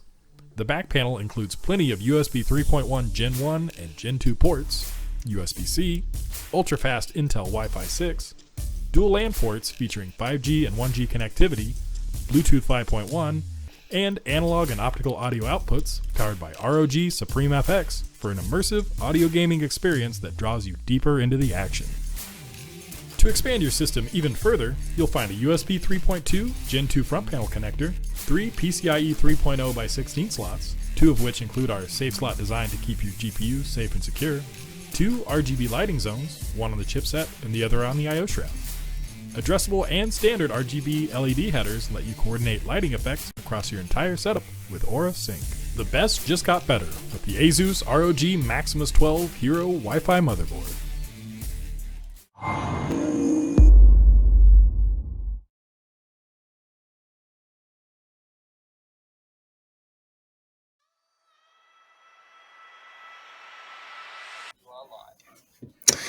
Good afternoon, ladies and gentlemen. Welcome to the XP Valorant Open. We are at the pointy end of the competition. It is finals time, baby. We are in the lower bracket. We will be seeing Unbanned Andy going up against X Wildcard. And if you have just joined us, X Wildcard just took down Legacy on Haven 13-7. So it's been a tough slog for them, but they are not down and out yet. My name is Kit Fox. It's a pleasure to be one of your casters for this evening, but I am also joined by the man himself, 2Tap Tony. How you doing?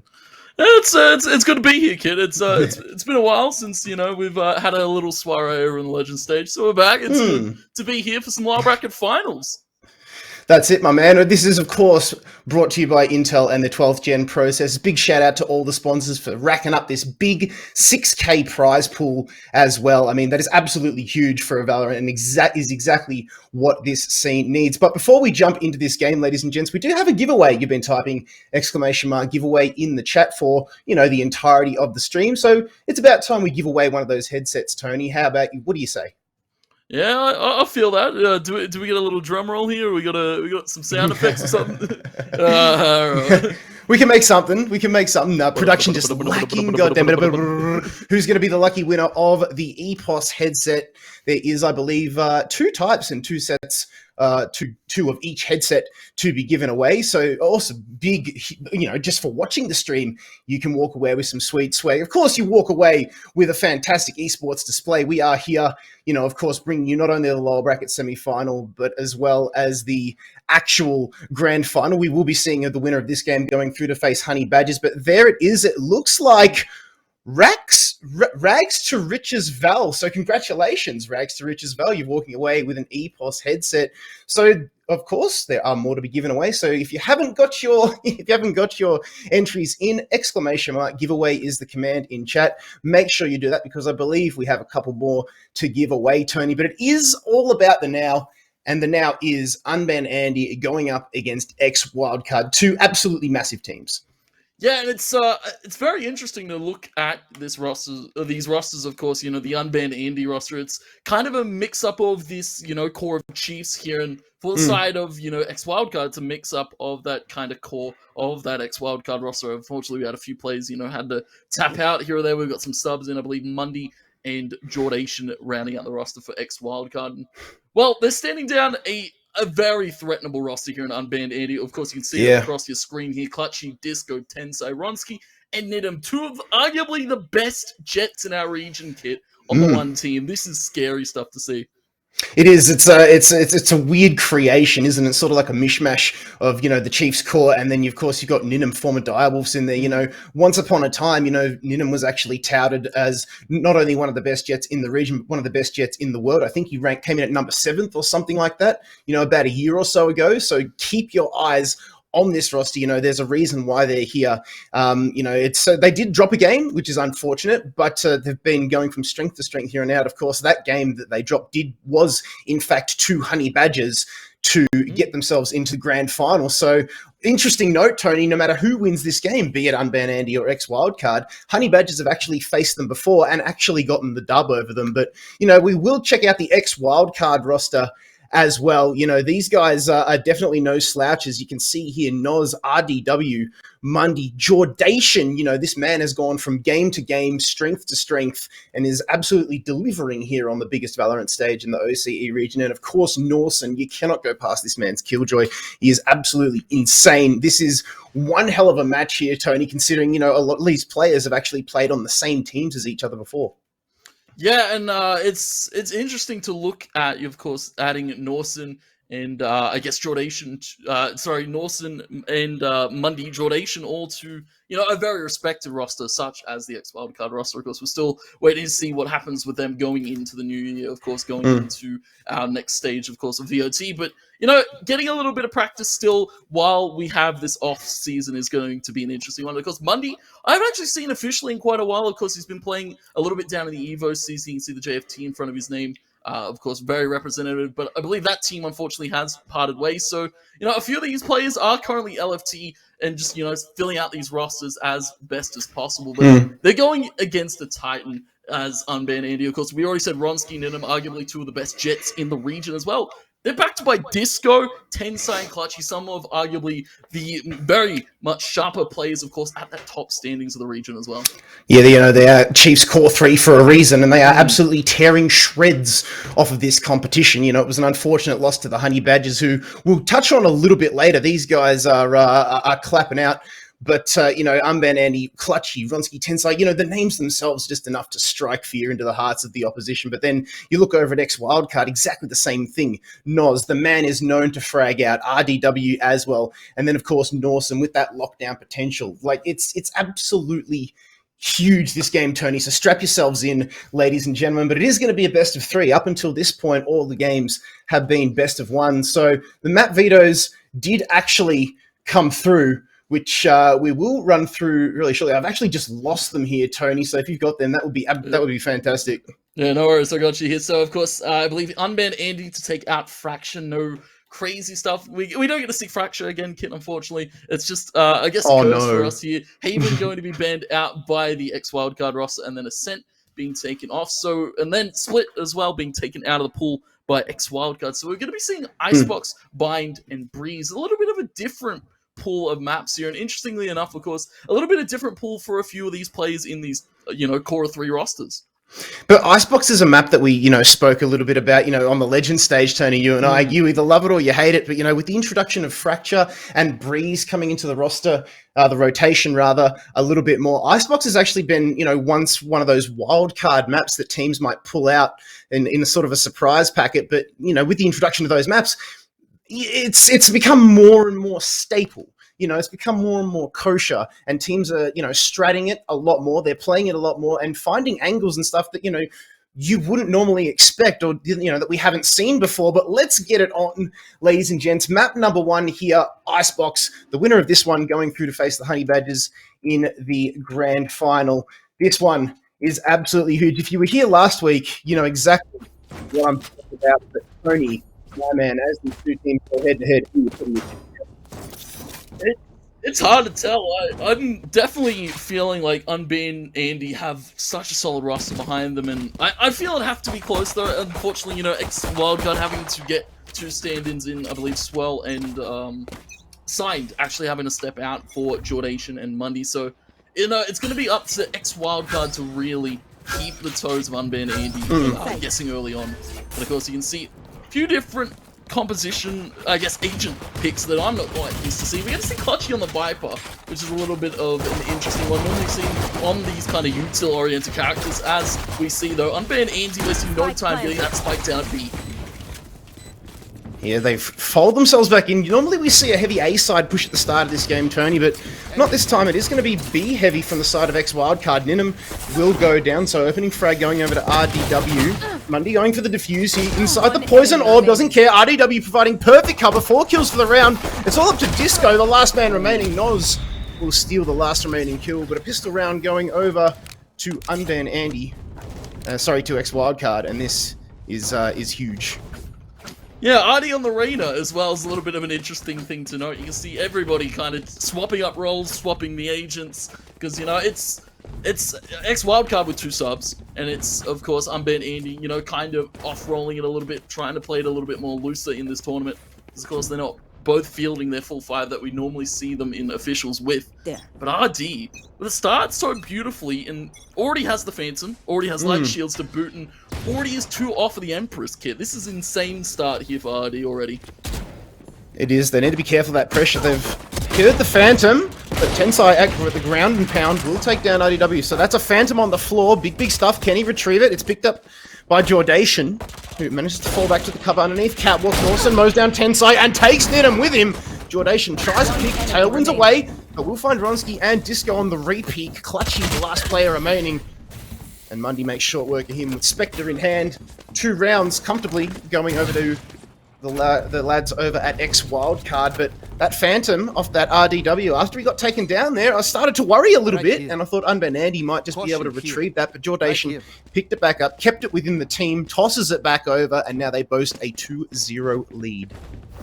Yeah, it got very dicey there. If RD kind of gave that gun over to the Unbanned Andy side, who knows what would have happened with it. You give it a Ninum, you give it a Clutchy, you give it a Ronsky, and, you know, all hell could break loose. But, of course, a standard start here for the side of X Wildcard. They throw clean on the pistol, and now they're going to be threatened here by the side of Unbanned Andy. The purchases to come in, like Shield Vandals, and a few, of course, only one Phantom, and only a Marshal here for Ninum. Unfortunately, doesn't have as much cash, but Ronsky, that's a beautiful little tap to start it off on the Jordation. Yeah, smooth looking one tap. Ronsky will throw out the Leah.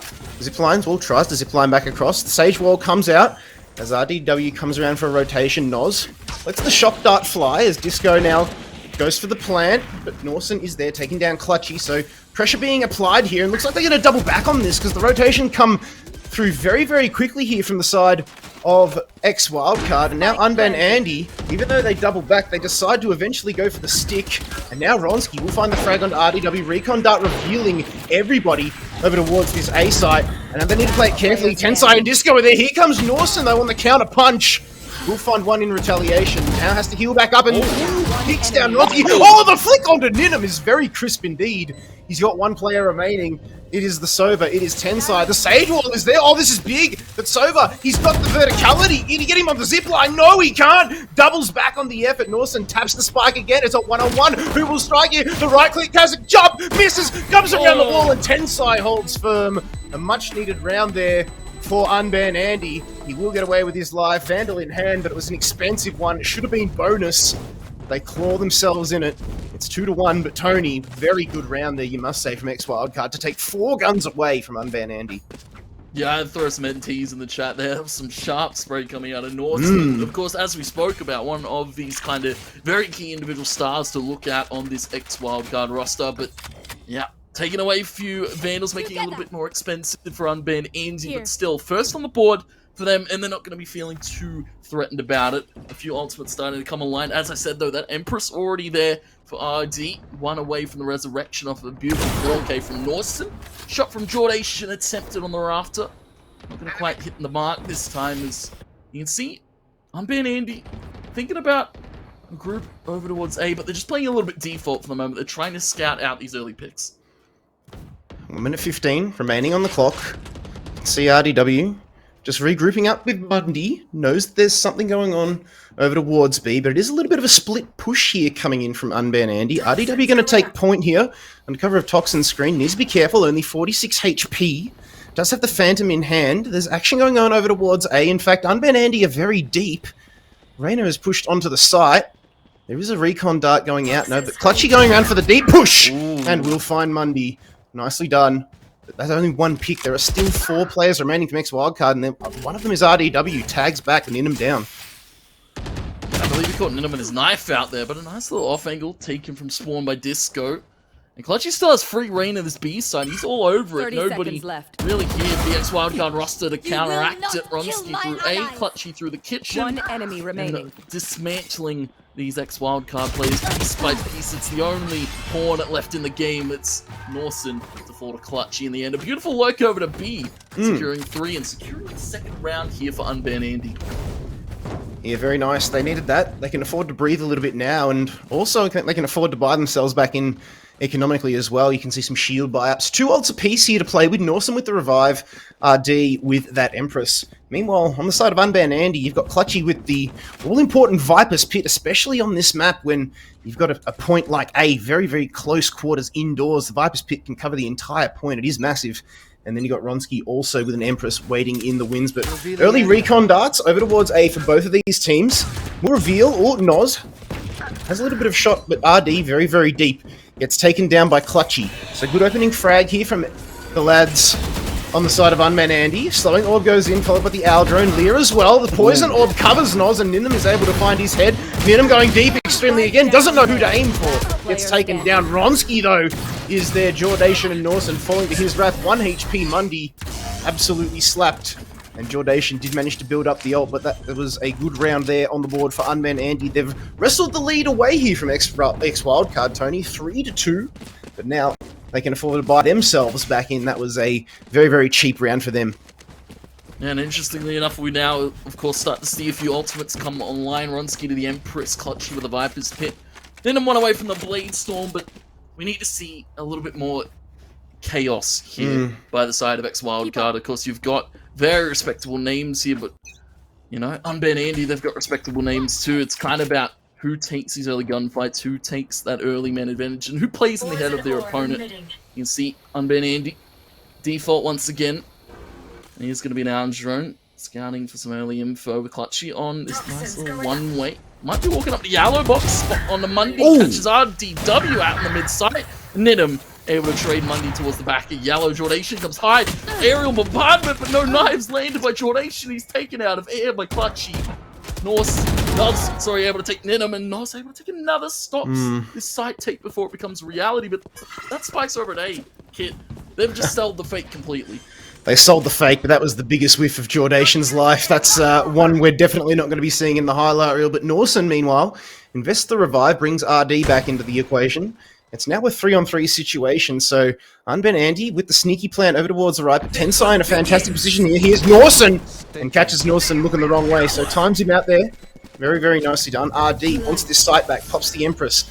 Clear across the wall, just allows for a little bit of a distraction, not making too much noise though, out towards the side. Meanwhile, Noz takes down Disco on site. Leah still causing kinds of problems here, as is the Sage Wall.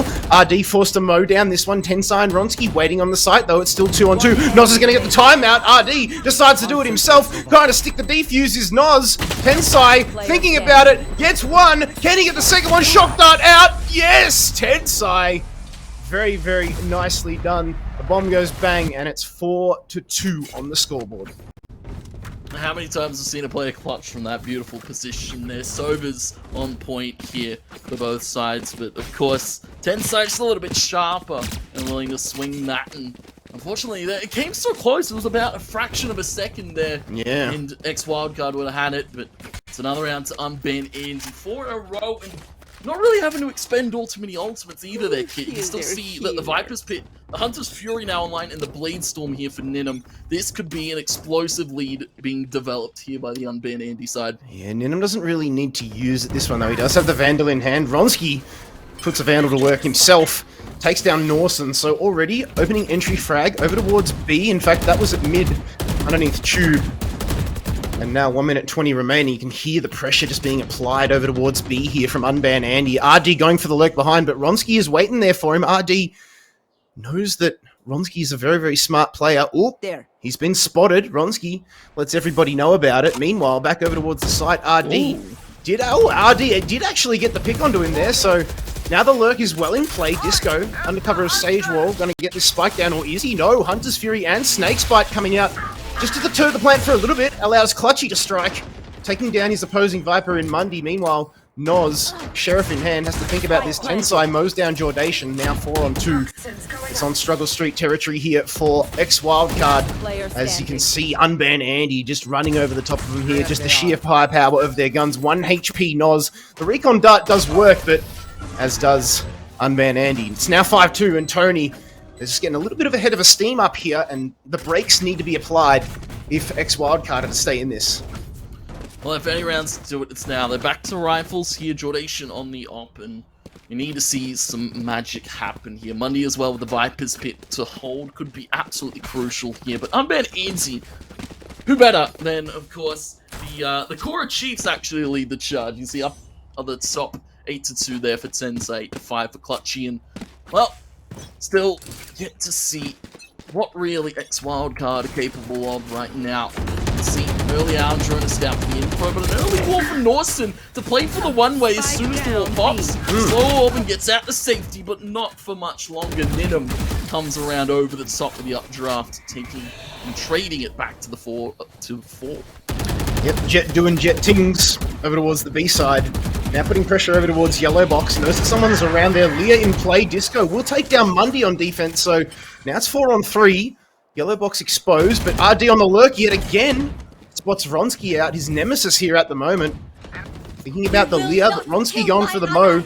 Disco will revive Clutchy, so now it's a full stack coming in here for Unban Andy. Make it. Wow. They're going up against 2 members. I was about to say 3, but with the removal of Noz, that is huge. RD rotates, though, going to run into them all here. This is going to be miraculous if he manages to get the picks. There it is. He finds 1, take down Tensai. And now the location going to be revealed, and Disco 2 taps him over towards the A site. Will allow Disco to get the spike down. Jordation whiffs the shot down and onto Ninum. Does take him down, but Clutchy is there to answer back. It's now 6-2, and that was a rather expensive round there. You saw them eco the one before that, Tony, and now they just struggle yet again. I think they have enough just to buy into this one, but there's a lot riding on it. We will actually see a Bulldog coming through from Mundy. Thank you. And you can see, yeah, Bulldog for Mundy, Light Shields for 4 out of the 5 players here for X-Wildcard. You can really start to see that this kind of core roster is making a difference. You're having to sub in 2 players that maybe not quite warmed up and ready to go. Jordation and Mundy not quite having the synergy just yet that X-Wildcard need. And for the moment, Unban Andy, it's 6 straight rounds very convincingly here. Another wall early on. Jordation taking the higher ground this time around, looking for a shot in the middle, but they've already taken out Norson. Jordation needs to get out, and I don't quite think he's going to be able to do so. Ronsky takes it. 2 early picks here for Unban Andy to start this round off. Bit of spray coming from Noz. Does do a little bit of chip damage. Slowing Orb, though, just going to delay his approach a little bit. Ninum, meanwhile, with the Operator in hand, on attack. Down to 30 HP. Needs to be very, very cautious. Disco going to go for the plant. Again, the util coming out from this Sage and Viper is imperative at planting a B, but the wall does get chipped down, but Disco still manages to hold firm. He's like Humpty Dumpty there. Nobody's going to knock him off that wall. Ronsky, though, meanwhile, does get taken down, so it's a 3-on-4 situation. Still slight advantage to the attackers. RD going to throw the Leer around the corner. Oh, but Ninum does not care. We'll take him down as he peaks to perfection. Mundy with that Bulldog makes it work, removes Clutchy. Now it's all up to him. What can he do? He's got a Bulldog, 2 players, and a Dream to deal with here. Ninum at Yellow Box. The Spike is going to go bang. He should be able to take him down. Ninum down, very, very low HP. We will see the orb go up, but I believe the time is his number 1 nemesis here, Tensai. Getting that frag on the board secures the team ace as well. And that is a nice round on the board there for Unban Andy. 7-2, and they're starting to run away with this one. But Tony, it is a best of 3, and that's the only thing I can really say that X-Wildcard kind of have going for them here at the moment. Not much else is going their way. Yeah, they're thankful it's finally best of 3 terms, because if this was a best of 1, it'd be very scary for them right now. Unban Andy already 7-2 in the half. And you can see why they picked them up like Icebox. They're not afraid to take these kind of long-range engagements, even if they are missing shots here or there. They're still able to trade them out successfully and even find a few multi-frags of their own. RD, we've seen some impressive Reyna plays so far, but of course, it's a team effort at the end of the day. We need to see a little bit more from the rest of his teammates. The first, though, from RD dismisses to safety, but a straight shot from Ninum up on the rafter to trade it back. Yeah, he lined that one up for days. Meanwhile, Mundy on site takes down Tensai, so they hold firm for now, the X-Wildcard. And that's 2 players down. You'd sense just starting to get the jitters a little bit here, Unban Andy. Toxin screen going to come up. Shot from Ninum is a whiff. Did spot Sova over towards the connector. No scope through the smoke is unsuccessful. Noz too with the Sheriff, though. He's on a rampage here. Ninum, operator in hand, 1 versus 3. What can he do? There's a wall there. Doesn't look up to the top of the container, but does take down Norson. But that operator, 1 shot, 1 kill. But the reload time, she's a bitch. And it's a 3-7. Ninum there goes down. But a good round, a much needed round there on the board for X-Wildcard. Yeah, that's huge shots from Noz coming out of the Sheriff. And, well, as you see now, a much impactful round being put 3 now on the board. The X-Wildcard roster, and well, they're money. Not quite the greatest, though. Still, you can see light shields for RD, but the Empress now online. Jordation with the Blade Storm, maybe we see them hit this time, but of course, still Chiefs with that Hunter's Fury Viper's Pit, and we're getting very late into the half here, kid. 2 rounds left, and they still haven't used these 2 ultimates. Yeah, they've been holding on to that one. Hoarders on the Icebox map here at the moment. Meanwhile, Spike over towards the A side. They're taking a slow approach over towards there. Meanwhile, Tensai just applies a little bit of pressure over towards B just to make X-Wildcard think about it. Ronsky with the tap-tap-taparoo will take down Noz. So nicely done over towards the back. In fact, that was on top of Boiler down mid. Viper's Pit over towards A. This is exactly what Unban Andy needed. First time we've seen it. Is in play now. Mundy applying pressure from spawn, but Tensai going to get this plant down. Ninum will zip line out of there. Does have Blade Storm available, but doesn't need it just yet because he does have the Vandal. Norson, meanwhile, on the rotation, and the rest of the lads from X-Wildcard doing so. RD again here on the lurk, going to run into Tensai if he's not careful. Makes a lot of noise. He knows that he's going to be spotted, but Tensai has, in fact, been counter-spotted here. The Hunter has become the hunted, and there's just so much Viper util. It's a hotbox here on Icebox over towards A. Disco takes 2 at range, and is still in play here. But Tensai also getting 2 of his own. Says, if you're going to get some of this pie, I want me a slice. And it's now 8-3. Last round of the half here, 2-tap. And X-Wildcard need to pray. They need something here. Ninum having a little bit of a laugh there. He's swapping out to the op. You can't really blame him. We got plenty of cash here. You can see stacked up.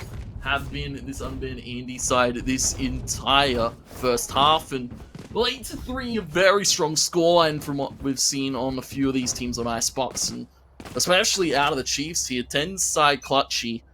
Very respectable roles being played, despite, you know, these are not normally the roles they play in the official stance that you see. Playing a bit loose RD. The Empress, but Ninum! You want to pop a knife on a Noz?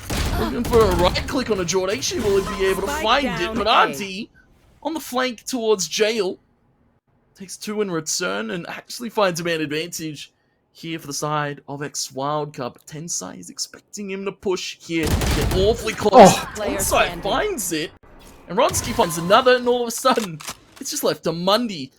As 2 players have been dispatched here from X-Wildcard. And 2 before Mundy to deal with. Toxins going up.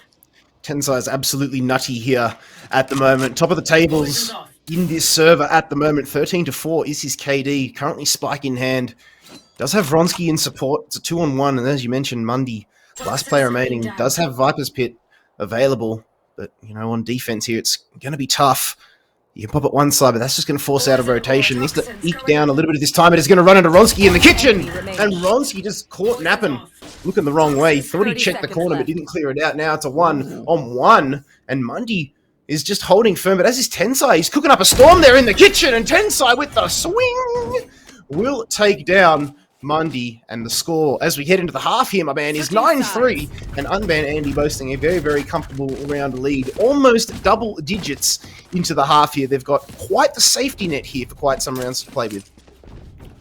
Yeah, I have to say that could have been a potential make or break round there if Mundy was able to find that kill on the Tensai in the kitchen. That would be 4 on the board, and you know, it looked a little bit more doable going into the second half, but of course, Pistol still of the utmost importance here. Unban Andy, I'm playing absolutely clean here on Icebox so far. You can see even, you know, despite that upper bracket break and despite, you know, falling now to this lower bracket, they're still as sharp as ever and still willing to make a shot at that grand final to rematch the Honey Badgers there, but still X wildcard in their way and still a second half to play here on this first map. Ronsky going deep over towards A. You don't normally see this from the defender side. Did walk right over the ult orb, but knows off the back of that information this is going to be a hard B push here for the side of X Wildcard. Now on attack as they trade up 1-for-1. Both stages out of play here, but RD gets taken down by Ninum. Sheriff in hand, but ghost play from Tensai is good. Takes down Mundy. Spike planted. Jordation at the yellow box. Gets 2 before Ronsky takes him down. One enemy, it's Noz. What can he do? Shot dart out over towards Ronsky, but Ronsky again holds firm. And Chiefs, the core of 3, leading the charge here for Unban Andy. They take pistol round in this half, and now they're in double-digit territory here, Tony. The light is at the end of the tunnel. They just need to net themselves 3 more rounds, and this is a great start, you know. The first round of the half, even the first round of the game, is pivotal if you want to get the early lead over your opposition. If you're already in front at the half, you take pistol with a lead like this, you've basically almost put the final nail in the coffin. Yeah, and interestingly enough, Unban Andy started down that 0-2 mark. As you said, pistol the most important. They didn't actually find pistol or the subsequent round in that first half, but since then they've been on a tear. They've just found a ton of footing. They seem to be gelling a lot more, and we're already at double digits here. Spectres, of course, being forced out though by the side of X Wildcard because they were able to get that spike down and then get a bit aggressive, forced to fall off of that recon dart. And you can see though, Unban Andy with 3 members strong, both doors over towards his A site, ready to take a fight. Jordation, judge in hand, can't get the frag onto Ninum. Ninum gets him, but Noz is there, finds one. And they're just treading themselves up here, but as the dust settles, it will be a slight man advantage over towards X Wildcard with RD getting that Bulldog to work, and again takes down Disco. Nawsome with the last frag. A much needed round there. They clap back, you know, normally you expect Pistol to go the other way. The round after Pistol to go the other way, but well done there. X Wildcard, they keep themselves in it. They breathe a sigh of relief here, Tony. 10-4 is the scoreline, and that just could shake things up a little bit. Yeah, that could. You can see that now Unban Andy forced to, you know, either marshal half buy or just absolutely eco. Of course, for the side of X Wildcard, they now have that Guardian in play that we normally see from a few teams. Once they get that spike down on the pistol, they're able to then purchase up this Guardian into the third clutchy. Going for an attempted shot. The Marshal covered by the toxic screen, but covered completely by X Wildcard. RD and Norson taking blood for blood here, but a flank kill's been found by Ninum, and this could be a crucial one at that. Jordation though finds Tensai over at the site, and well, X Wildcard have found a B site. Oh, shot from Mundy down range there with the Guardian, the old one tap. Very, very nice to see Guardian headshots coming into play, but that's another round on the board for X Wildcard, and RD built his way up to that Empress, now equal with Tensai at the top of this board. Tensai arguably more deaths, in fact half his deaths, but given the way the rounds have gone here, RD playing very, very well. That's what you want from your Reyna at the top of the board. Ronsky not too far behind on Reyna from the side of Unban Andy, but those 2 rounds, like we said, Tony, just may shake things up a little bit here. I sense the game is very, very far from done, even though Unban Andy are in double-digit territory. They just keep them guessing here to X Wildcard when they're on attack. And now you can see just how composed and how slow Unban Andy are taking this round. Whoop! Yeah, say slow, but RD, he puts the pedal down on Ninum, takes out his lightning, and see over towards the B site that X Wildcard look to go here, but Clutchy and Tensai have walked with this toxic screen, looking to go peekaboo through it. Tensai able to trade back on to Mundy, goes for another peek, and trades 1-for-1 once again. I don't think these are the fights Unban Andy want to be taking. They're going through the toxic screen and losing their minds. Just one left. It is now Ronsky in the clutch against 3 players there. Spike will go down for X Wildcard. Awesome. Back in the yellow box. Ronsky able to take 2 in the blink of an eye, and now needs to be cautious. The Reyna coming around from spawn. Ronsky's looking middle, and a smart, equivocal play there from RDW, taking out Ronsky and keeping that round in the hands of X Wildcard before Ronsky did massive things there. I'll tell you what, it was fortunate for RD that he managed to outbrain his opponent there, because given what he just witnessed, that would have struck fear into his heart, that's for sure. So he wouldn't have won the aim, given just how just how crisp the aim was coming out there. But need to be said, it was another round, yet 3 rounds on the trot now for ex-Wildcard, and RD still carving them up here. Norson with an ult on the board, as does RD. Jordation Bladestorm, we're going to see that come into play now. This time they're going to put pressure over towards the A side. You can see the recon dart having a little bit of a looky. We'll spot Ronski at the ground level. Jordation updraft, spots Disco on the side. Lear around the corner. Jordation with the Church of Right Click, kneeling down and finds Ronski repenting. Norson catching Minim on the lurk, and Unbanned Andy. Their eyes are just getting a little bit too big for their stomach here. They're taking fights and lurking when they just really don't need to be. They're playing a lot more individually. Meanwhile, ex-Wildcard playing as a unit here. Their attacks are so clean. Snakebite going to come out, forces Disco to dance around. The floor is lava, but Tensai, his hands are like lava. He's hot, hot, hot. He finds 2. Finds a head. Oh, and just can't find Noz or Norson. An ex-Wildcard. 4th round in a row now here, Tony. I told you we were not done, because they are steamrolling this comeback train. It's right down the throats here of Unbanned Andy.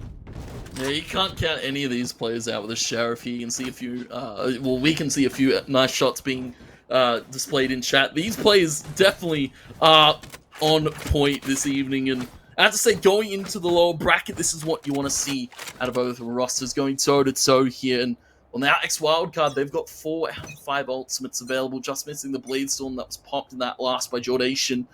And of course, for the side of Unbanned Andy, they've got the Empress and they've got the Viper's Pit. And a missed shot from Ninum to start up the high drone here. A lot of B presence being taken early on by ex-Wildcard, but there is the Viper's Pit. Now expecting to be popped over towards this B site to stop ex-Wildcard from getting in. Well, that's, you know, that's basically going to force a rotation. And do they run into RD, who is again on alert, this time over towards mid, but RD, there it is, finds Disco from the kitchen.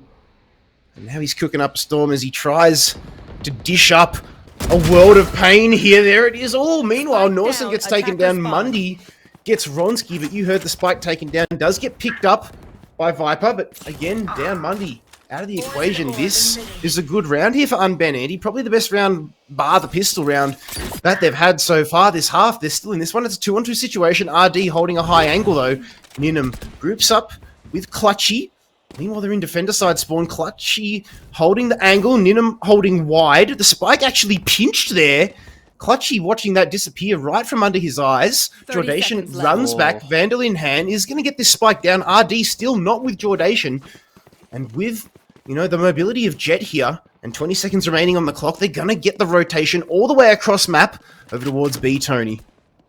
That was unfortunate timing there. RD almost spotting Ninum on the cross, as you can see now. 2 players for Unbanned Andy for the 2 of ex-Wildcard. RD playing up in the kitchen, playing cool and collected here. Crossfire with rotation. Perfectly shish kebab Ninum, and now it's up to Clutchy. 2 players to deal with, both duelists capable. Fragging above their years, it's Ninum and RD, toxic screen. Cover the kitchen, walk up here. Clutchy is using it as cover. Reload bait there, potentially. Clutchy knows as the player extremely close, goes for the swing on a Jordation, but doesn't know where RD is. He's repositioned underneath the tube, over towards lower mid, just next to the boiler here. Clutchy needs to look both ways before crossing the street, and unfortunately didn't check his left. RD with 3, and another round on the board for ex-Wildcard. Well, Tony, 8-10 is the scoreline. 5 rounds in a row now for ex-Wildcard, just absolutely taking it here to Unbanned Andy. Both of these teams are hodgepodge of just huge names in the Valorant scene here in OCE.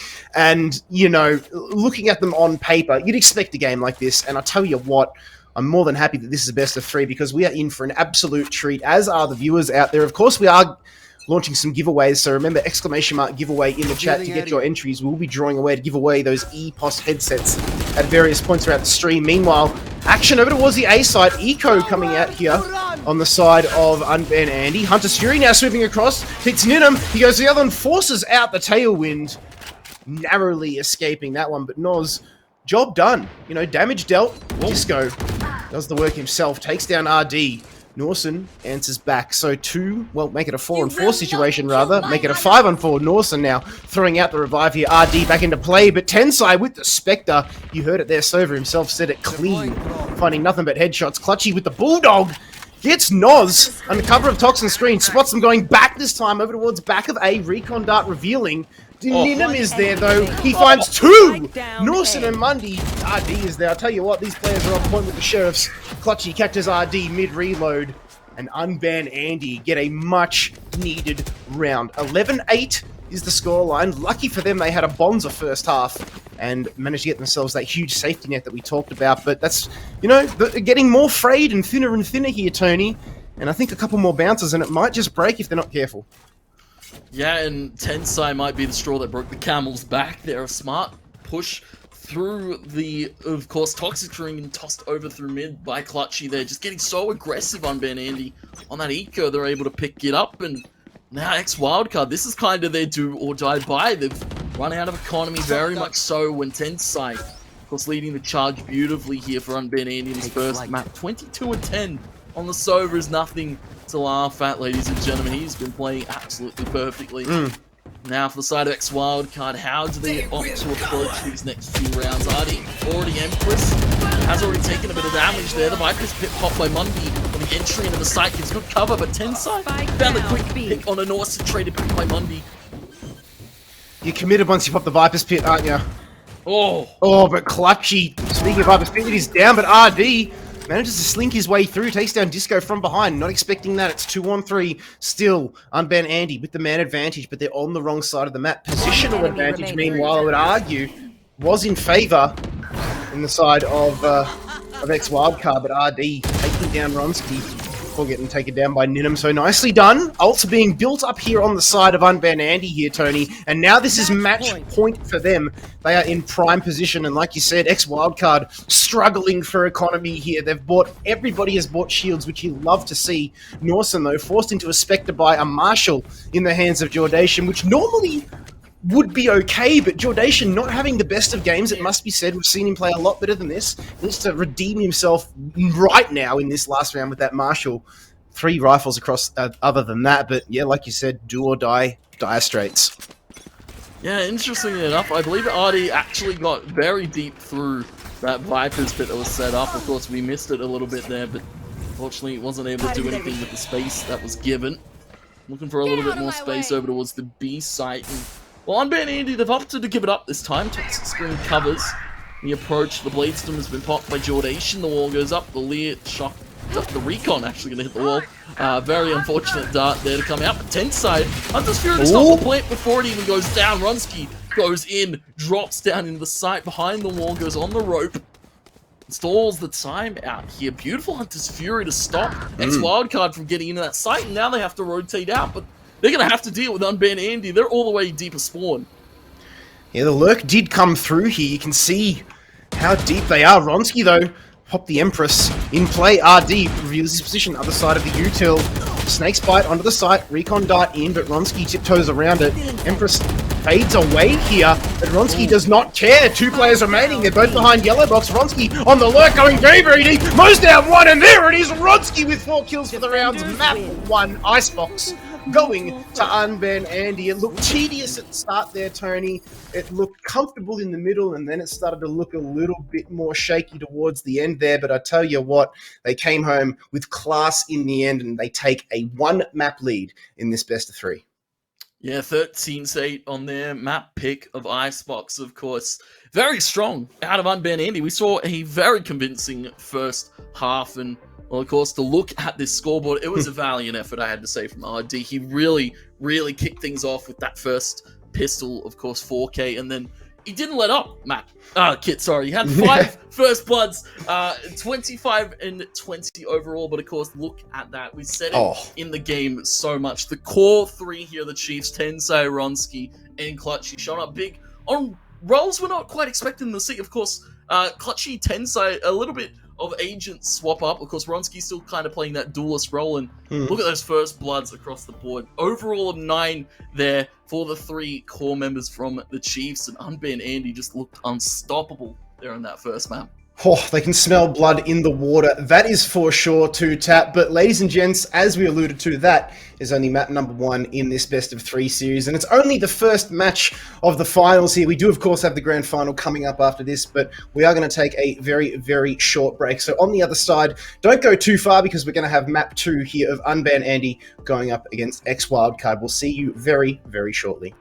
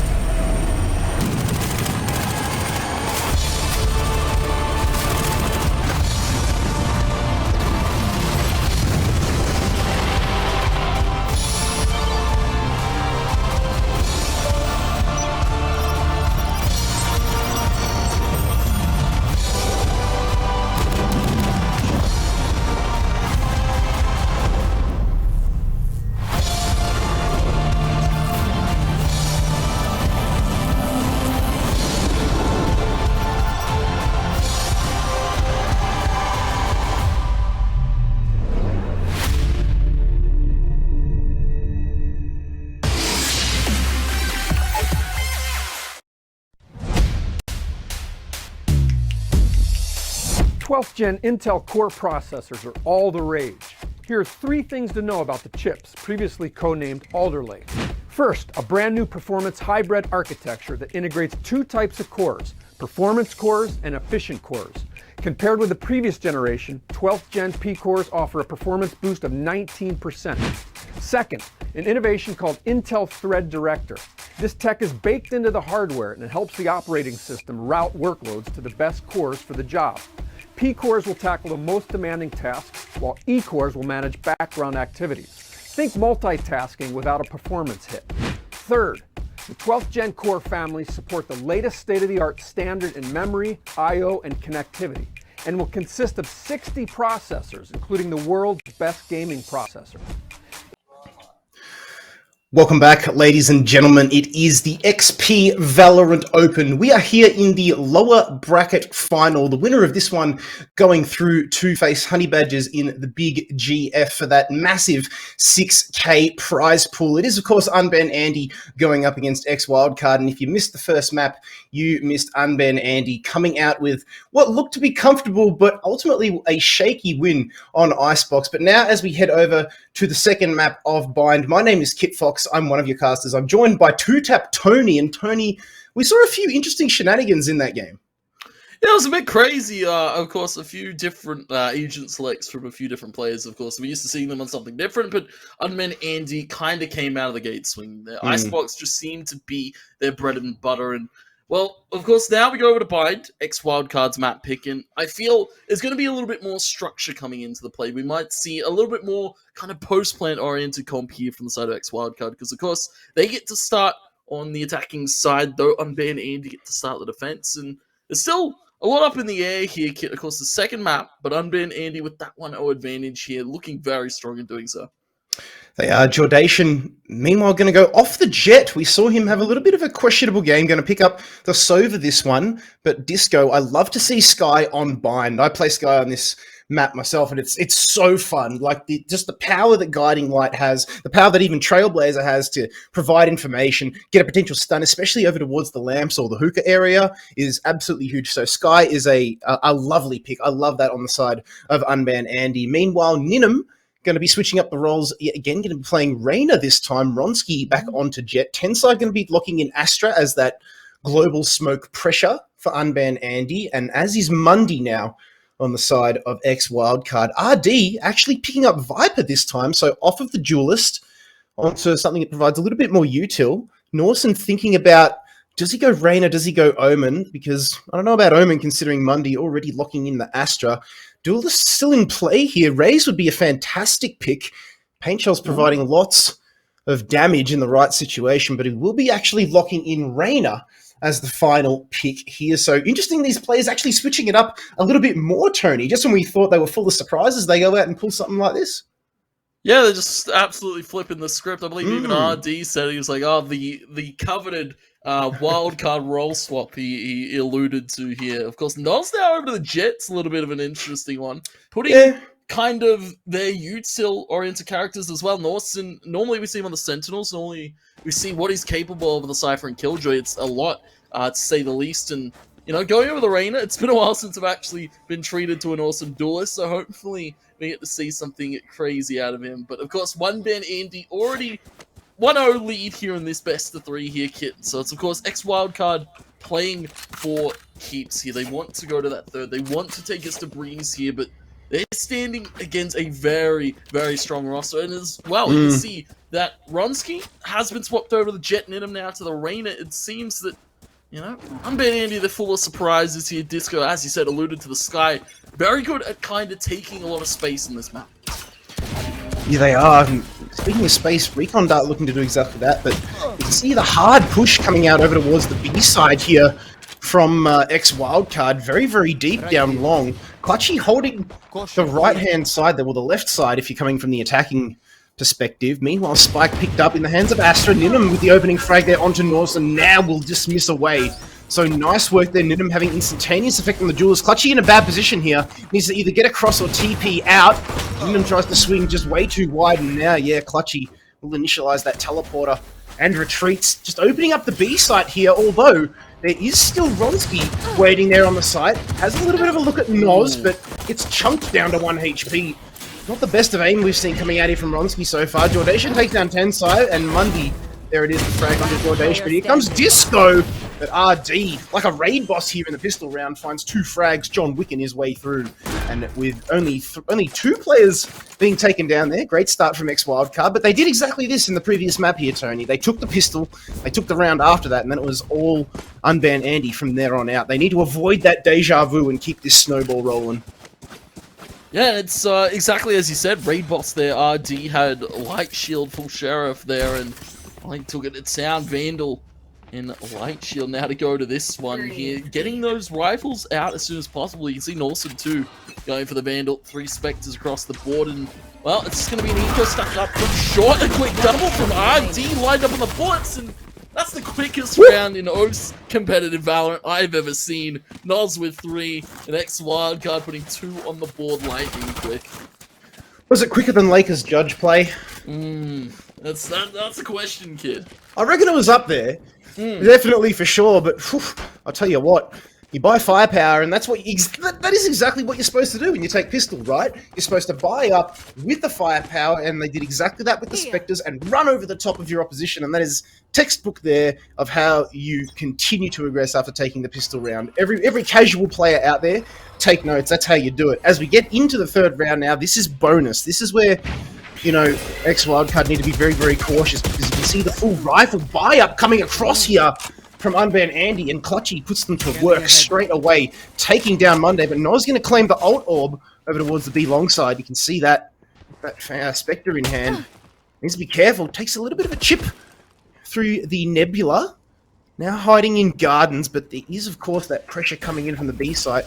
The Sova of Clutchy just standing there and waiting, knows that Noz is around. Meanwhile, Ninum lurking over towards the hookah area, takes down Jordation, but Clutchy going straight in head first and gives the horns to the player standing in the garden area. RD, last player remaining here, 50 seconds on the clock, does dome Clutchy. Very, very nicely done. Does have the spike, but you can hear the teleporters coming in. You can hear all this pepper coming in. And maybe there's going to be a bit of salt. There it is, coming through, courtesy of Tensai in the wounds.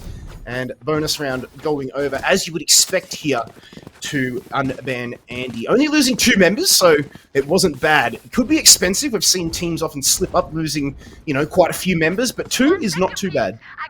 Yeah, and it's interesting to see how that round kind of played out. Ninum just played so aggressive, out of this world, over towards that hookah area, just, of course, over towards B middle, and, you know, he's able to take 2 and just absolutely get out scot-free, and eventually they were able to trade it. But now, round's been traded back and forth on Ben Andy, a little bit more of a closer affair. Have still these guns to work with, but of course X-Wildcard still do as well. Quick pick from Noz over towards the shower, picking off Tensai. That's a lot of util down early on. And not what Unbanned Andy really needs going into this hold. Ninum checks his corners. FPS Gaming 101 takes down Mundy, who was waiting in market. Now it's a 4-on-4 situation. Unbanned Andy rotating towards A, but you can hear the teleporters coming through. Ninum now with a great position. Gets a counter layer from Norson. Needs to be careful. Pushes out to the back of market. Norson is there, though, coming through. And does find the frag. Will heal back up, as is the power of Raider, but Ronsky is there, taking down 2, but Noz says that's enough of that. It's now 2-on-2 here, Tony. This is so even. You can cut the tension in the air with a knife. Welcome to my world. Man, it could be the knife here from Noz, but of course I don't think he'd be popping the Blade Storm, the Clutchy. Smart reposition there towards the cubby of a short. Now it's up to RD, has his recon bolted up. This Viper's Pit not even going to grant him the cover that he kind of needs right now. 2 players to deal with. Guiding Light goes deep into that Viper's Pit set by Disco. Dart on top of it. Now RD, not a chance he gets out alive. Disco takes it. The second round taken by Unbanned Andy. Beautiful play there on the 2v1, I have to say. Clutchy, Disco playing that one textbook to a team. Yeah, RD had to go back into the Viper's Pit there, and Clutchy with that recon dart into the Viper's Pit, basically open ground, was exactly what they needed to get that round on the board. So now it's 2 apiece. And they've clapped back, and you can see just the cracks starting to appear a little bit in the game of X Wildcard here, Tony. This is going to be a full eco round for them. Noz does have the blade, so Maybe he'll try and pick up a few cheeky frags with that one. Ronsky, meanwhile, is going to whip out the judge here. So keep your eye on that one. Guiding light around down B long. Spots nobody. Have a look at the blades coming through here from Noz. Tailwind in very, very deep. Does take down Ronsky sitting in the lamps area now, pushing through yet again. Will be joined by RD. Tosses out the judge. Says, you know what? I'm going to do this teppanyaki style. And now, just with the cover of his team, sits back, waits, knows that Tensai is lurking on the other side of this toxin screen, and he backs away just in the nick of time. But the peak is not good from Noz. Tensai swings and takes down 2 with him. Noz and Norson sent straight back to the spawn. Tensai is still sitting back and just causing all kinds of problems here for X Wildcard. On the other side of this toxin screen, Ninum again on the lurk. We've seen Rainers do this time and time again, and now it's a 2-on-4 situation. Recon Dark going to spot RD, and Disco just takes a huge bite out of him, and as does Clutchy. This supreme play here. This is exactly what Unban Andy did on Icebox here. String a few rounds together, they start to look more clean and more polished as the games go on. Yeah, and this time it's, he must have heard us here. Ninum up on top of the board in this second map here. 5-3 with the Empress online. Clutchy with the Hunter's Fury Ronsky as well, the Blade Storm. And 3-2 in similar fashion. Unban Andy stringing these rounds together after the first 2 being picked up by X Wildcard. You can see Operator in play now for Noz, and we need to see these shots hit. We need to see some pinpoint precise accuracy being shown here by X Wildcard right now, because it's starting to really stem out of their favor. Quick little pick there from Ronsky. Then I'm thinking about the same over towards Long, and he well dismisses out of the Hunter's Fury and repeats with the help of his own Hunter's Fury. That's actually Clutchy dropping that one to cover for him, and Unban Andy, as he said, they just level up round after round. Yeah, and this isn't even their final form yet. Ninum, there it is, swings down, takes down RD. 3 frags for him for the round. Operator going to be retrieved as well. So now I believe 2 operators in play here for the side of Unban Andy. And yeah, 4 rounds in a row. This is where they start to look very, very dangerous. Just starting to suffocate X Wildcard out here, and just hold tab and have a look. Ninum top of the table here. 8-3. Did retrieve an operator, and this is where they start to look very, very dangerous. Eco round here on the side of X Wildcard, but they do have Sheriffs, so they are in with a fighting chance. Although Bucky going to be picked up here by Noz. Interesting. Yeah, it's an interesting purchase. Noz, of course, with the tailwind can get as close to that lamp hole as soon as possible. We saw what a judge is capable of. I believe it was actually Noz to bring that judge out in the last round. Now see, as Point and predicted, Cloud bursts on top, and we're going to get close. Clutchy in the corner, but taken actually by RD with a Sheriff shot. 4 Noz. players. Oh, sorry, yeah, Noz. I was about to say, Tony, Noz would have taken him with the Bucky if that shot would have failed as well. And now Noz has a Vandal, and he starts to level up even more. Disco forced to defend over toward Lamps here because X Wildcard are holding this mid with an iron grip. And you can see the teleport now being taken out of there completely. X Wildcard rotate. Mundy has the back of B site and uncontested though, but traded quickly. 2 picks. One over towards A, actually, one hookah. High Blade Storm, but no play comes out. They're just playing deathmatch, it would seem. They're running about the map here. Hit. One play, it's Norson over towards Elbow. Spike is wrapped over back towards the A site. Unban Andy, they're hunting still. You can see Norson still holding his Elbow. Able to pick up Ninum. Might be retrieving that Vandal in just a second here. 2 players, it's Disco and Tensai a spot for it. Now 20 seconds, RD. Can get this plant down, but where does he play for his post plant? He's already got the wall set up. He's got the Toxic Orb. He's got 2 Snake Spites here. He can play as far back as possible, or he can play as close as possible. Surely you set the Toxic Orb up over towards Heaven. You've got the screen there already providing cover from Connector, but he's playing the hard angle here. Reveals his position. Counter Snakebite out, but they know he's in Lamps. He takes down Tensai, who was lurking. Ronsky in with the knives! And he had 24 HP, but that did not deter him whatsoever. And Ronsky, another round on the board off his back there. Some fantastic Blade Storm play. Operator in hand as well. And this man picks up Jet, you know, he is a force to be reckoned with. 5-2 now is the scoreline, and that is 5 rounds on the trot for Unban Andy. And like we said, Tony, they just get stronger and stronger, leveling up round after round here, and very deja vu kind of vibes here coming across from X Wildcard. They took the pistol and the round following in, you know, on Icebox on map number 1 of this best of 3, and then it was just all Unban Andy from there on out. And history is repeating itself here on Bind. Yeah, it's really starting to get out of hand, but this time it's Ninum at the helm of the ship here. Next wildcard, 3 ultimates, Empress Cosmic, Hunter's Fury. I want to see Mundi employ that Cosmic for a potential A side hit, but also could cover B as well. It's a very good ultimate on a map like Bind for faking a site seat. Ninum, no, already taken out Mundi, so the reality is that they're not going to be able to use that ultimate in this round. Quick trade by Norson.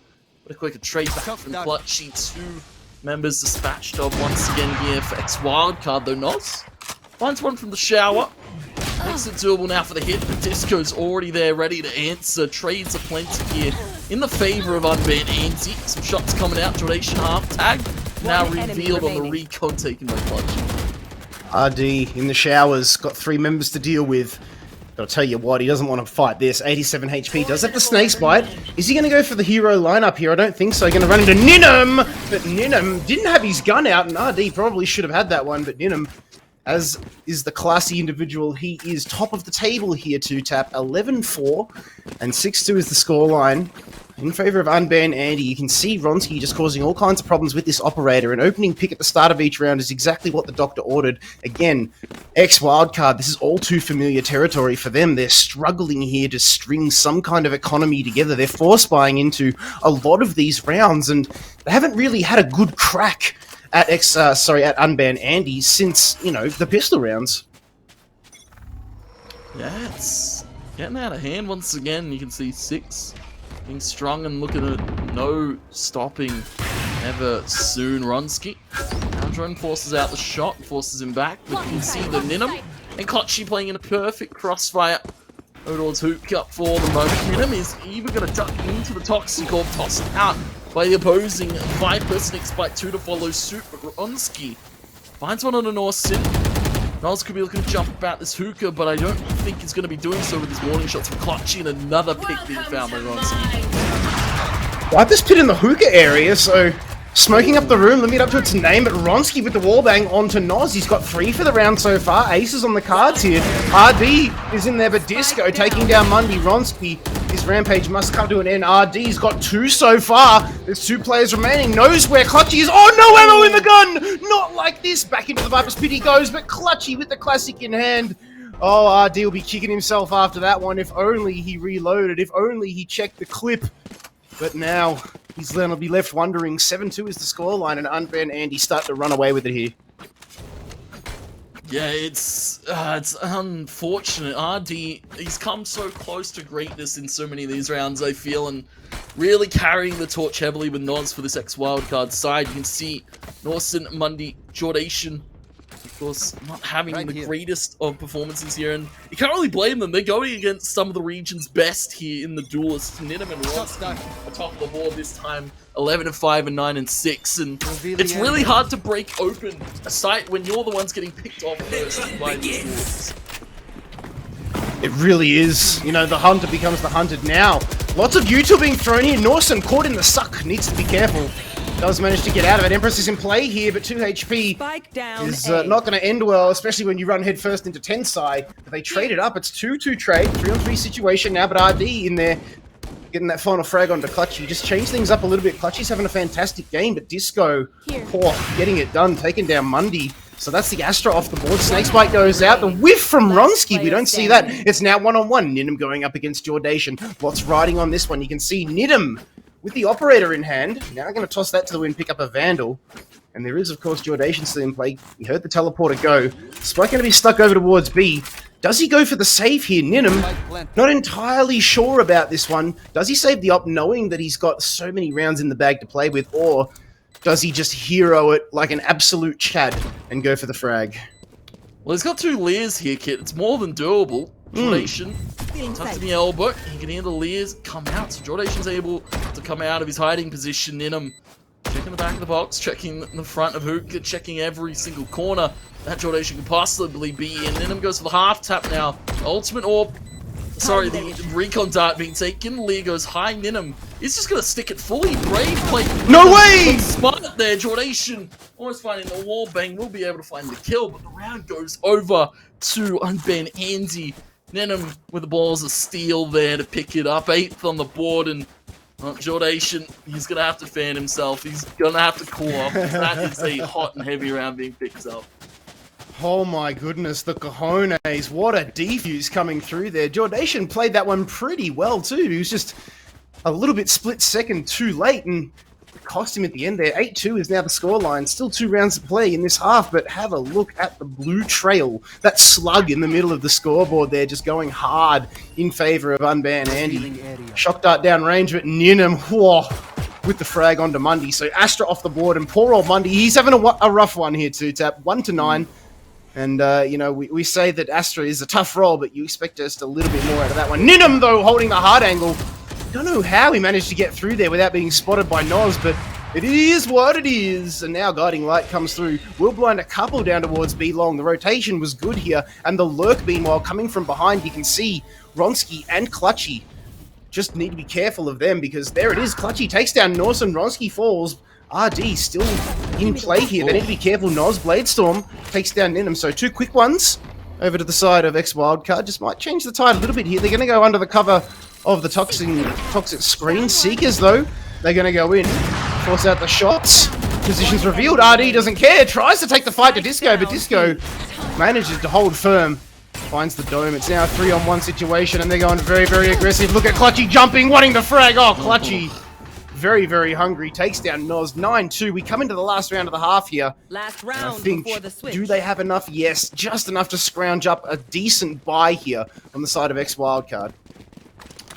Yeah, they've just got enough to get that operator out in play here for Noz, but yeah, again, this is a little bit more convincing on X Wildcard's pick here. Unbanned Andy have just done the same storyline we saw in Icebox. Of course, will we see the same storyline on the second half? They faltered a little bit, and of course, X Wildcard started to build a little bit momentum, but this time, it's Ninham firing on all cylinders. Clutchy, Disco, Ronsky, Tensai. None of them are even that far behind. You can see close to double digits as soon as possible, and everybody on this Unbanned Andy side just doing their job perfect. Noz watching that Lambs area like a hawk with that operator. Hunter's Fury now coming through. You may as well throw everything at this round. Tensai had his hair singed there by that Hunter's Fury, but Jordation sends Clutchy to the grave. So great work there. This is great stuff here from X Wildcard, but Noz gets taken down. Didn't check the corner. The Owl drone reveals the wide swing from Norson. Gets clapped by Tensai, but he's unable to flick to Jordation, finding the frag. But Ronsky does not miss. He takes him down. Now it's all up to Ninham. He needs to clutch against Sue. We've seen him do this and more. Cosmic Divide across this A site, but they don't know where Ninham is. They check out the bathroom. Spike is in the possession of X Wildcard here, but they have no idea. They're going to have to wait for this ult to dissipate, but Mundy's still in play. They're holding very, very strong here, not budging an inch. You see Ninham, he got all the way around the flank there. I thought it was going to be huge. Toxic Orb goes up. Decays Ninham down. The shower swing to come out. Ninham, of course, being covered by the toxic screen for the moment. Mundy didn't expect the swinging well, though. The tap onto the spike plant almost. Ninham, I had faith, and I thought it was becoming a reality, but RD sends him back down. So they're third on the board for X Wildcard to close it, but Ninham made that one awfully scary. He did indeed. Very, very close. Ninham, a nice flick, spotting out Mundy on the Astra over towards the shower area. You know, he got baited out by the plant, as is the way, but, you know, credit to him to be able to find that flick, and almost the second one. It would have been huge there, and would have put Unbanned Andy into double digits, but this is an eerily similar scoreline to what we saw in the previous map here, Tony. I believe it was exactly this, 9-3, but that is exactly the momentum shift that X Wildcard needed, because up until that point, it was all Unbanned Andy. Like, it must be said, they dictated the game, had it on their own terms. Just one, you know, not one too many, there was way too many force buys that came across from X Wildcard, and they were suffocated under the pressure of their own, you know, global financial crisis. Meanwhile, as they get themselves over towards defending, they spot one player over towards B, shock dart out, Tensai is there though. Another shock dart comes through, lands at his feet! Oh my god, trigonometry professor. Jordation coming through. 2 frags on the other side of the map, though. Ronsky finds one, but Norson answers back. So it's 4-on-4. Still anybody's game.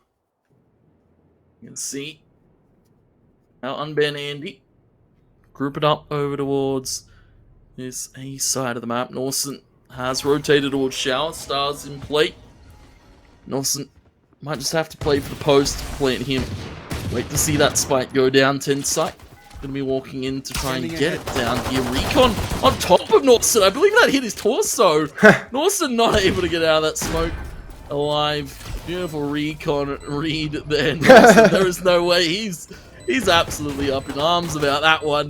Now 3v3 in the post. Late shots coming out from Ninum. It's going to land on a Mundy. Warbang in the box. Steady out the open. It's taking the fight against Jordation. Ninum's not scared. He is a monster right now.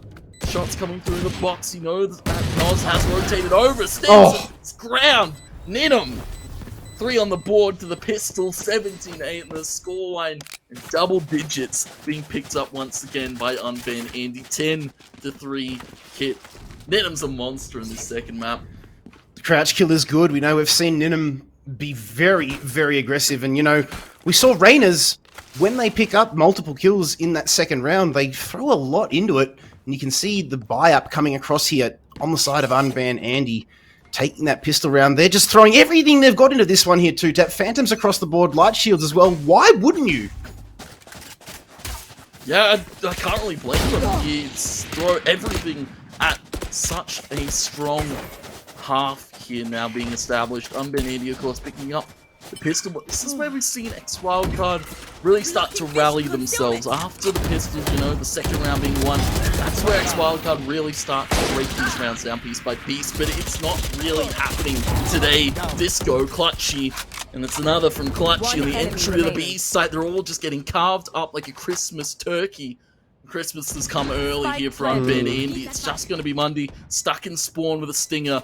And 5 Unban Andy players to deal with. Maybe a 1 out of 10 sign, not going to be happening. Flawless from Unban Andy. 11-3 here on X Wildcard's pick. Yes, they're starting to run away with this one now, aren't they? It's looking very, very dangerous. If you are an X Wildcard fan, you'd sense that, you know, the final nail might be in the coffin here very, very shortly. You saw Nos duking it out there on the back of that A site with the Marshall in hand. Just was unable to find the frags. The sheer firepower coming out from Unban Andy. Completely unexpected. It must be said, they must not have used a lot of util in the pistol round there, because being able to buy out full rifles and shields across the board, something we don't normally see. Meanwhile, Nos up on high.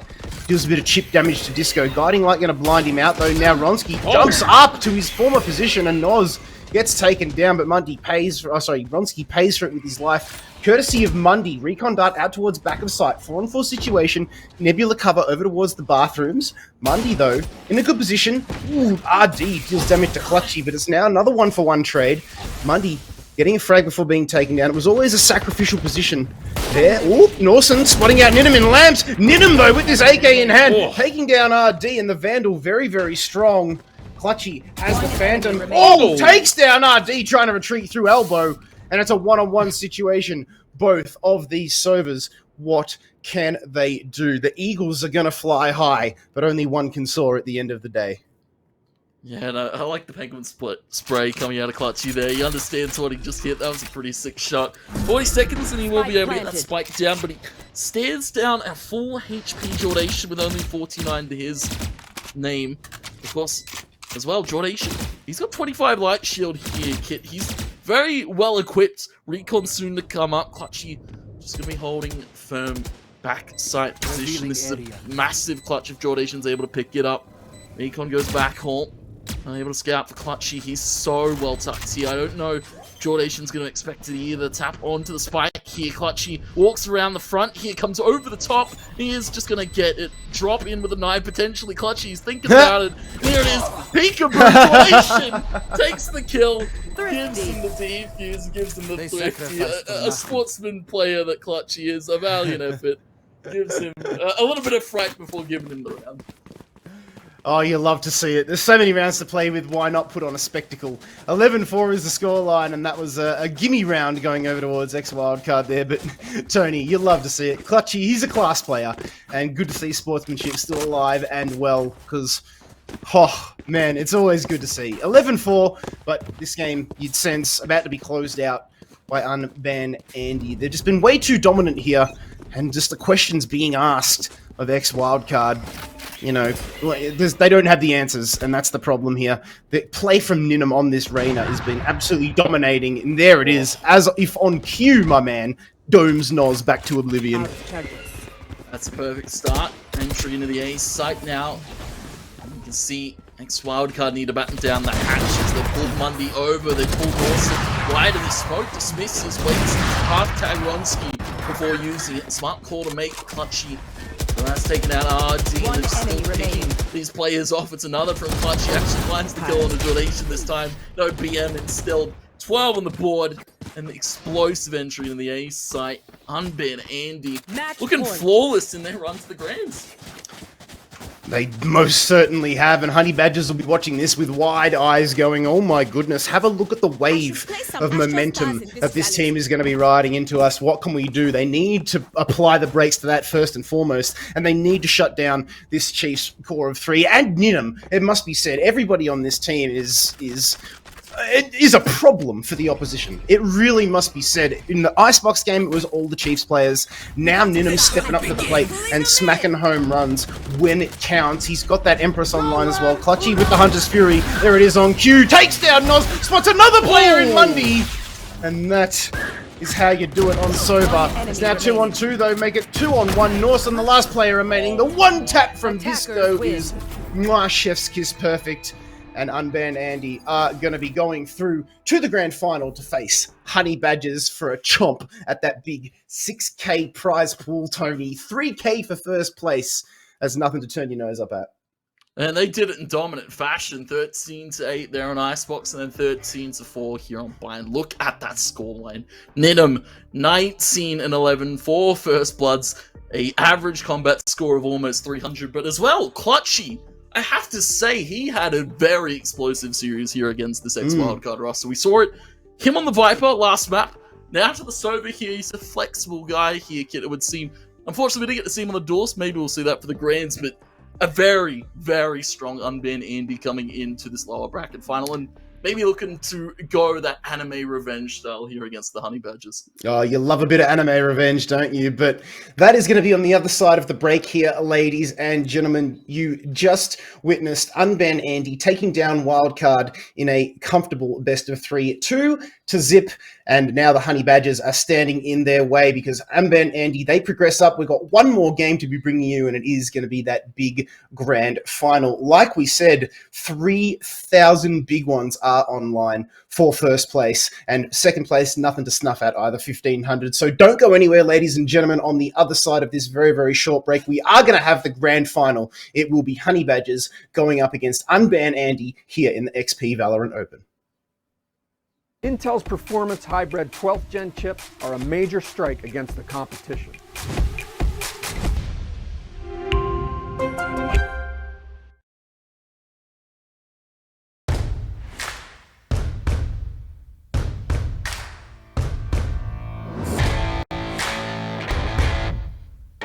Athletes are always challenging themselves to get better.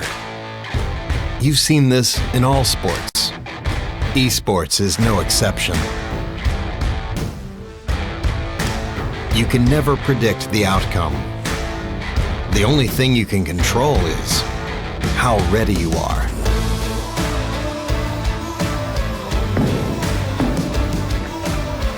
Over and over, players adapt, trying to improve, fighting hard for every percent gained. Give everything you've got to the challenge and show your finest.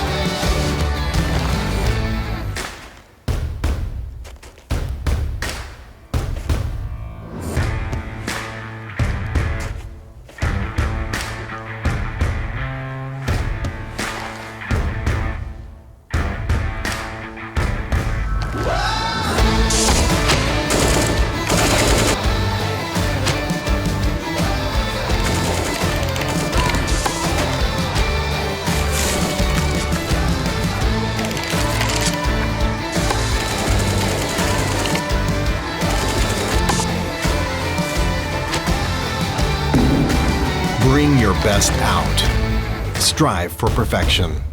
It's our goal too.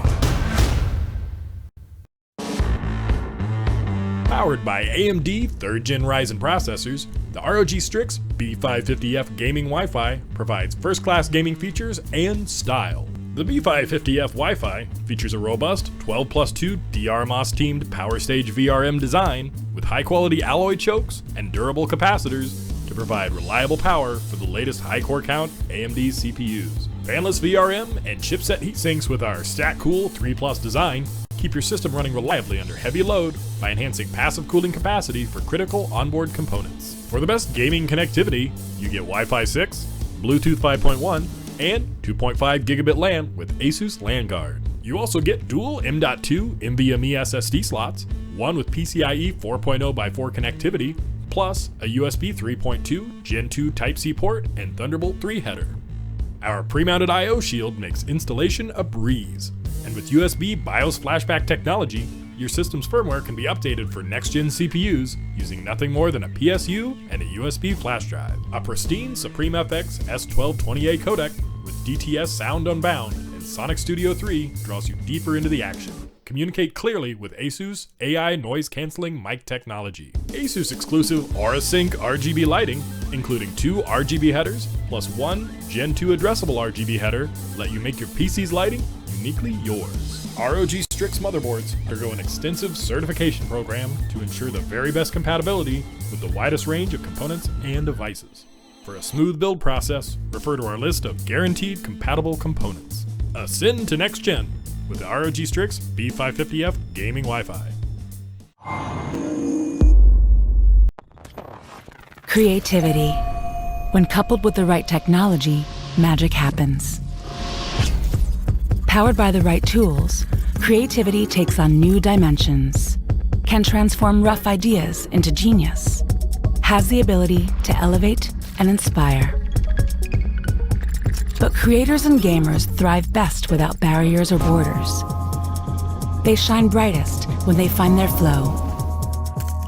No interruptions, no limitations, no compromises. Based on that insight, we created our 12th gen Intel Core processor, the most significant shift in x86 architecture in more than a decade. Revolutionary high-performance hybrid architecture that features 2 core microarchitectures. Purpose-built for the most intensive creative workloads, 12th Gen Core delivers smart performance when and where creatives need it most. It is purposeful and adaptive, can handle parallel workloads for greater speed and less downtime. Like photo editing, while exporting special effects to complex 3D animations, or 4K gaming and simultaneous streaming with open broadcast software. Featuring the all-new Intel Thread Director, Intel 12th Gen Core can intelligently monitor and analyze, optimizing performance by sending the right application thread to the right core at the right time. With 12th Gen Core, Intel is helping erase the weight associated with intensive workloads. By delivering technology that can keep pace with change, we are making it possible for gamers and creators to stay in the flow, whether that's exploring digital realms or creating new ones. By enabling them to go further and faster, we are unleashing their creative potential like never before.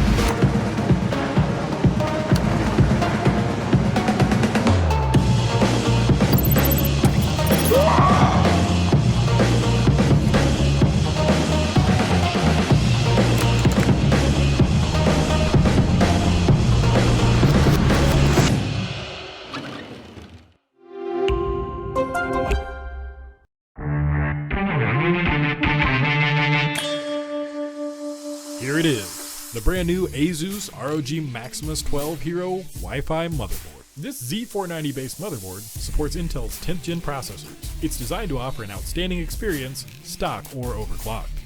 The advanced VRM features an impressive 16 power stages to ensure more than enough power under heavy loads. This hero not only looks cool, but stays cool by design. This new heatsink design is bigger, better, and cooler than previous models. A 3-zone VRM heatsink with a large heat pipe keeps the power circuitry cool. And the M.2 heatsinks keep up to 3 SSDs at the right temperature for consistent performance. To the right of the CPU socket, we have 4 DDR4 DIMM slots for up to 128 GB of RAM. Thanks to our OptimM3 design and a new daisy chain topology, the Hero can overclock to higher frequencies like 4800 MHz and beyond. With support for our exclusive AI overclocking, AI cooling, and ROG GameFirst 6 software with AI networking, your system can automatically tune itself for the best performance with a few clicks. Setting the industry standard is our pre-mounted I/O shield, making installation a breeze. The back panel includes plenty of USB 3.1 Gen 1 and Gen 2 ports, USB-C, ultra-fast Intel Wi-Fi 6, dual LAN ports featuring 5G and 1G connectivity, Bluetooth 5.1, and analog and optical audio outputs powered by ROG Supreme FX for an immersive audio gaming experience that draws you deeper into the action. To expand your system even further, you'll find a USB 3.2 Gen 2 front panel connector, 3 PCIe 3.0 by 16 slots, 2 of which include our safe slot designed to keep your GPU safe and secure, 2 RGB lighting zones, one on the chipset and the other on the I/O shroud. Addressable and standard RGB LED headers let you coordinate lighting effects across your entire setup with Aura Sync. The best just got better with the Asus ROG Maximus 12 Hero Wi-Fi motherboard.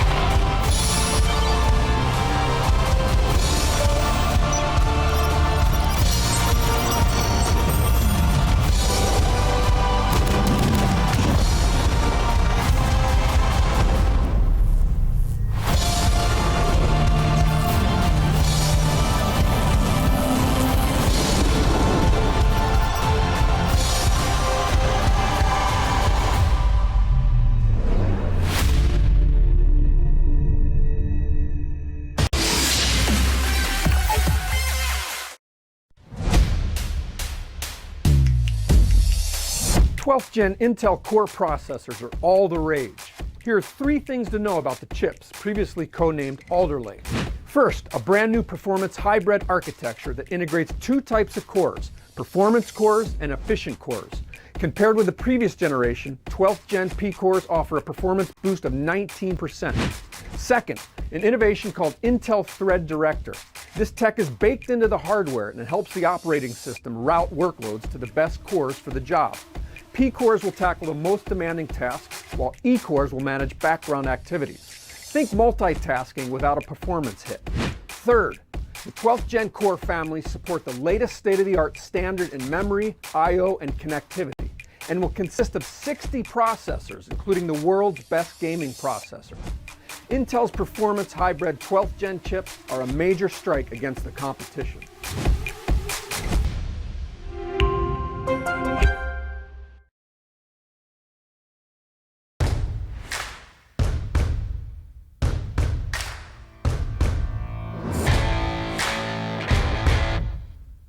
Athletes are always challenging themselves to get better. You've seen this in all sports. Esports is no exception. You can never predict the outcome. The only thing you can control is how ready you are.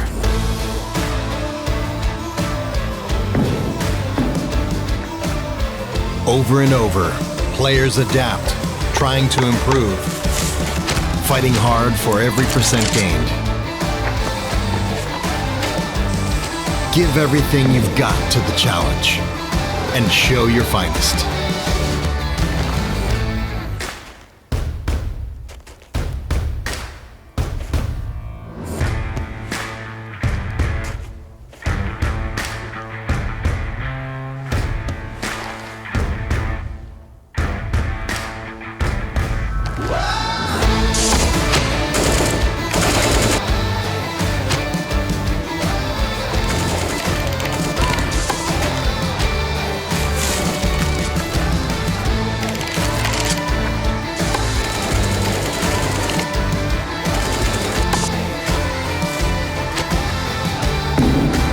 Bring your best out. Strive for perfection. It's our goal too. Powered by AMD 3rd Gen Ryzen processors, the ROG Strix B550F gaming Wi-Fi provides first-class gaming features and style. The B550F Wi-Fi features a robust 12+2 DRMOS-teamed Power Stage VRM design with high-quality alloy chokes and durable capacitors to provide reliable power for the latest high-core count AMD CPUs. Fanless VRM and chipset heatsinks with our StatCool 3+ design keep your system running reliably under heavy load by enhancing passive cooling capacity for critical onboard components. For the best gaming connectivity, you get Wi-Fi 6, Bluetooth 5.1, and 2.5 gigabit LAN with Asus LAN Guard. You also get dual M.2 NVMe SSD slots, one with PCIe 4.0x4 connectivity, plus a USB 3.2 Gen 2 Type-C port and Thunderbolt 3 header.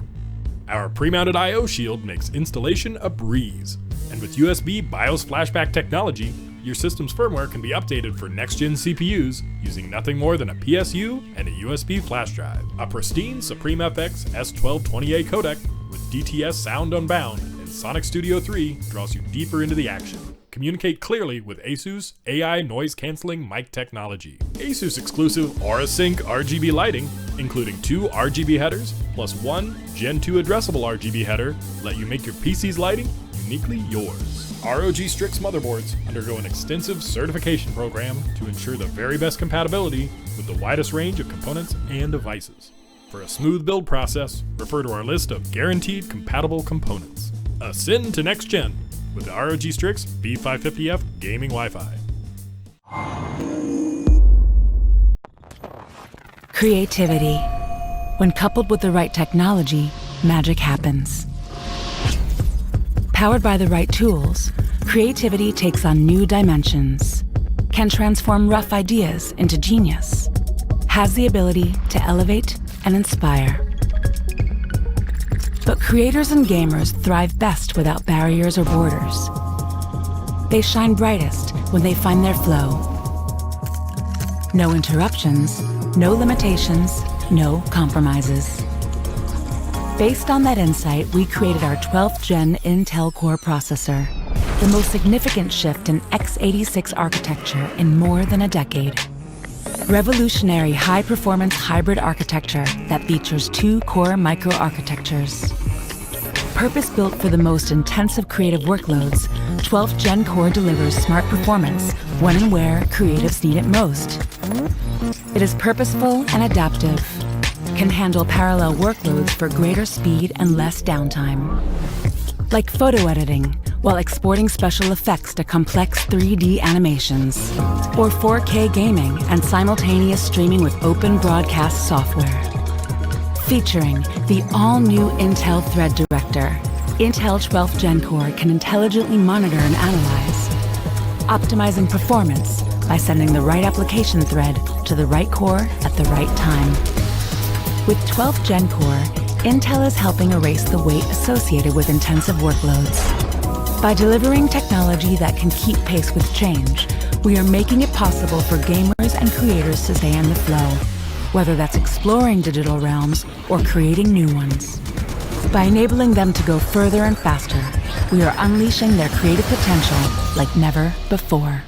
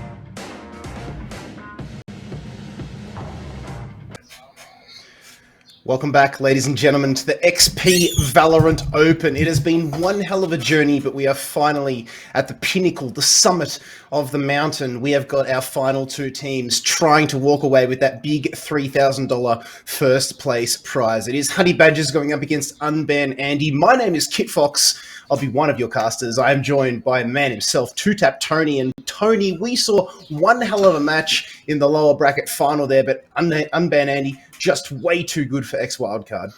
Yeah, we saw, Unban Andy just absolutely dispatch X Wildcard there. It goes 13-8 and then 13-4. They took it 2-0 in the series there in the lower bracket final. And, well, as you've alluded to, of course, in that game, we're now into a bit of a rematch here. Of course, it's Honey Badgers versus Unban Andy. Because the last time these 2 teams faced off was in that winner bracket final. It went very close, 13-10, but Honey Badgers were just able to inch out. I feel it was an upset, of course. There's some very sharp individual players on this Honey Badgers roster, but the way we saw Unban Andy play, I feel that was an upset, and this one, well, if Honey Badgers were to take it, would be a massive upset, to say the least. It would be. But before we jump into that, Tony, everybody out there watching on Twitch has been typing ! giveaway into the chat throughout the entirety of the stream today. And you know what? We are actually back on schedule here, you know, after that massive marathon game that we saw earlier in the day. Props to Digital and Formal for getting through that one. But yes, ! giveaway has been the theme of the day. We've been giving away some headsets, and we're going to do exactly that yet again. So the wizard behind the curtain, Alex, is going to whip out the draw here. There it is. You can see the lovely headset on your screen right now. Fantastic. A GSP 602 EPOS headset. And to get yourselves into that, of course, you had to have been typing ! giveaway. I do believe we have another one. So if you were just a little bit late to the party on this one, don't stress. Because there is, of course, the conclusion of the stream at the end of this big best of 3. But I believe the name is ready to be brought up on screen now. Let's get a little drum roll going again, Tony, like we had last time. Who's going to take this one out? Ooh, there it is. Lowly Wizard. Congratulations, my man. And you are walking away with the EPOS headset. Well done. All for typing ! giveaway into the chat. But ladies and gents, get yourselves in on this prize. Do not miss out. Type exactly that into the chat. And maybe you just might be as lucky as Lowly Wizard there. But Tony, back to the game. It is all about the now, and that is Honey Badgers and Unban Andy. Just having a look at these rosters, we've seen what Unban Andy can do today already. We've seen the Honey Badgers go through completely undefeated, and a little bit of a thing to note, they actually defeated Unban Andy to knock them down into the losers bracket. So Unban Andy with a little bit more to play for here than just the $3,000, it would seem. Yeah, they've got a lot to prove here, and of course, looking at this Honey Badgers roster, it's a respectable one, I have to say the least. Of course, we'll take you through the starting lineup here. It's Fulvis, Cream, Jelly D, Christian Dior, and Milky. Very, very a capable roster. I've seen a few of these players. Of course, Cream, Fulvis, more familiar faces to me, but Jelly D, from what I've also seen, Christian Dior, a very sharp individual player as well. Milky, hopefully going to be rocking the Astro. Of course, you can see the Astro above his lovely alias there. Honey Badgers, you know, as we've said, playing for that upset, but also playing for that very much big cash prize. But they're going against Titans in their own regard here. The Unbanned Andy side, of course. And Kit, take us away through this roster. I mean, we've seen what Unban Andy can do. We know that this is made up of the Chiefs core 3. We've also got Disco in there from Order, and you can see Ninum, former Direwolves in there too. But Ronsky, Tensai, and Clutchy all leading the charge. And we spoke a little bit about just how great these two players, Ronsky and Ninum, are on Jet. Two of the best Jets in the region, just fighting for that role. But, you know, we've seen them shake things up a little bit, Tony. We've seen players on roles that we wouldn't normally expect them to, and that just shows the versatility of the team. I believe we saw Ronsky pick up the Sova there at some stage as well. But Disco picking up the Sky, I believe, in the bind game that we saw. So this team just shows their versatility time and time again. And like we said, they were knocked down by Honey Badgers into the lower bracket. So they have a point to prove here coming into this game. You can see these line up the head for head here. It's just, on paper, it's scary to look at, especially if you're a veteran of the scene and you know names like Fulvis and Cream. Yeah, it's going to be an interesting one, and we're going to have to see, I feel, the duelists really step up massively here for Honey Badgers. Of course, Jelly D and Cream are going to have to they're going to have to carry a massive weight on their shoulders here, because as we see, of course, for the Unbanned Andy side, Ronsky, Ninum, Clutchy, Disco, just names to fear here as well. Tensei, very smart individual player. And what we saw out of Unbanned Andy in their lower bracket final, when you put them in this best-of-3 format, they're a force to be reckoned with. Absolutely, but we have got the map vetoes through, so let's crack on into that. As we have said, it is going to be a best of 3 here. So, Tony, we are going to have the first ban coming through, and it was Unbanned Andy taking Fracture out of the pool. Honey Badgers, they were watching the last game with an eagle eye because they saw Icebox picked as map number 1, and they saw the carnage that Unbanned Andy were able to unleash on X Wildcard, and they've banned that out as their first ban. Meanwhile, the first map pick going to be Breeze, courtesy of Unbanned Andy here. So this is what we spoke about earlier, about how Breeze has sort of bullied its way into the rotation a little bit, and Icebox now taken off, as well as Fracture. But now the second map that comes through will be Ascent, and the decider will be Bind. So interesting maps. Breeze that we're going to start off on. Interesting that the 2 games we've seen today, Tony, have been on maps that aren't exactly vanilla. Yeah, it's very interesting. Of course, Breeze kind of coming in that pool, and it's been a permaban for a lot of these teams recently. It's now, of course, Fracture that seems to be the permaban, and Breeze, you know, it's slipped in here or there. Of course, we haven't seen all too much Breeze here in the Oceanic region, but as I guess we've heard from so many pro players, it's an aim duelist paradise. So heard, Coach Sarah from Hero, of course, call it an aim duelist paradise here, and I feel you give a map like this to a team like Unbanned Andy, they're looking to thrive here. You can see Ninum and Ronsky already locking in those Reyna and Jet picks here. And for the side of Honey Badgers, you can see a few different kind of picks here, though. Fulva's going over to the right, but Cream, of course, locking in that Dawson. It's going to be Christian Dior, actually, on the Phoenix. I tell a lie, it's not going to be Jelly D here. Yeah, I like Phoenix here for Christian Dior. On a map like this, Honey's curveball gets instant value. I mean, we talk about how strong Viper is on this map because of Toxin Scream, but Blaze is something as well that can definitely be used to maximum potential here from a good Phoenix. So is Christian Dior? We'll have to wait and see, and what better time to step up here and now in the XP Valorant Open Grand Final. Best of 3, Unban Andy on defense going up against the undefeated Honey Badgers on attack. Here with Kit Fox and 2-Tap Tony. This one is going to be one hell of a game. Strap yourselves in. Nice doming from Christian to start things off onto Disco from down A long to Pyramids. And now Fulva's getting in on the action as well, taking down Clutchy. So 2 quick frags going the way of Honey Badgers. Unban Andy just not expecting that one. Yeah, explosive start. 10 site looking to pick back up the scattered pieces of this puzzle. Able to find Milk. Quick trades here. Ninum able to get in the mix too. Lear is going to devour some HP. Gets back up to a healthy amount, but falls back to an unhealthy amount. 17. Now looking some wall bangs through the box. Ronsky here to help him out, but this is a valiant start here for the side of Honey Badgers. Taking a few early picks and then keeping that man advantage here. You can see Ninum, unfortunately, no abilities, are going to be stuck on 17. He's going to have to hit that first initial shot. And well, for Honey Badgers at the moment, they're keeping Unban Andy guessing.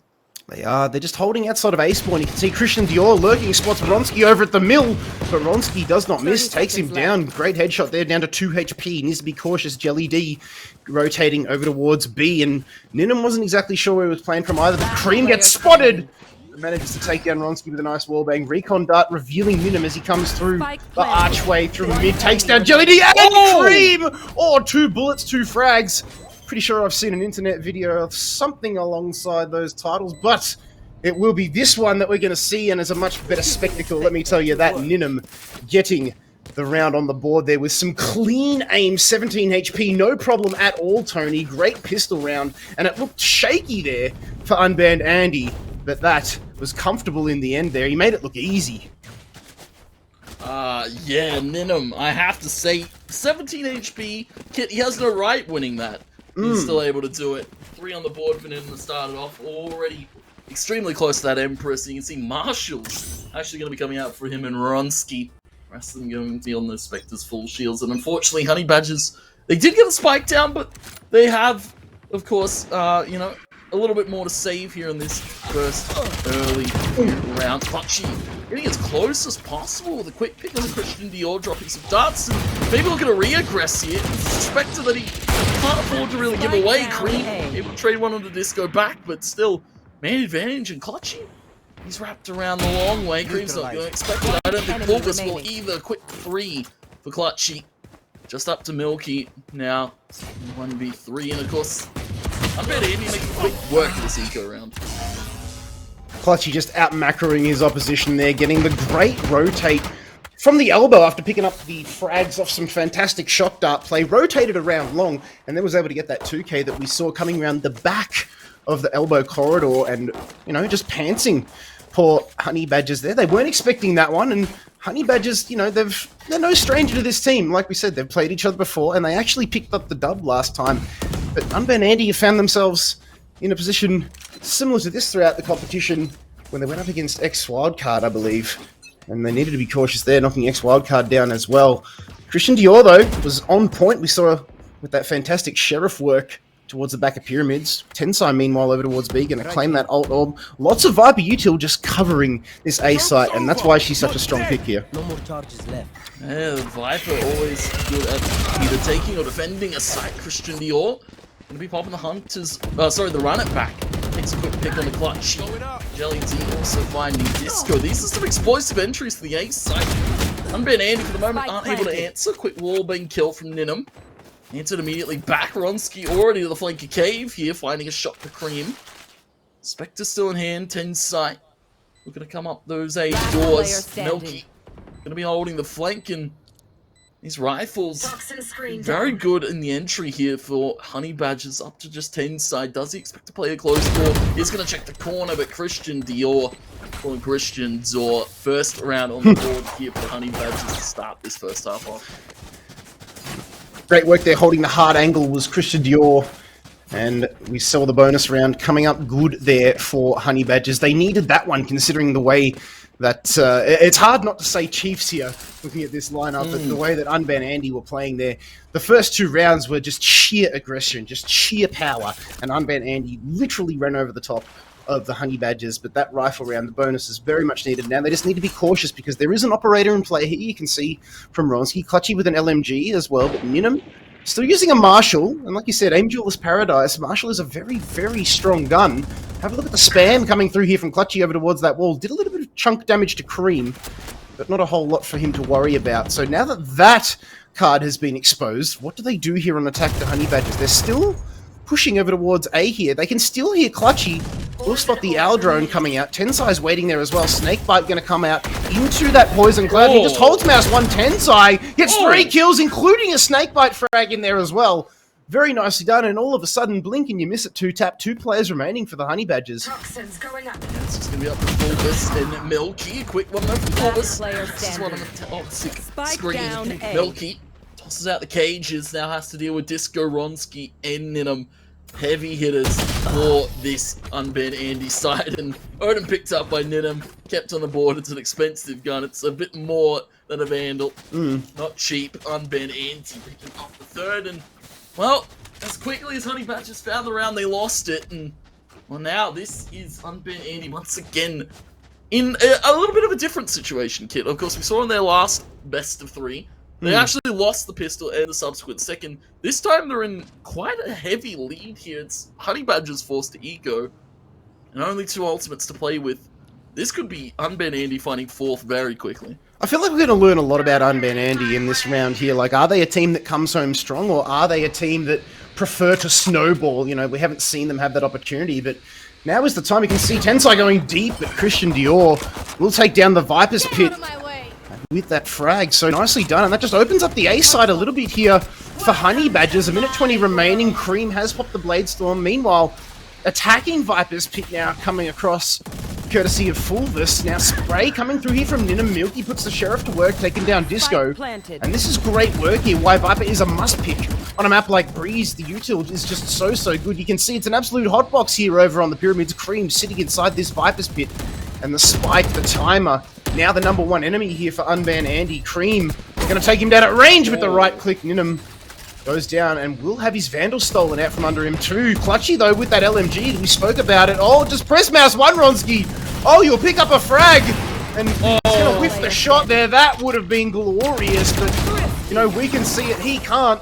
He could have picked up 2 there if he was, you know, smart enough. But 3-2, thrifty round coming through. Smart work there from the lads on Honey Badger. They needed that one, and all of a sudden, we find them, the Unban Andy team find themselves in the eco territory. They've got 2 ults on the board, but are they going to be able to scrounge through here? It looks like Clutchy is going to buy that Vandal, and we will see one last roll of the dice here before they find themselves on the back foot hard. Yeah, this is a very unfortunate situation after, you know, we were singing the praises from Unban Andy early. It seems that, you know, the Honey Badgers didn't pull off an upset and might have been a storied victory. Cream dispatching a heavy hitter in Ninum early on. Nice little long haul peek, and well, now the side of Unban Andy a little bit weak to the defense. They have pulled all the rotations over. Ronsky, though, going to be holding the rotation out. I know exactly where. Might be spotting for a few players. Theft coming in from Milky. Wallbang attempted by Clutchy. You can see Milky's just a distraction. The rest of them are rotated over. Nice little shock dart from Clutchy. Christian Dior, though, to trade it back to Tensai. And over to the B site come the side of the Honey Badgers. You can see Toxic Orb Recon to cover. And the play it more than assuredly going to be secured by Fulbus, though Disco and the Hunter's Fury help from Clutchy actually stops the plant from going down now. Jelly D. Found one. Seekers on top, and post plant now here for the Honey Badgers, but Disco's walking up very strongly. Disco unfortunate to go down there. It's all up to Clutchy. Cream will take him down at range. And we saw that shock dart kill come out there from Clutchy, you know, and that's the thing about the Clutchy server. He's always playing chess, you know. He didn't really know where Cypher was, but he thought if Milky was aggressive, and he was, he knew to be hiding in that corner, and the shock dart secured the kill. But unfortunately for him, it wasn't enough to secure the round. He's still at the top of the leaderboard, 7-5. That Hunter's Fury almost doing work over towards that B side. Did actually pick up a frag with it, I believe, and then dealing damage to Cream as well. Cream had the last laugh at the end of the day. It's now 3-3, and this game's really hard to predict here. Like, the rounds are just going where we wouldn't expect. And 2 in the trot now for Honey Badgers. They need to keep this train rolling now, like we mentioned. Unban Andy in eco territory. Yeah, this is an unfortunate circumstance to be in. Christian Dior. Grab that run it back orb, the whole, of course. 1 out of 6, not very close to it. Marshall if an intimate range, but shot in from Christian Dior. I have to say, we spoke about him. Name an explosive name in the game here. I wasn't expecting him on the duelist. I was thinking something different, but this Phoenix more than welcomes it, as you see. Going for an aggressive play on the Clutchy. Able to find a shot from Spawn, evens it up. Half tag full burst, though Disco falls. The entry out into the site here, potentially for Unban Andy. The smokes, the cover goes up. They still have to deal with a few players outside of the site, and they still have to deal with Jelly D in it. High goes the Blade Storm from Ronsky. Quick kill onto Milky, but I don't think he has it in him. Kit very far ticked Spike. Cream's going to be holding on. Bangle shot in air. It's actually Jelly D to pick it. And the 4th secured here. Not flawless, but more than enough here for the side of Honey Badgers. Yeah, you take that any day of the week. They needed that, and you know what? I thought that they would. I thought that they would struggle a little bit here against the combined might, you know, that is the Chiefs' core 3 on the side of Unban Andy, and then Ninum and Disco, and it's a monstrous lineup. But Honey Badgers, credit to them, they're undefeated for a reason, and they currently boast a 1-round lead here. It hasn't been all easy goings for them. There has been a couple of expensive rounds in there, but that one was good. Like you mentioned, only losing 2 players. Long Dart coming out from Clutchy over towards the top. But Cream opening frag. And as long as he keeps doing that, Honey Badgers will be taking comfortable rounds. Christian Dior, well, we don't know who he is, but he's making a name for himself in this map, that's for sure. And now it's a 3-on-5 situation. Advantage, once again, to the Honey Badgers. Yeah, and I've just received word, or I'm not quite sure how reliable our source is, but I believe Christian Dior might be Order Maple, so, you know, teammates going against each other, Disco and Maple, a little bit of an interesting, of course, head-to-head there, but for the moment, we go back into the round, of course, it's round number 8 here. 3 players are already gone, 3 players only remaining for the side of Unban Andy. I'm getting a little bit tongue-tied here, it's a little bit out of sorts, but you can see 4 grouped up. This is a good flank from Clutchy here. Could be absolutely detrimental there. The Blaze to cover. Disco finding the first there onto Christian Dior. But no, this flank from Clutchy, we said it was going to be good, but he hasn't actually spotted one. They're all in the sight. Clutchy, go. I'll tell you what, he's found Jelly D. Tenso finds Fulvis. And, well, now it's up to our poor man Cream. The front of the site here picked up the operator. Needs to isolate 3 kills. The first wallbang on the 10 site. Clutchy coming bouncing around, dropping in the shot. Wallbang head. Cream dispatched of, and Unban Andy. They find the evener. Take the op 2, toss that away, and you know what, man? This is where they start to look dangerous. Yes, that was a tough round for them, but any round is a good round, and they're happy to take this tit for tat. You just can't pick a winner here so far, Tones, because both of these teams, you know, just when one throws a right hook, the other one throws a left hook, and it's almost like they're knocking each other out at exactly the same time. Just when we see glimpses of brilliance from the likes of Cream, you know, Clutchy answers back. He was a little bit, you know, it was a split second too late there on the lurk. You know, it was a smart goblin, but it was just a little bit too late. But in the end, came good. Took the head with the wallbang onto Cream, who was causing all kinds of problems for Unban Andy. It really must be said. Ninum with an ult, but meanwhile 3 ults on the side, and there's one of them on the side of Honey Badgers. Hunter's Fury comes through, forces Ronsky to tailwind updraft away. Clutchy takes down Cream, so the menace is out of here. Disco finds one, can't find the second, but 3 quick ones, including a run-it-back frag in there. Make it another one as Ninum. It's all up to Christian Dior. What can he do? We'll actually spot Ninum, but the Lear just down his peripheral vision there was enough. And Unban Andy take that round, losing only 2 members. Tony, this is exactly what I'm talking about. Yeah, Unban Andy, once they find their footing, they look to really flex their muscles here. Clutchy can still see playing absolutely perfectly here in this best of 3 format. Once the best of 1s are over, the gloves are off, and Clutchy's here to frag. 11-7. Hunter's Fury online. Nim, of course, with the Empress 2 to follow up. Tensai, one off the Viper's pit. And, well, now this is going to be a detriment here to Honey Badger's economy. They're forced into this one. Only Cream can really afford to buy in the next here, and this is where Unben Andy can really start to get these rounds back in their favor. Aldrome will actually spot the guiding light coming through. Hunter's Fury now from Clutchy is going to be huge. They jump away.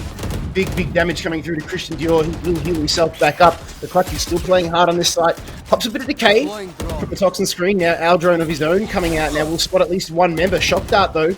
Big damage coming through. Recon in there as well, but Ninham doesn't care. He's going to take down Milky. So that's a Cypher off the table. Shock Dart, not the greatest coming through there. This gets find 2 though. Make it 3. Oh, Fulvus, Jelly D, and Cream. Don't know what hit them. And this is where Unban Andy can start to look scary. We saw them against ex-Wildcard Tony strap a few rounds under their belt, and then they start to run away with it. You know, they force the opponent into a force buy, and I think that might be happening here, although Cream may have enough to buy in, but does Christian Dior? I need a drop. Yeah, he's just got enough, I believe.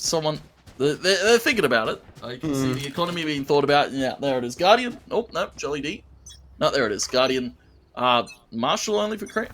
Cream, are you okay? Okay. Yeah, he's got Marshall. No, he's just got Sheriff. I don't think it's Marshall there. Milky. Pick on a 10. Sironsky trades it back, though. Oh, Bladestorm, yep.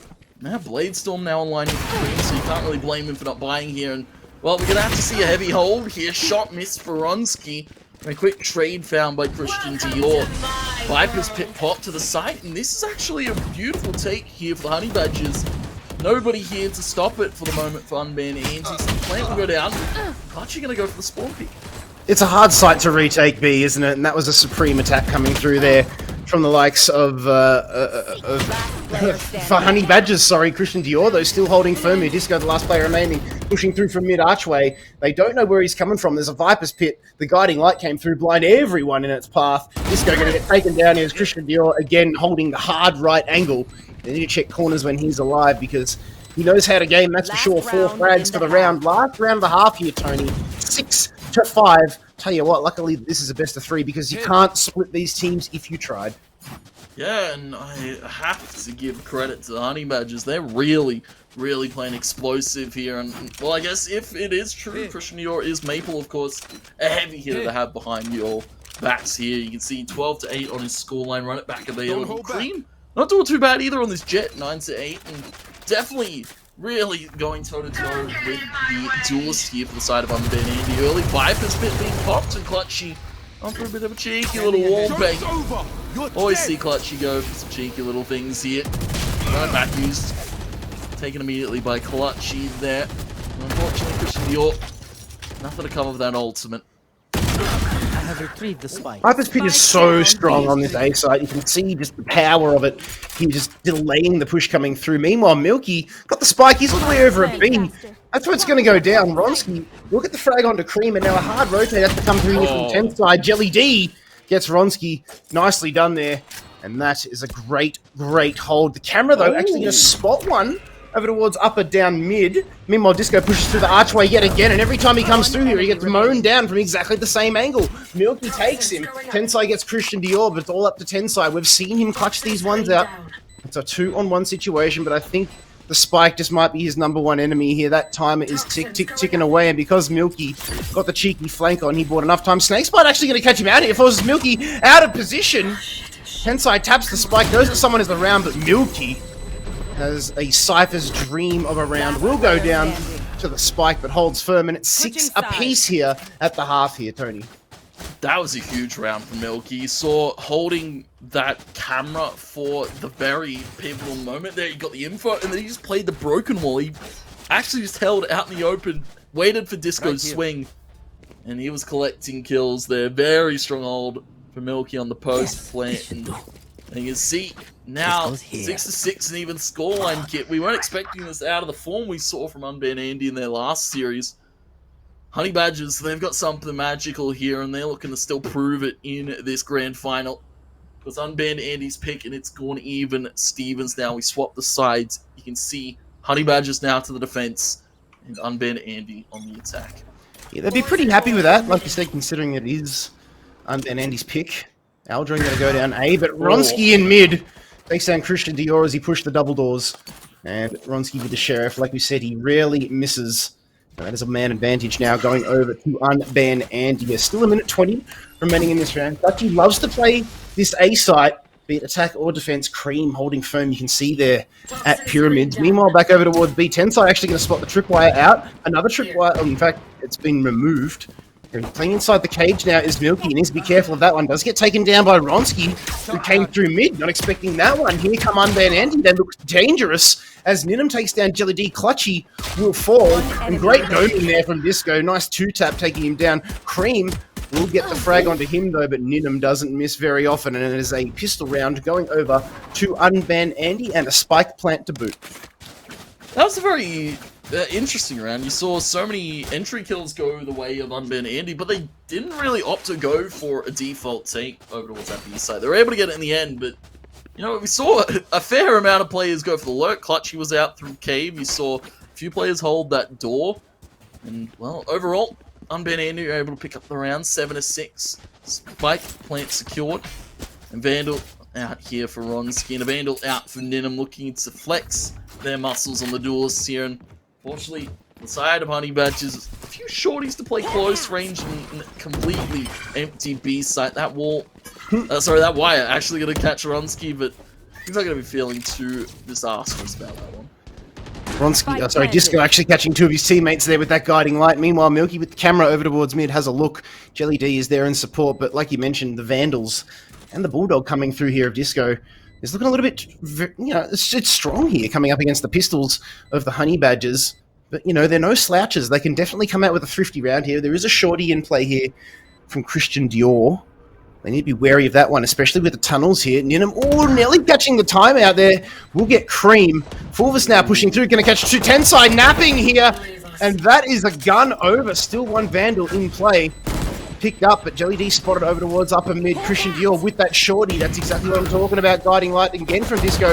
Finds two of his members, but Ronsky is in there finding two frags of his own. The spike goes bang, and the round going to unban Andy. Ronsky fragging out at the end of it too. 3 frags for him for the round. Expensive there for unban Andy, but it's a round on the board. 8-6 current score. Yeah, you can't really fault them for, I guess, going for those fights. But as you saw, yeah, Tensai caught lacking, not holding to the flank. And, well, a smart call to make for the Honey Badgers. Throwing a few towards middle, throwing a play towards the flank there, and making it expensive as possible here. You can see now the buys to come out. Disco, not gonna be on the Sheriff. You can't really afford to bring the rifle out. And, of course, Ninum Clutchy on the half shields for their arsenal here. Whereas for the side of Honey Badgers, that was just an eco for them. That was just easy pickings to find a few guns and take them away and really force the economy. Rough but Clutchy, able to take Cream and a wallbang shot the Ninum. Milky still holding the stands, checked by Ronsky. Unban Andy, checking all their corners on the smart way to the A side. Christian Dior dealing a bit of chip damage over towards mid. It was Ronsky on the receiving end of that one. Curveball in. So is the toxin screen. Snakes bite flies. Christian Dior, though, has to play this one cautiously. Fulvis, though, is having none of that. He's going in with the horns up. Takes down Disco. But Ronsky is there to answer at the door. Up on high. Christian needs to be very, very careful here. Position revealed. Tripwire is there, I believe, although it's offline. Recon Dart goes in, and I think the smart thing to do here for Christian would be to save. There are 3 members, even though 2 of them are below 50 HP.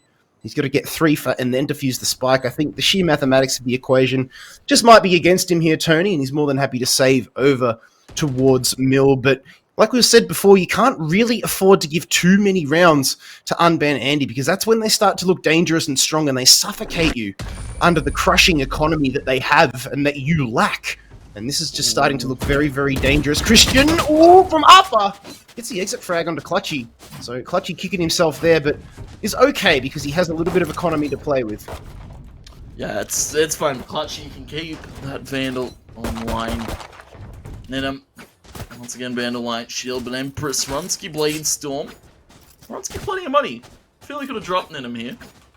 Ninum They're more than happy to expend all his cash. Ronsky more than happy to keep his economy high. Maybe bring the operator out if necessary. For the side of Honey Badgers, they're back to a buy. It's a bit of a half. One Bulldogs, Light Shields, Vandals. Take flight. And a Marshall here for Cream. Two ultimates align here. Will we see Unban Andy go for it? Of course, they're just going to be playing a little bit default after getting scouted by the Owl drone.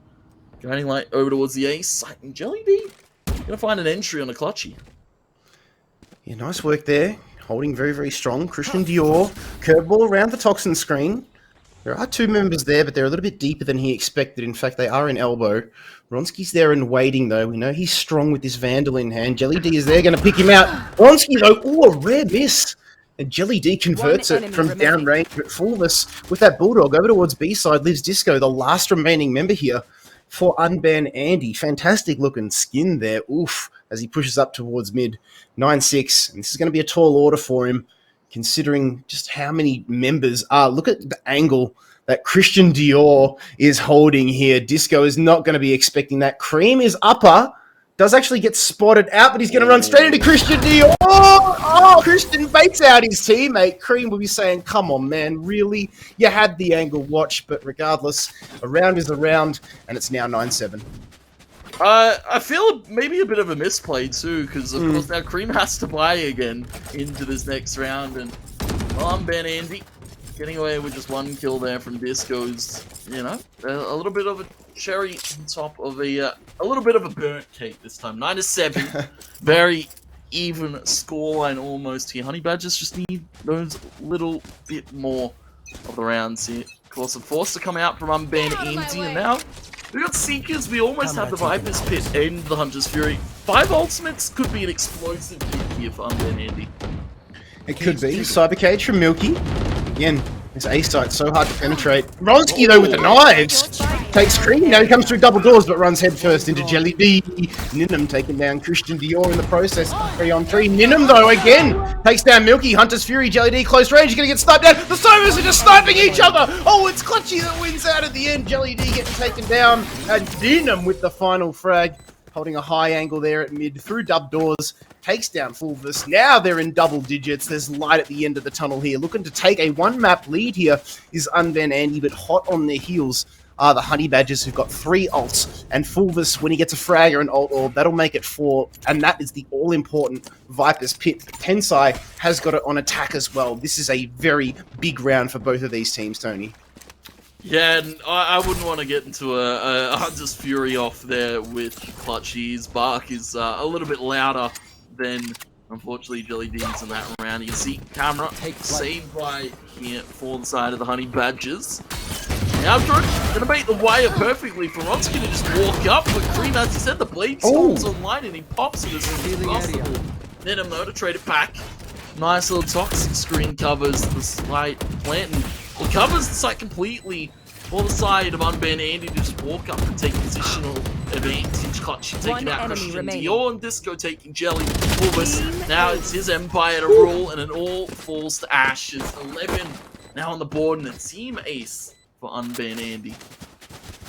Very, very nicely done. And what better time to say, if you haven't entered already, ladies and gentlemen, we are giving away headsets on this stream. So please, if you're watching, type exclamation mark giveaway into the chat and enter, and we will draw a name. Thanks to EPOS for those headsets. I believe we have one more. We'll confirm that a little bit later. But if you have just joined us, it is, we've got 2 more. There we go. So exclamation mark giveaway in the chat to get your hot little hands on one of those headsets. But speaking of hot little hands of Unban Andy are trying to get their hands on the round win here, and ultimately the map win. It's 11-7. Big curveball comes through, catches 2 members, someone on the other side of the double door. Here comes Christian. Oh my goodness.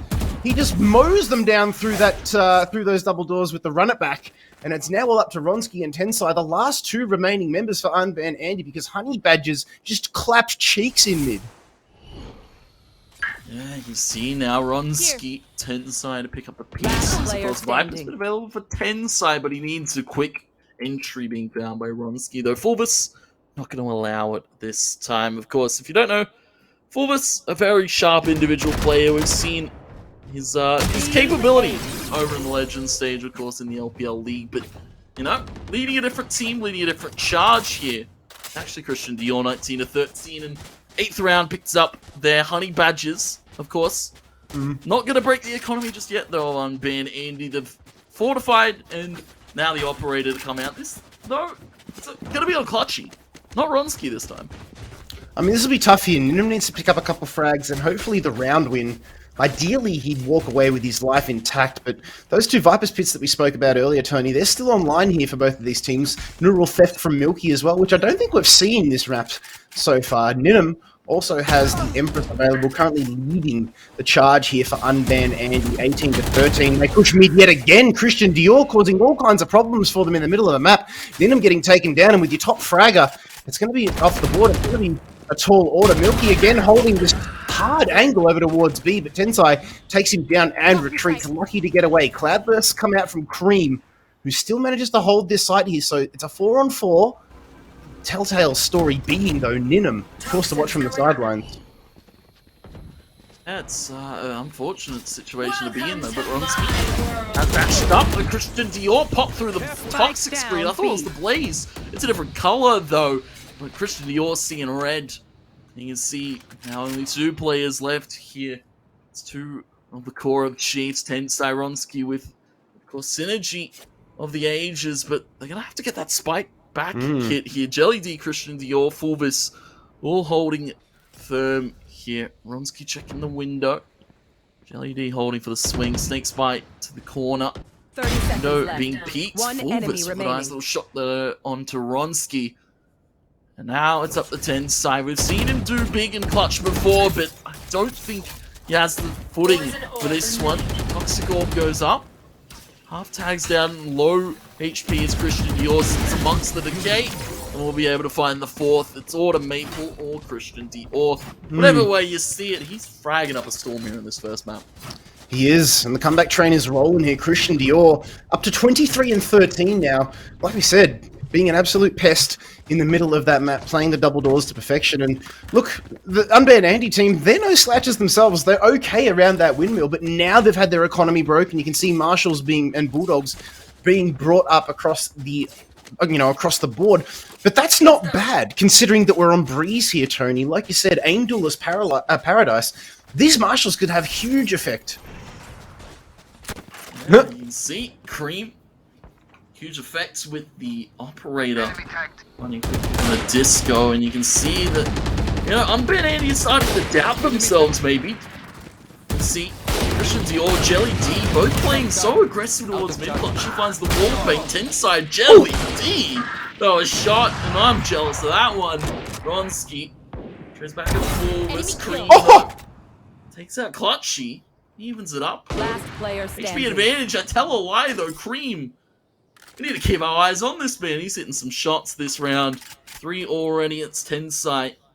Light shield, full health. 2 players to find, both tagged up. And Tensai's got the spike here, Kit, so he could look to get this down in A, or he could look to make the long rotation over towards the B site, but he's going to have to deal with one of these players in just a second. Maybe 2. I mean, Jelly D all the way back in A side spawn, but there is, of course, that operator threat from Cream over towards B, and Tensai had the A site open, but he didn't know that. He spotted, 30 seconds left. What was Viper Util. Although that was taken down, it's still something, you might think somebody's playing around it, but joke's on him. He's going to run headfirst into Cream playing the broken wall, and Cream will end the round with 4 frags, and they are still in this one, Tony. First map of this best of 3, it's 11-10. And all of a sudden, Unbanned Andy, after having a huge start to this second half, the wheels are just falling off the wagon a little bit. And a lot of that could be attributed to Christian Dior, at least in the last couple rounds, playing like just a hurricane, causing destruction in that midsection. Yeah, and he's, I guess, really shaking up the hits that Unbanned Andy are going for. You can see that, they lose a quick player, maybe it be Nidham, maybe it be Ronsky, maybe even be Disco, and all of a sudden, the hits kind of get a little bit weaker for Unbanned Andy. There's not that kind of structure, there's not that kind of trade presence that you see from a few of these official teams. But Ronsky jump knife to Cream, but immediately being traded back to Christian Dior. And Honey Badgers just look on top of things. That's another pick from Christian Dior. And I have to say, 25 and 14 in this first map here against Unbanned Andy. This is a sight to behold. It's a 4-on-3, and Unbanned Andy just struggling a little bit here. This was their buyback round too, so they need to make this one work, or otherwise it's going to be eco from then on out. And then all of a sudden they lose the lead and it just turns south. Camera actually going to spot them out. Milky, though, sets up to perfection here with the cyber cage. Knows that someone has triggered it. They're not expecting the hard hold. Milky gets clutchy, and Tensai, though, is good. Managing to remove the Cypher threat over towards B. Does he have the spike, though? Yes, he does. It's going to go down. Ninum on a cheeky lurk here. Back for through, gonna catch Jelly D napping. Ooh, he almost made a meal of that one, but frag is on the board. It's now 2-2. Post plant got to come through here from Unbanned Andy. Ninum and Tensai have to hold. Yeah, you can see though, Fulvus has the utility set up to maybe retake Christian Dior. Gonna be popping the run it back, looking to push into the site. Fulvus from the tunnel. Fulvus finds the kill on the Ninum. You can see the Viper utility of most importance here, of course, being set up at that B side for the retake. Absolutely dispatches Unbanned Andy, and we're going to be seeing a tied scoreline here, Kit, on the first map of this grand final. Honey Badgers really going the distance here. We can see Christian Dior playing with a little bit of the tsunami. Well, get the defuse in the end. 26 kills on the board, and Unbanned Andy, this is not the form we expected to see out of them. Of course, we saw once they get these rounds going, once they get those few early ones, they really start to roll the momentum into their favor. But Honey Badgers, they haven't been broken, and their spirits are still more than high in this first map of the series. I mean, they kind of let this second half slip through their fingers, didn't they? They've got the first 3 rounds on the board, which is huge. Take pistol, follow-up, and then bonus. Like, from then on out, you would think it'd be textbook, but no, answered back very, very nicely from the Honey Badgers. And then Unbanned Andy only able to string together 2 rounds since that. It's all been the Honey Badgers. Ninum, though, great opening start there, taking down Fulvus over towards the A site. So that's a Viper down. That's a lot of util, which is a huge exposure over towards the A site. Cream takes down Ronsky before Disco trades him back. Jelly D and Milky, though, getting in on the equation, taking down 2 themselves. Ninum, I believe, popping the Empress there onto that site. Disco, though, gets taken down, sniped from Jelly D, and Milky all through the wall over towards the pyramids. And all of a sudden, we've got match point here for the Honey Badgers. Yeah, this is, you know, a different reality than I was expecting. Unbanned Andy just falling apart in some of these takes. You can see it's all to the credit of Christian Dior. It's, as well, a shot impressively being lined up by Cream, Jelly D even getting in the mix. It's a team effort across the board, even with the 26 kills being put up by Christian Dior. Honey Badgers just identifying the weaknesses here in the takes here from Unbanned Andy, and they're just exploiting them round after round. Well, I mean, this is Honey Badger's map, so we will be going over to the next one, Ascent, which is Unbanned Andy's. So Honey Badgers will be happy if they can pick up the win here, although Milky has had his position revealed. Hunter's Fury going to displace him a little bit. Christian Dior takes down Tensai, but Ronsky dashing in onto that side on Jet, gets an urge from frag. Disco comes in, as does Venom, the left-right good night. Jelly D with the one-tap. Hunter's Fury of his own, going to spot out Disco. But Disco is switched on. He's going to get away. Another Hunter's Fury is going to fly, but Jelly D is shooting blind here. Ninum will find Cream, and all of a sudden it's all up to big Jelly D. What can he do? Swings set D over towards Ninum. Takes him down. Great doming there. We'll throw out the dart onto the site. Just checks Disco. Oh no, he gets timed out with the util. And we are going into overtime here, Tony. 12 apiece in the first map. Sudden death. Yeah, it's not our first overtime of this tournament, but it's one of utmost importance here. Wait, yes, yeah, sudden death. We've got settings wrong here. That yeah, it's normally first to find 2. Overtime, yeah. Of course, 5k per player. Half-charged ultimates. I'm a little bit confused. I see. That's usually the way it goes. Yeah. I'm seeing endgame instead of overtime. This is it's something else, Kit. Maybe this is in the rules that we didn't check out here, but we'll have to we'll revisit that one. We'll touch on it, but this might be the last round here, and it says sudden death. So the winner of this one's going to take it out. I suppose it makes sense being a best of 3, considering we don't want games to go for so long. But who knows? We'll just have to touch back on it, but. It is sudden death. It is sudden death. So the winner of this one will take the map, but will that be the winner of the game? We will have to revisit. So we will see who's going to take this one. It'll be interesting to see where the where the leaves lie after this one, Tony.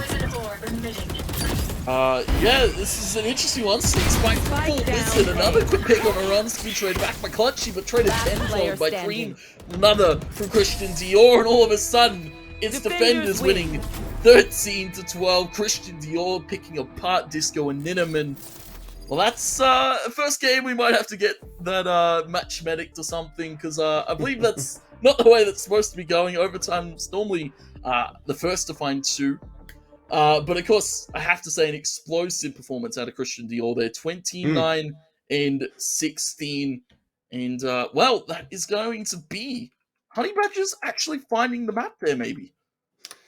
Maybe we'll have to revisit that one just to confirm. But, you know, on paper, it says Honey Badgers have taken the match over their opponents, their Unban Andy on Breeze, and it was their map pick. But map 2 is going to be a little bit different. But don't go far, ladies and gentlemen. We will sort this one out on the other side of the break. So don't go far. We've got map number 2 and the potential result coming up here just on the other side.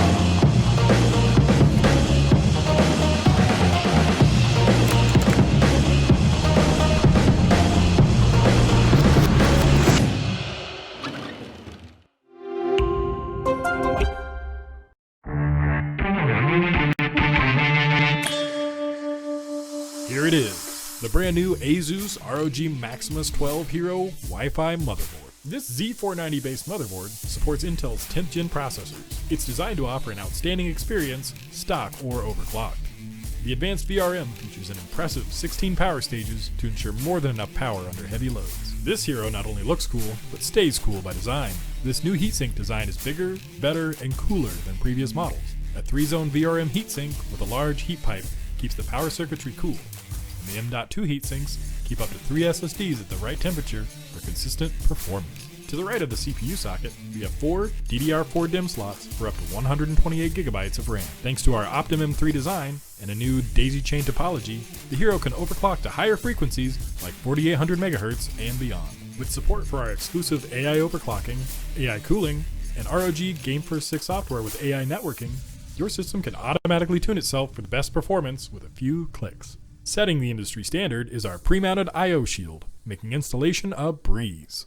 The back panel includes plenty of USB 3.1 Gen 1 and Gen 2 ports, USB-C, ultra-fast Intel Wi-Fi 6, dual LAN ports featuring 5G and 1G connectivity, Bluetooth 5.1, and analog and optical audio outputs powered by ROG Supreme FX for an immersive audio gaming experience that draws you deeper into the action. To expand your system even further, you'll find a USB 3.2 Gen 2 front panel connector, 3 PCIe 3.0 by 16 slots, 2 of which include our safe slot design to keep your GPU safe and secure, 2 RGB lighting zones, one on the chipset and the other on the I/O shroud. Addressable and standard RGB LED headers let you coordinate lighting effects across your entire setup with Aura Sync. The best just got better with the ASUS ROG Maximus 12 Hero Wi-Fi motherboard.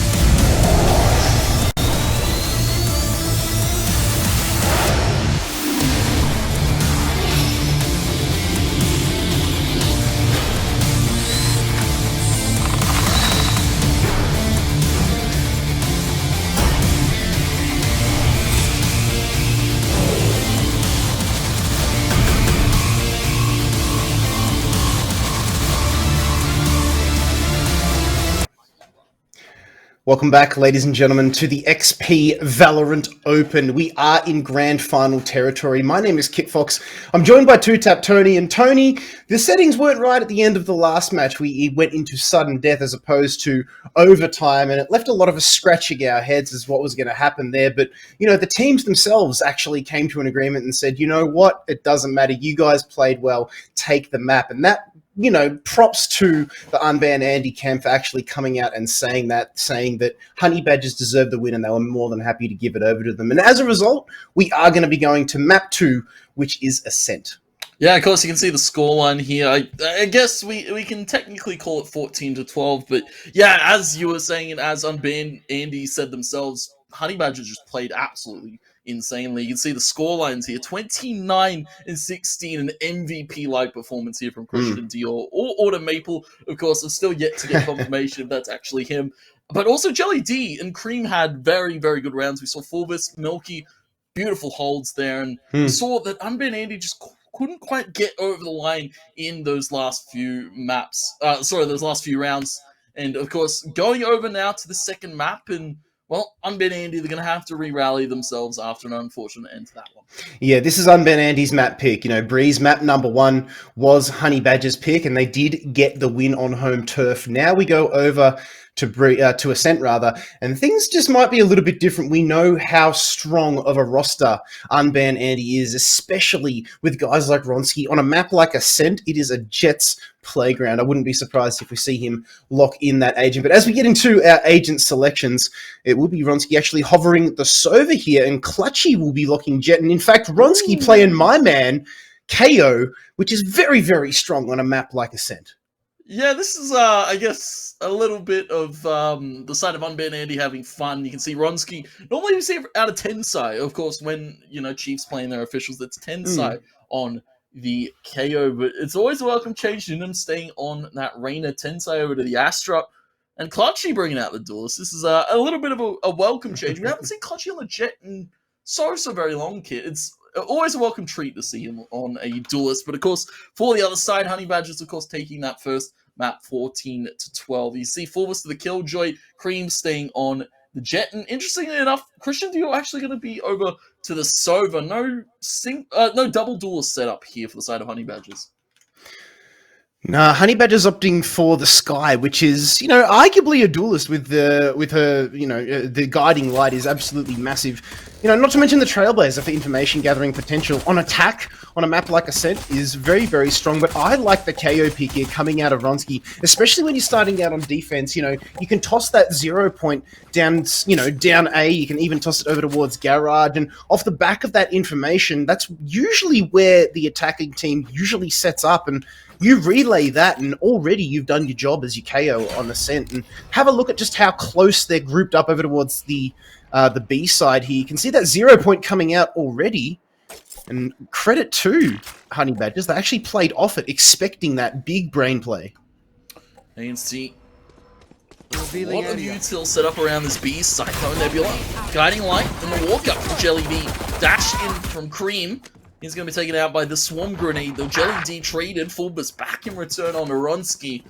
As now they walk the laneway, they still have to deal with Clutch. He's thinking about a potential wallbang. That Sheriff could look to do it. Fulbus, he's going to nail the tap. It's just Tensai and Ninum left to retake the site. That's another from Fulbus. He's fragging up a Stormfight 4 for the board. Fulbus take a bow pistol in quick, convincing fashion. Goes to the Honey Badgers. Yeah, very, very nicely done there. 1 to zip.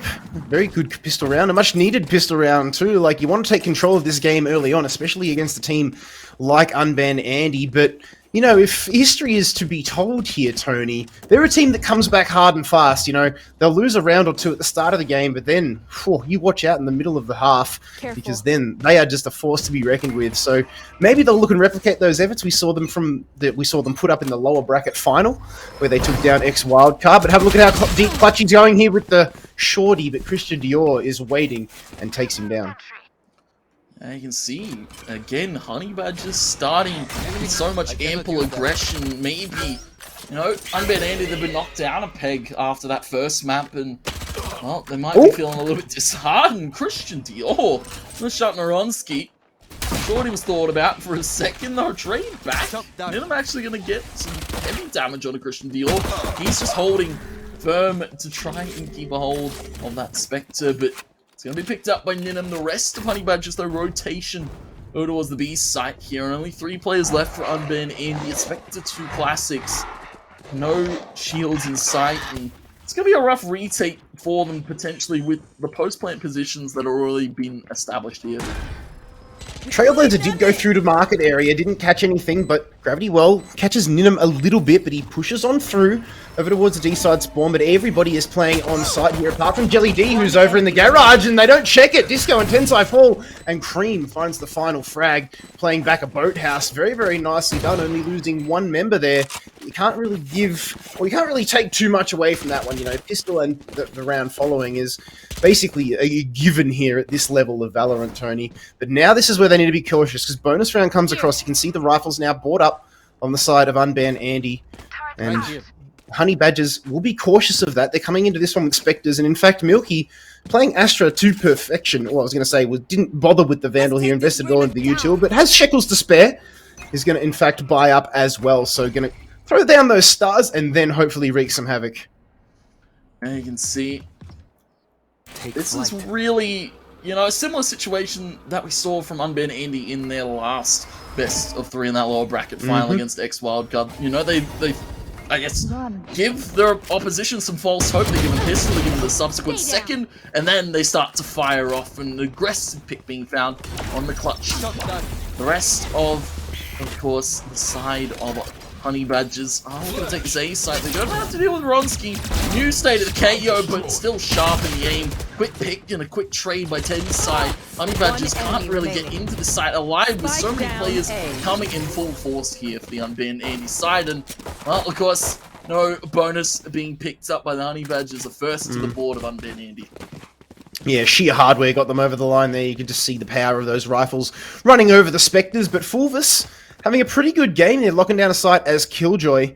And at the top of the table at the moment, 5-1, playing a fantastic game. Of course, did have that fantastic pistol round where he picked up, I believe, 4. And ever since then was just able to get a site on lock. But they need an answer here, do the Honey Badgers, because that is a telling round here. Yes, you can argue that it was bonus, but they only need 1 or 2 here to unban Andy. We've seen them do that time and time again. And, you know, that there was a lot more riding on that round than Honey Badgers realised. Clutchy down to 10 HP over towards B. Yeah, it's a heavy tag to be taken early on by the side of unban Andy. Shot from Milky. Catching Minim on the walk up top mid. Good little lurk. But of course, a better play being instilled by the side of Honey Badgers. And you can see that now unban Andy on a little bit of a back foot. Clutchy. Low HP might be looking to just take a one and done angle up on short. Disco going to be holding the market. Tensai as well. B site looked to be hit here by the side of Honey Badgers. They're just setting up for the Util. And they might be coming quickly. Dart to the back wall. Milky to walk up. Swarm there, but doesn't check market walk. Tensai able to find the first. Needs to find a few more. Christian Dior walking up. Trying to find some shots to the market. The plant will go down. The 4v4 post here for unban Andy. Ronsky pushing through despawn. Inside there, Disco up in the market though. Dishing out the deals, taking down Cream. Jelly D though on the catwalk, takes down Disco. Ronsky thinking about the flash. Decides against it, but the Seekers are going to come out here from Jelly D. They want this round here. Do the Honey Badgers. They've got Ronsky and Clutchy to deal with. It's still a 2-on-2 situation, and there's a lot going on. 0 Point going to suppress them in the boathouse. That is big news. They're going to have to rely on their gunplay alone. Jelly D does exactly that. Takes down Clutchy. Ronsky jumps in onto the side, but full holds the boathouse. And a much-needed round there. 6 HP. Jelly D swaggers away with a round under his belt. And 3-1 is the scoreline. Very, very nicely done there from the Honey Badgers. I have to say, great call to reposition there. Fulvis tucked himself in the back of the boathouse, just waiting for Jelly D to either find that kill or get traded out immediately by Fulvis. But I have to say, again, Honey Badgers superseding expectations here after already taking that first map off of unban Andy. And, well, really showing some good form here on Ascent. I have to say, to be damned, it might not be an upset kit. It just might be reality. It may be. We'll just have to wait and see. Do they take the red pill or do they take the blue pill? At the moment, it is the red pill that's winning. You can see 3-1 is the score. The attackers on fire here. Ronsky needs to be careful because I believe one of his teammates got taken down doing exactly that jump peek. Meanwhile, back over towards the mid of the map, Milky takes down Ninham again over towards mid, just holding that courtyard like it's his own is Milky. There are players there though. Christian Dior, deep gun will actually spot one out. Clutchy goes hunting and takes down Christian, but Milky is there to clap back. It's now a 4-on-3 situation, but Disco taking down Milky. Cream again though on the other side of the map. Taking down A. 2 players remaining here on the side of unban Andy. That's now it's going to be up to 10 side Disco. Of course, Disco showing that is also kind of flexible in his role picks here. Going for KJ this map. Tensai, of course. Gravity, Cosmic Divide, sorry, available if they want to opt for this retake. 3 players though deep of the site to deal with. Actually 2. Jelly Deep's going to be holding back in the winery. Cream Fulvis holding crosses here. Disco has been spotted towards short. Finds a good pick on the Cream on the swing though. Jelly. An impressive wallbang, not even letting Tensai do anything in that retake. And another round on the board. 4-1 kit. Honey Badgers, again, really starting to run away with these rounds. They are. Disco had to reload at the worst possible time there, and in the end it cost him his life. Now Honey Badgers looking very, very strong, living up to their name. They are just throwing haymakers here. They are coming at unbanned Andy. And speaking of coming at them, 4 ults will be coming at them. That's something that needs to be in the back of the mind. Clutchy 1 away from the Bladestorm as well, but 3 ults to play with the side of Honey Badgers as well. They'll be happy with that one. Bladestorm now popped by Cream, I believe. But he is nowhere to be found over towards mid. He is, in fact, at A. A little bit of pepper comes from Ronsky from short, but not too much to really worry about. Clutchy going to get spotted out. Ooh, almost gets shredded down. He is forced to retreat. The Owl drone doing work there now. We'll see the Astro Smoke covered up, but Milky again, 3 rounds in a row now, spanking Ninham from Courtyard. Now that is an explosive kill being found there, and well, Ninham, of course, what we saw out of the last series was a very capable fragger in Ninham, but it's been kicked down again early by the side of Honey Badgers, and now they have a potential site to take. The spike hasn't gone down just yet. The smoke was short. There's also Tensai up on Headbin. Hit by Cream through that smoke, and Cream, you know, he's going to be feeling a little bit disheartened about that one. Hunter's Fury by Christian Dior. Fulvus, though, stopping the null. The null command coming out from Tensai. One enemy remaining. Now it is going to be a peak in Tensai Disco combined for a few. The retake is doable. The reboot potentially here. It's actually Ronsky. Gonna be falling to Fulvus. Couldn't quite get the rest. Fulvus will be happy with that one, still staking his claim at the top of this leaderboard. Has his own lockdown to play with. We saw Disco invest that there for Unban Andy to get that round. They needed it because it was starting to look very dangerous for them there. Honey Badgers just shoveling coal into this comeback train of the steam engine. After, well, I say comeback train, they did lose the 3rd round, but you know, they do need to be careful because Unban Andy are a team that plays from behind and they can come over the top of you like a tsunami if you're not careful. And Honey Badgers would have watched the first best of 3 we've had today, Tony. They would have known that. We'll see the 0 point come out. Actually catching out Christian, who will take up position up on high, holding the off angle. Now, on top of the old Bronski is there, though. Fragment will be followed up by the flash drive. Or is it? No. They're just thinking about it. Ronsky, there it is. Flash drive around the corner. Will actually catch one, but Christian manages to avoid it. Deals a little bit of chip damage before retreating. Still 5 on 5. Aldro now coming out from Christian is deep. He needs to be careful. If they decide to push him, he could go down, but Cream is there waiting. Will throw out the Cloudburst. Tailwind onto sight. And that is a good take here, but even better here from Unban Andy just to play off here as Clutchy finds a peek over towards B.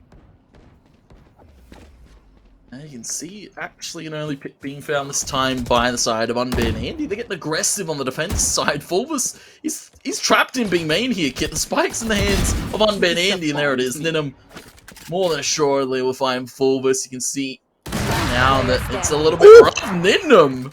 A double tap, Cream Jelly, both fall to 2 bullets coming out of Ninham's Vandal. Christian Dior. 30 seconds Vandal left. on the floor for him to pick up, but that sound cue will be given over to the side of Unban Andy. Flawless 10-sided finish.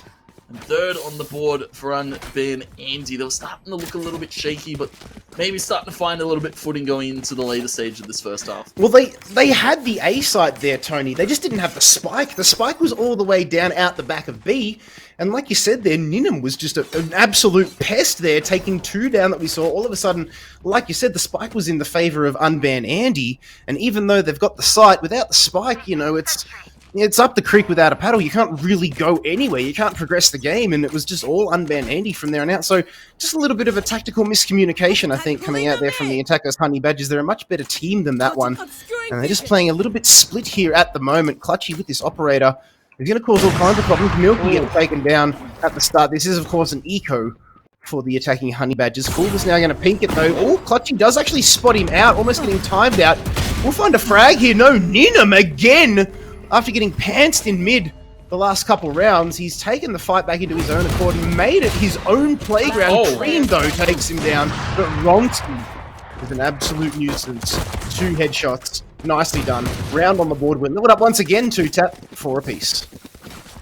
It's, well, now Unban Andy really starting to bring the fight here. Honey Badgers, of course, we saw a close breeze out of both these teams just previously. The Honey Badgers were able to walk home in the end with it. Of course, we have double-checked our settings for this one. We've got everything correct. So we will, if we go to overtime again, Kit, we will be seeing an overtime. And of course, no sudden death. But, you know, I have to say, it's been a story here. It's either Ninham very hot or very cold, as you saw. And as you said, being pantsed in mid, but really starting to find the numbers that is necessary here. This Unban Andy side. Jelly D funny quick pick on a Clutchy out in the open. Ninum, again, over towards mid, this time playing short. Does have the Astra smoke just obscuring his vision there. Didn't pick up a frag.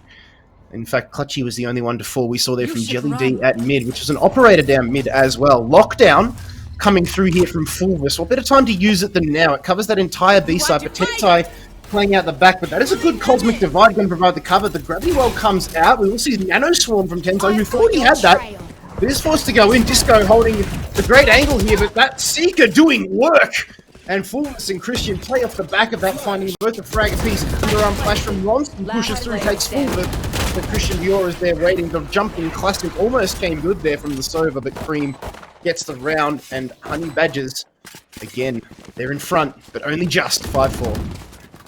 You can see, feeling sweet, feeling savory here are the side of Honey Badgers for the moment. And you can see, this time led by Fulvis. Christian Dior's at the bottom this time, Kit. 4 and 7, still not doing too bad. Of course, role swapping here over to the Sova. Normally what we see out of Maple, of course.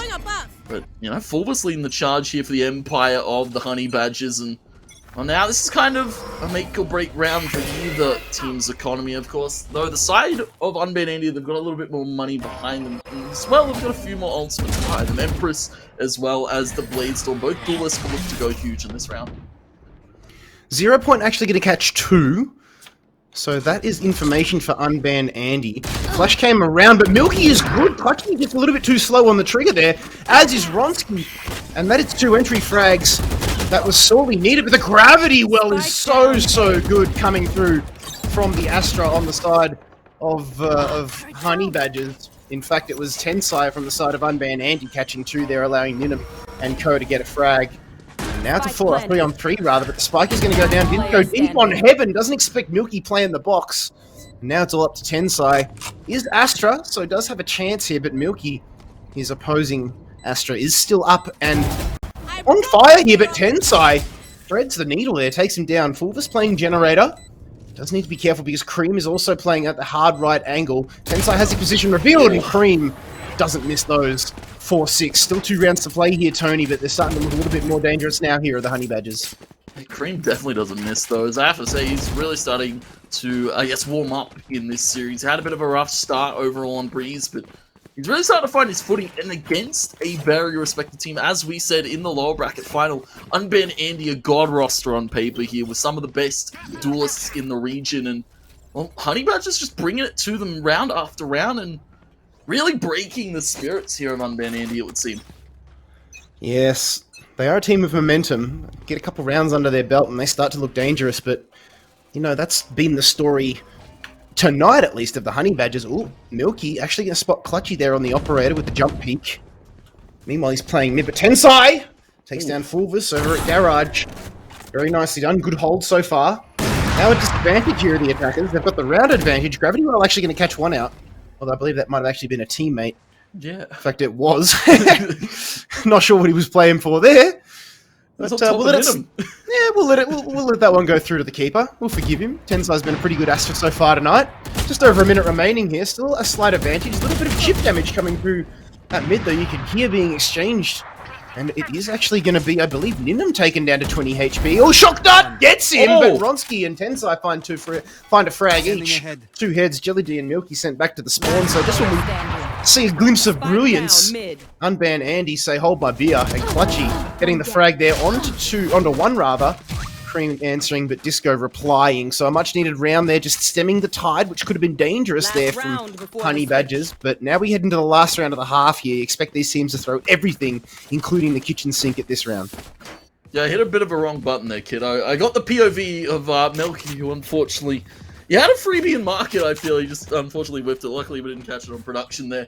So Milky's thanking his lucky stars for that one. But, of course, we digress. We look at this game overall, and it's, again, an even half for both these sides here. But this time, it's Unbanned Andy going into this last round of the half with 4 out of the 5 ultimates. Disco, of course, 1 away from the lockdown. Actually already popped in the Bladestorm. And you can see a little bit weak in the economy, only Cream and Milky with those Spectres. Cream, though, Bladestorm. Half tags up Ninum, just needs a right click. The left's are going to do Clutchy, and Ninum going to be finding 2 picks towards top mid. Clutchy could have had another frag there if he just stayed with the operator route. He will find another one in Fulvus. Very nice done, but 10 HP, that was always going to be tough. Caught between a rock and a hard place. They had the updraft Tailwind out. The null command came through there, we saw from Ronsky, but he's taken down. Does have a few seconds to be rebooted. Disco coming through here. Christian Dior playing the low ground, though. Very, very crisp headshot there, finding the frag. I don't think KO is going to be revived. It's all up to Tensai now. They know where he is. Back of the garage area, and Jelly D. Whew. 3 frags for the round. Honey Badgers start to chain a few more together here, Tones. But that is the half. 7-5 is the score. Coming into defense, they'll be pretty pleased with themselves, you would think.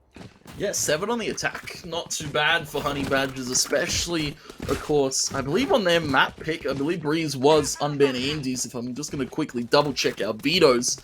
Yeah, Unbanned Andes was Breeze. Ascent is, of course, the Honey Badgers. So, 7-5, a little bit less than even after our last one, but, you know, still anybody's game to take here. Of course, the side of Unbanned Andy now to the attacking side with the pistols and with the explosive play that we're seeing so far, I more than assuredly have to hope that Honey Badgers can hold. 0 point being charged up here by Ronsky, and this is why KO is a pretty strong pick. You can see who's holding what. We'll see a shock dart. Oh, we were going to see a shock dart come out there from Christian. Instead, it will be the Astra cover coming through. Cream, though, great start. Taken down Clutchy. And this is great news here if you are a Honey Badgers fan. Opening frag in the pistol round. Doesn't mean much, though, because Tensai will answer back. Taking down Jelly D. And now it's a 4-on-4. But you do see the jet chunk down. Oh, but Christian holds firm. Ninum pushing through Garage solo. And gets mown down by the combined might, you can see there, of Astra and Sova. You can see Ronsky, Disco outside, Tank right now. Line up collateral from Disco. We caught that from Ronsky's POV, but still a filthy shot from Disco. Now you can see just Cream and Fulvus left to try and retake this site. Of course, they still have to deal with Tensai over towards lower middle and 2 players in this site. One up on the lane with angle being taken by Disco. The sentry turret actually will spot Tensai to go for the flank. Knife out from Fulvus. He can't really do all too much. He's trapped in this log corner and they will burn him. Almost the knife there from Tensai on the drop. But it's Ronsky to pick it up. 6 on the board here for Unbanned Andy to start the second half. Yeah, we see you, Tensai. We see you going for those plays, my man. Unfortunately, not to be this time. Would have been classy, but you thought that would have been a Honey Badgers round there, considering the early opening round, the opening frag that they picked up, rather. Unfortunately, it was not to be, and, you know, this is just starting to be a little bit more meta now here, Tony. Teams, after taking pistol, they're not bothering with Spectres and Util. They're going for the full rifle buy-up. You can see 2 Phantoms of Vandal, one of those Spectres, and a Marshal. And that Marshal is in the hands of Clutchy on the jet. Keep your eyes on that one. But this is just sheer aggression coming out here from Unbanned Andy. And you can see straight back to the B site, rinse, repeat. Agent is suppressed. They're up in mark. Dior taken by Disco, dropping from Ninum. Almost lost his life. Extremely low HP, able to live though, and able to heal it all back up. The power of the Reyna. Some of these entries, Cream. Clutchy missed that shot. I don't think Ninum will be either, though. Continues to aggress. Another shot, though. It's a swift one from Cream. Ninum, they're going to dispatch Cream, and Jelly D has been spotted the alarm bot. And the cover from Tensai towards main. Free fire perfectly. Tensai evens it 7-7. Now our scoreline, and Unbanned Andy. This is the scoreline they want right now. They found the pistol, they found the subsequent second. But now they stand down a Honey Badgers buy with the bonus of their own. 1 second, peeps. Yeah, and we've seen how threatening Honey Badgers can be, especially when you give them a little bit of hardware to play with. Milky only going to go for the light shield, but does have the Phantom. We're only going to see 1 Vandal. And that's going to be from Cream, the rest opting for, you know, the spraying power of the Phantom. And on a map like Ascent, I kind of like that, especially over towards the A side, but they've got a little bit of a weird split going on here. You can see 3 members pushing, or holding rather, Courtyard here at the moment. They might look to go up mid, and they are. Jelly D guiding light, looking to throw that around the corner. Blinds himself. Not the best guiding light we've seen. And now Trailblazer back out around the corner. We'll go right into the Lear. And we'll spot, I believe, 2 members, at least, over towards Long A. You can see that both teams are very scared of what is about to happen. You see Aldrin out from Christian Dior through short side. Jelly D gonna swing with it, finding Disco. And unable to straight back on a Milky, Jelly D, and both Tensai whipping a few shots, and you only be whiffing so many before you meet a fatal end. Christian Dior able to trade back though on a Tensai. In on the jump up to heaven, finding Cream. Heals himself up. Fulvis Ronsky. It's going to be the push over towards the B site. That's where the spike's going. Ninum just going to be on the flank. Fulvis needs to be cautious of his backstab right now. Lear goes to spawn. 2 players left here for the side of Honey Badgers. Yeah, Fulvis needs to check his backside. Christian, though, with the wallbang onto Clutchy. Ronsky and Boathouse gets taken down as well. And now it's all up to Ninum, who on that long look is spotted out by Fulvis. Very, very nicely done there. I thought Honey Badgers, that was going to be a tall order for them. They will give the defuse over to Christian Dior to get one step closer towards that Hunter's Fury. But what a round coming through there from Honey Badgers. Christian just having a little bit of a toy with us here while they talk turkey for the next round. And Fulvis still playing very, very nicely. 12-9, but the frags are coming through harder, you would think, on the side of Unbanned Andy. Have a look. Tensai and Ninum, both on top of the leaderboard here, on top of the server at the moment here. Fulvis still a full 2 kills behind them. That was bonus, remember, from the side of Honey Badgers, and they did it tough. Yeah, they're able to pick it up. Sorry, yeah, that was the bonus from Unbanned Andy. Honey Badgers, they're able to use the rifles to success, but now they're going to have to stare down, well, bonus themselves, because Cream and Milky falling in that round means they only have Spectres full shields to bring to this one. Ninum only has the Empress. Tensai 2 away from the Cosmic. Just go to the lockdown. Clutchy as well, close to the Blade Storm. Clutchy getting tagged up deep. Jelly D and Cream by Clutchy Ninum early on, and well, I'm speaking about those ultimates that could be high impact. They're already out of commission. Nano Swarm, Jelly D narrowly going to avoid that, and Disco manages to get that frag, but Christian Dior is there. Ronsky falls, and it's now a 3-on-2 situation. Honey Badgers with the slight advantage. Tensai with Spike. Over towards back of B, there is Killjoy Util there, but you know, the bit of ground is being gained here by Fulvis. They think there's action going on over at A as the long rotate comes out from Disco. Swarm comes through, but a little bit too late from Fulvis. Tensai is actually going to take the site here. And Fulvis just playing off it, and Astra still up means we will see smoke cover. Tensai going to stick it. Retake has to come through, but they have the man advantage.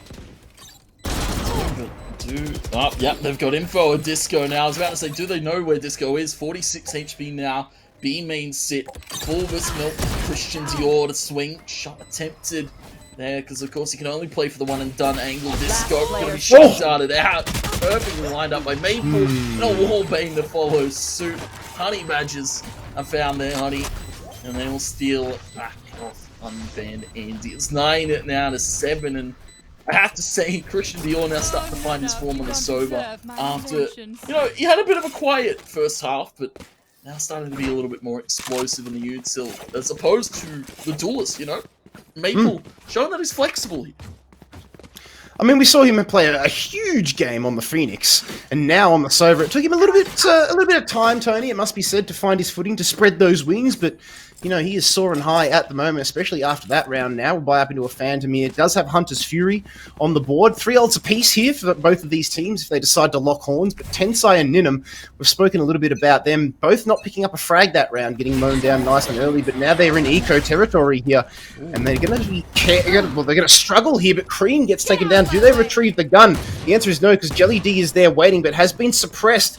And now Bladestorm coming through here. Lots of noise being made on the other side of the archway. Oh, Clutchy, unfortunately unable to tailwind out of that. Jelly D takes 2 down with him, but 2 for Tensai as well. The difference being Tensai still alive, still causing wreckage. Christian Dior up in heaven gets spotted out by the sentry turret. It's a 2-on-2 situation. Tensai and Disco up against Fulvis and Christian Dior, aka Maple. We think Tensai going to run in at low here. 54 HP, not checking the corner. Fulvis, easiest frag of his life. Lockdown now, coming through here, and Disco is actually going to get caught out here. He cannot avoid this. He has to make a dash, but knows Christian is up towards the heaven area, has a shot, needs to leg it. He's going to get caught out. There it is, detained. Fulvis is coming in for the knife. Oh, they're going to get him, not like this. Oh, Fulvis. That was filth. Utter filth. But it's a round on the board, nevertheless, for the Honey Badgers. They're in double digits, Tony, 10-7. And I'm actually surprised that they expended the lockdown. They probably just wanted to secure that round, get 10 on the board, and get their momentum rolling here. Of course, the side of Unban Andy, they're back to a bite. 3 ultimates online. Empress lockdown, Cosmic. They still... That's a round that I wasn't expecting. Fulvis with the, I guess, quote-unquote BM lockdown, but it was still a smart one nevertheless, and getting a knife for good measure, keeping the economy and the ball rolling here for the side of Honey Badgers. And, well, Unban Andy, Rinse straight back to A, it would seem. They have suppressed up Christian Dior for the moment. It's going to be across the site. Ronski caught on the null command immediately by Jelly D and Christian Dior. His teammates are going to try and reboot him, but this gives info over to the spray at Disco. We'll take him out as well. They will attempt the reboot once again. It's going to be Minim this time to tap it, but they need to get the spike down, and they need to secure themselves in this post plant. Here come Honey Badgers in. Milky with one. Traded back Jelly D, though, able to find it back. Fulvis. Now it's Ninim versus Fulvis. Ninim has fallen back to the safety and main. The turret up by Fulvis. And Ninim's going to have to play this one perfectly. A shot land bang to Fulvis Dome. 8th on the board for Unban Andy, but chaotic trades in the retake to that side. Considering the previous round, Tony, they were on an eco. They needed that round more than they realized, but it was expensive for them. Meanwhile, the econ is, you know, relatively good on the side of Honey Badgers. They can buy into this one comfortably, but a lot riding on, you know, this round for both of these teams, it would seem. The only one sitting rather pretty is Ninim. And then you could argue Cream, considering he has the Blade Storm available for this round. But Christian Dior needs a big Hunter's Fury here. Speaking of ults, Empress and Lockdown available for the attacking side, Disco and Ninim. And they need to utilize that if they're going to be successful here. Hard push over towards B. Astra Smoke coming out. Milky is holding. He only has a Spectre, though. Now the Lockdown coming through over towards this B site. This could be dangerous here. Yeah, this could be dangerous here. You can see now, though, they're all starting to walk. But Fulvis is still scared of the lockdown because the Hunter's Fury is coming through to stop, but nobody detained from the lockdown. And the man advantage being found here by the side of the Honey Badgers. You see Krim going high in air with the updraft Blade Storm.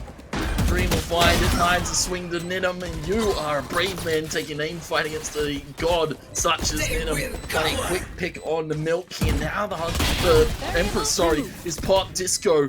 Takes that Cream. Jelly D from B main. Ninim expects it to the Guiding Light, though going to catch the tail with Jelly. Spray him down, and Jelly also going to find Disco there. Perfect spray. Finding Honey Badgers the 11 there. The retake, the lockdown did its job. I guess it got the side of Unban Andy into the site, but Honey Badgers were quick to retake there. I have to say, very strong Hunter's Fury, and then Fulvis just coming in with that double from the drop mark. It was perfect. The Jelly D lurk as well was something that we need to touch on in that round.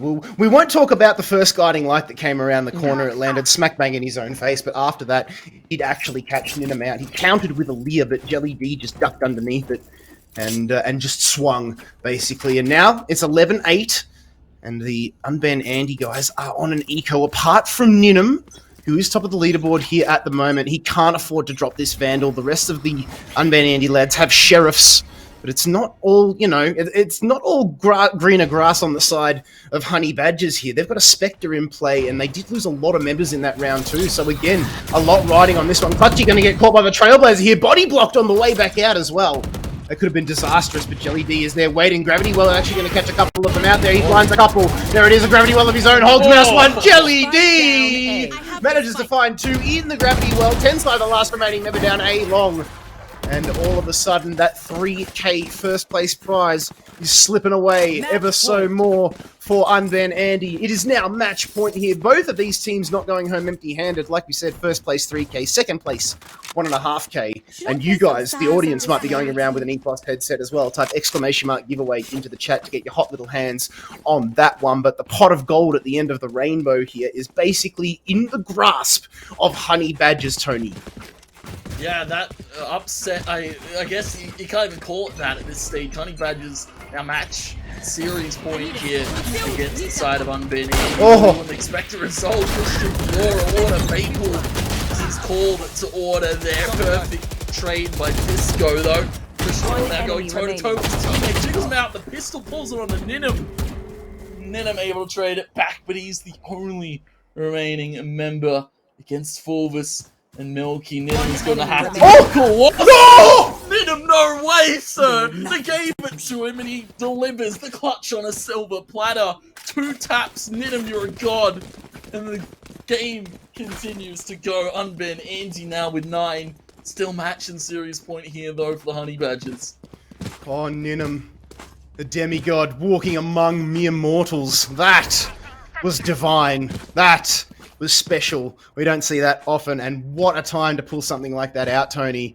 When you're staring down match point, I mean, you can't afford to slip up, and Ninham, wow. I'll tell you what, I hope Ninham finds a home, because that is absolutely huge. 0 point now coming out in this round over towards the A side. They're playing this one nice and slow. Still 3 match points here for the side of Honey Badgers, but a great start from Unbanned Andy. Disco with the Guardian is dangerous in mid. Get out of my way! Here, get out of my way, Clutchy. He wants an entry into the site. He wants to find his first pick on the Milky, though. It's Ninham. Fulvis able to trade it back, but there is Clutchy with the Blade Storm. Able to find Fulvis and find his team a foothold into this B site. You can see rotation to come from Cream and Jelly D spawn. Maybe you want to keep a hold of these guns. Jelly D, he's got a heavy amount of cash on him. Cream not so much. Both invested into this one. I would have thought save Phantom going to be picked up over the Bulldog. Jelly D's getting awfully close. I would like to peek that, especially if 4 players on this site in the post-plant situation. They're going to give the round over to Unban Andy. They give them 10. Still though, match point here for Honey Badgers, but their economy going to be a little bit weak going into this next few. Yeah, I think Cream needed to save that gun more than anybody there, Tony. Only 100 shekels left in this round, but the spike will go bang. 4 ults to play here for Unban Andy. That is menacing. Meanwhile, 3 on the side, and soon to be 4, the Hunter's Fury, soon to be online for Christian Dior, who has had a little bit of a more passive latter half of this half, it must be said, Tony. Oh, they're actually getting spotted out here by the 0 point, but time runs out.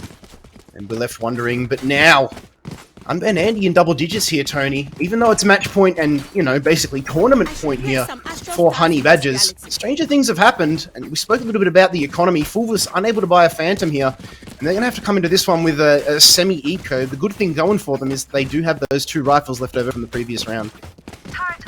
Yeah, those, I guess, hero rifles here. They're going to have to go very huge. Fulvis, Bucky actually going to be playing as aggressive as possible against Clutchy. Against so many members of Unban Andy, only a half tag to Clutchy. 64 HP. Unfortunately, no one to heal Clutchy up, so he's going to have to stay at that amount for the rest of the round if he's able to stay alive. 4 players only left here for the Honey Badgers. Shots coming out mid with a Sheriff Clutchy. Down. Oh! Christian Dior, okay. Wall banging to Clutchy. Makes it doable. 3v3 retake possible. Spike hasn't been planted. Ninham coming for this flanking. And Maple's not going to expect it. Jelly D might. Smith is in the face. Wallbang shot. Guiding light. Ninham. That's his counterplay. That's his kryptonite. Jelly D trades it back to 2v2 post plant now here for the Honey Badgers. Very, very nicely done indeed, but he is suppressed. Jelly D needs to go in, doesn't have any of those guiding lights available. Tensai, Astra Util, very, very good in a post-plant scenario. Tailwind onto the side here from Cream, goes down, checks the corner, takes down Tensai with a nice downward flick. Now, it's all up to Ronsky. They have to stick this spike. Ronsky going in, reveals himself, but gets taken down. Cream's going to stick the defuse, and Honey Badgers are your XP Open Valorant champions. They're walking away with 3K.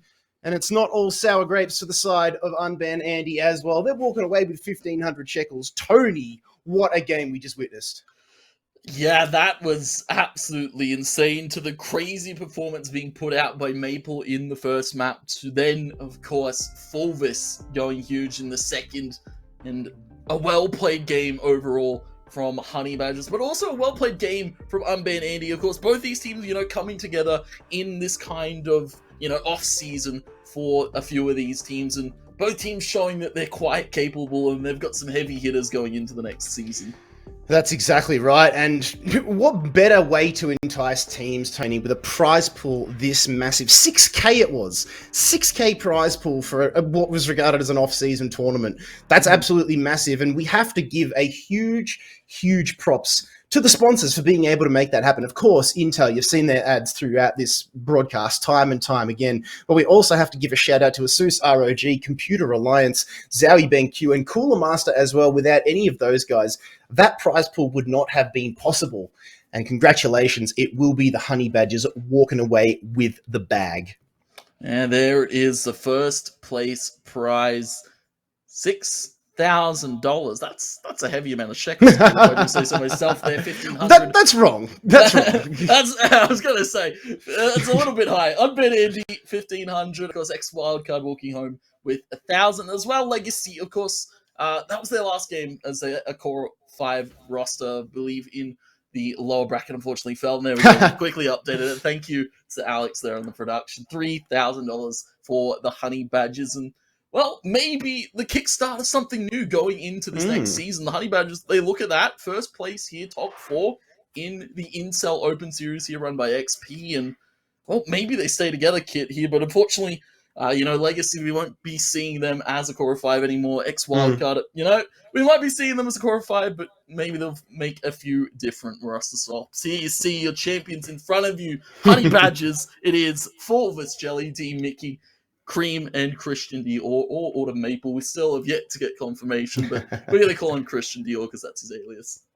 Played like Maple, didn't he? Roll swapped like Maple, and that just had that swagger about him, that aura. So I'm going to go with it. I reckon it's Maple. I reckon the source is good. But congratulations, nevertheless, Honey Badgers, big victors in this tournament. Completely undefeated, it must be said. They actually knocked down Unban Andy into the lower bracket and made them do it the hard way. They had to take down X Wildcard in order to get themselves this second shot, their second win. Unfortunately, they were unable.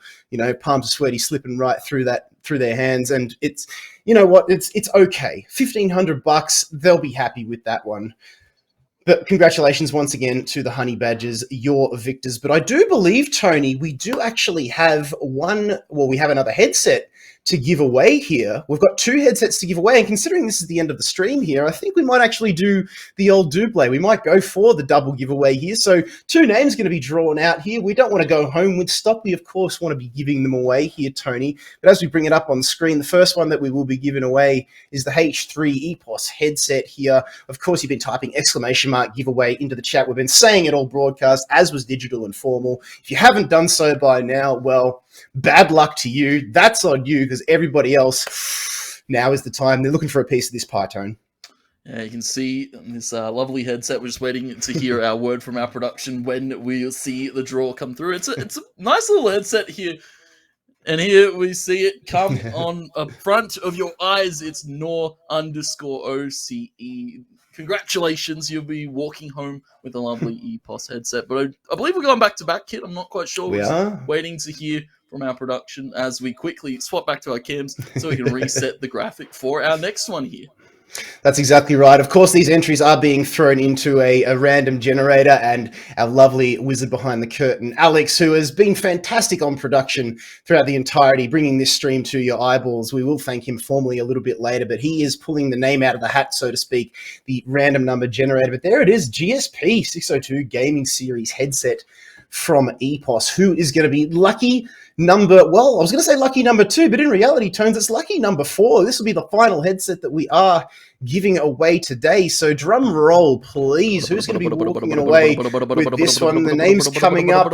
Here we go. Congratulations, Zandu. You're walking away with that headset that is right in front of you right now, a GSP 602 Gaming Series headset, courtesy of EPOS. Thank you to all of those who entered the giveaway. To those who missed out, better luck next time. And what better way to get involved in those giveaways than to follow the channel? Please just click that love heart at the top right-hand corner of the screen there to get all of the updates and go live notifications for this fantastic channel, which is bringing the best competitive Valorant esports in with some of the biggest prize pools that this region's ever seen. But Tony, moving on, there will of course be the new VOT, which has come out absolutely swinging with an 80k prize. And what better entree than this tournament here before the main course?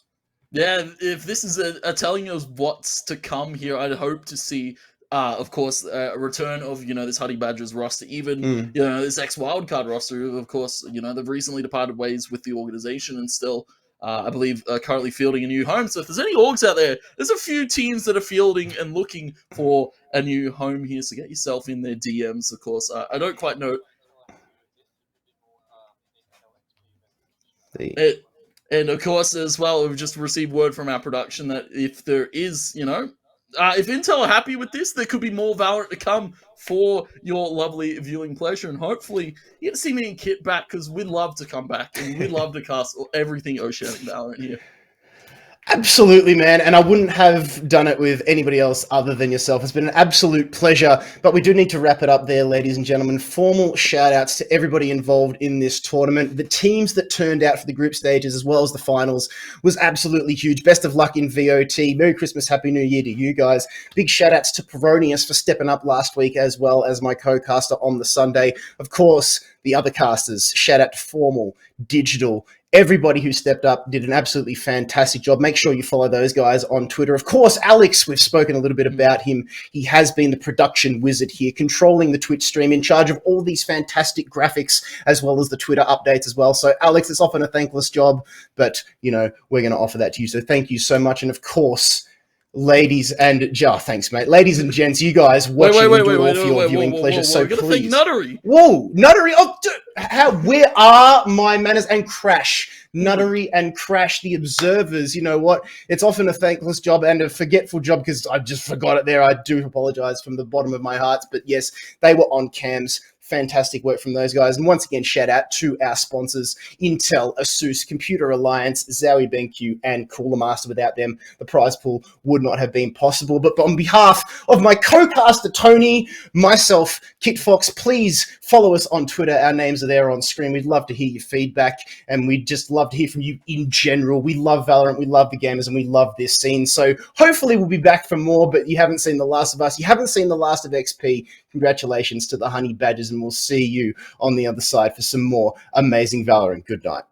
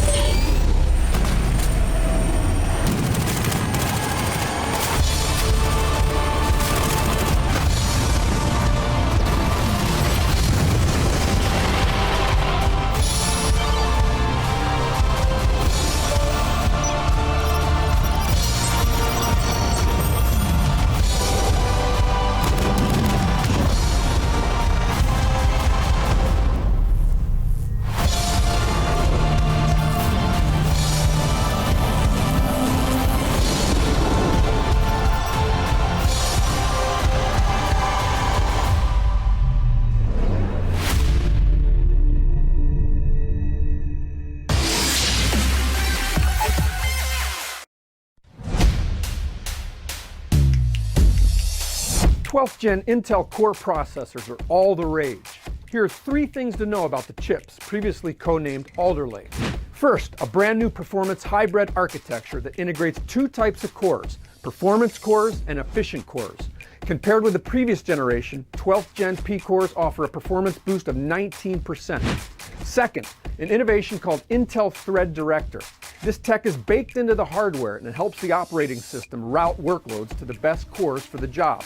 P cores will tackle the most demanding tasks, while E cores will manage background activities. Think multitasking without a performance hit. Third, the 12th gen Core families support the latest state-of-the-art standard in memory, I/O, and connectivity, and will consist of 60 processors, including the world's best gaming processor. Intel's performance hybrid 12th gen chips are a major strike against the competition.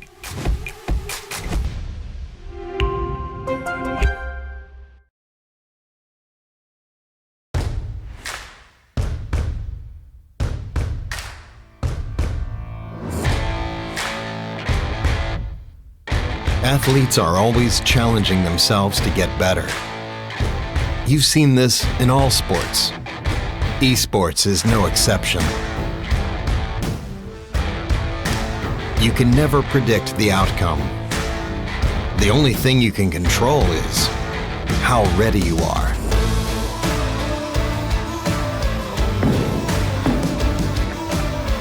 Over and over, players adapt, trying to improve, fighting hard for every percent gained. Give everything you've got to the challenge and show your finest.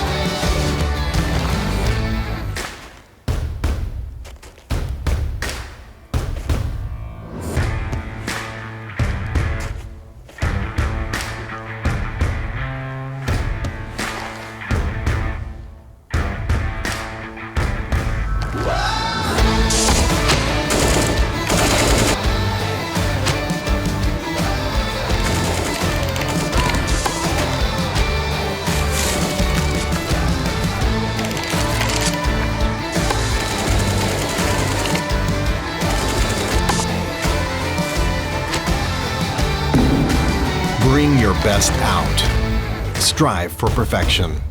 It's our goal too.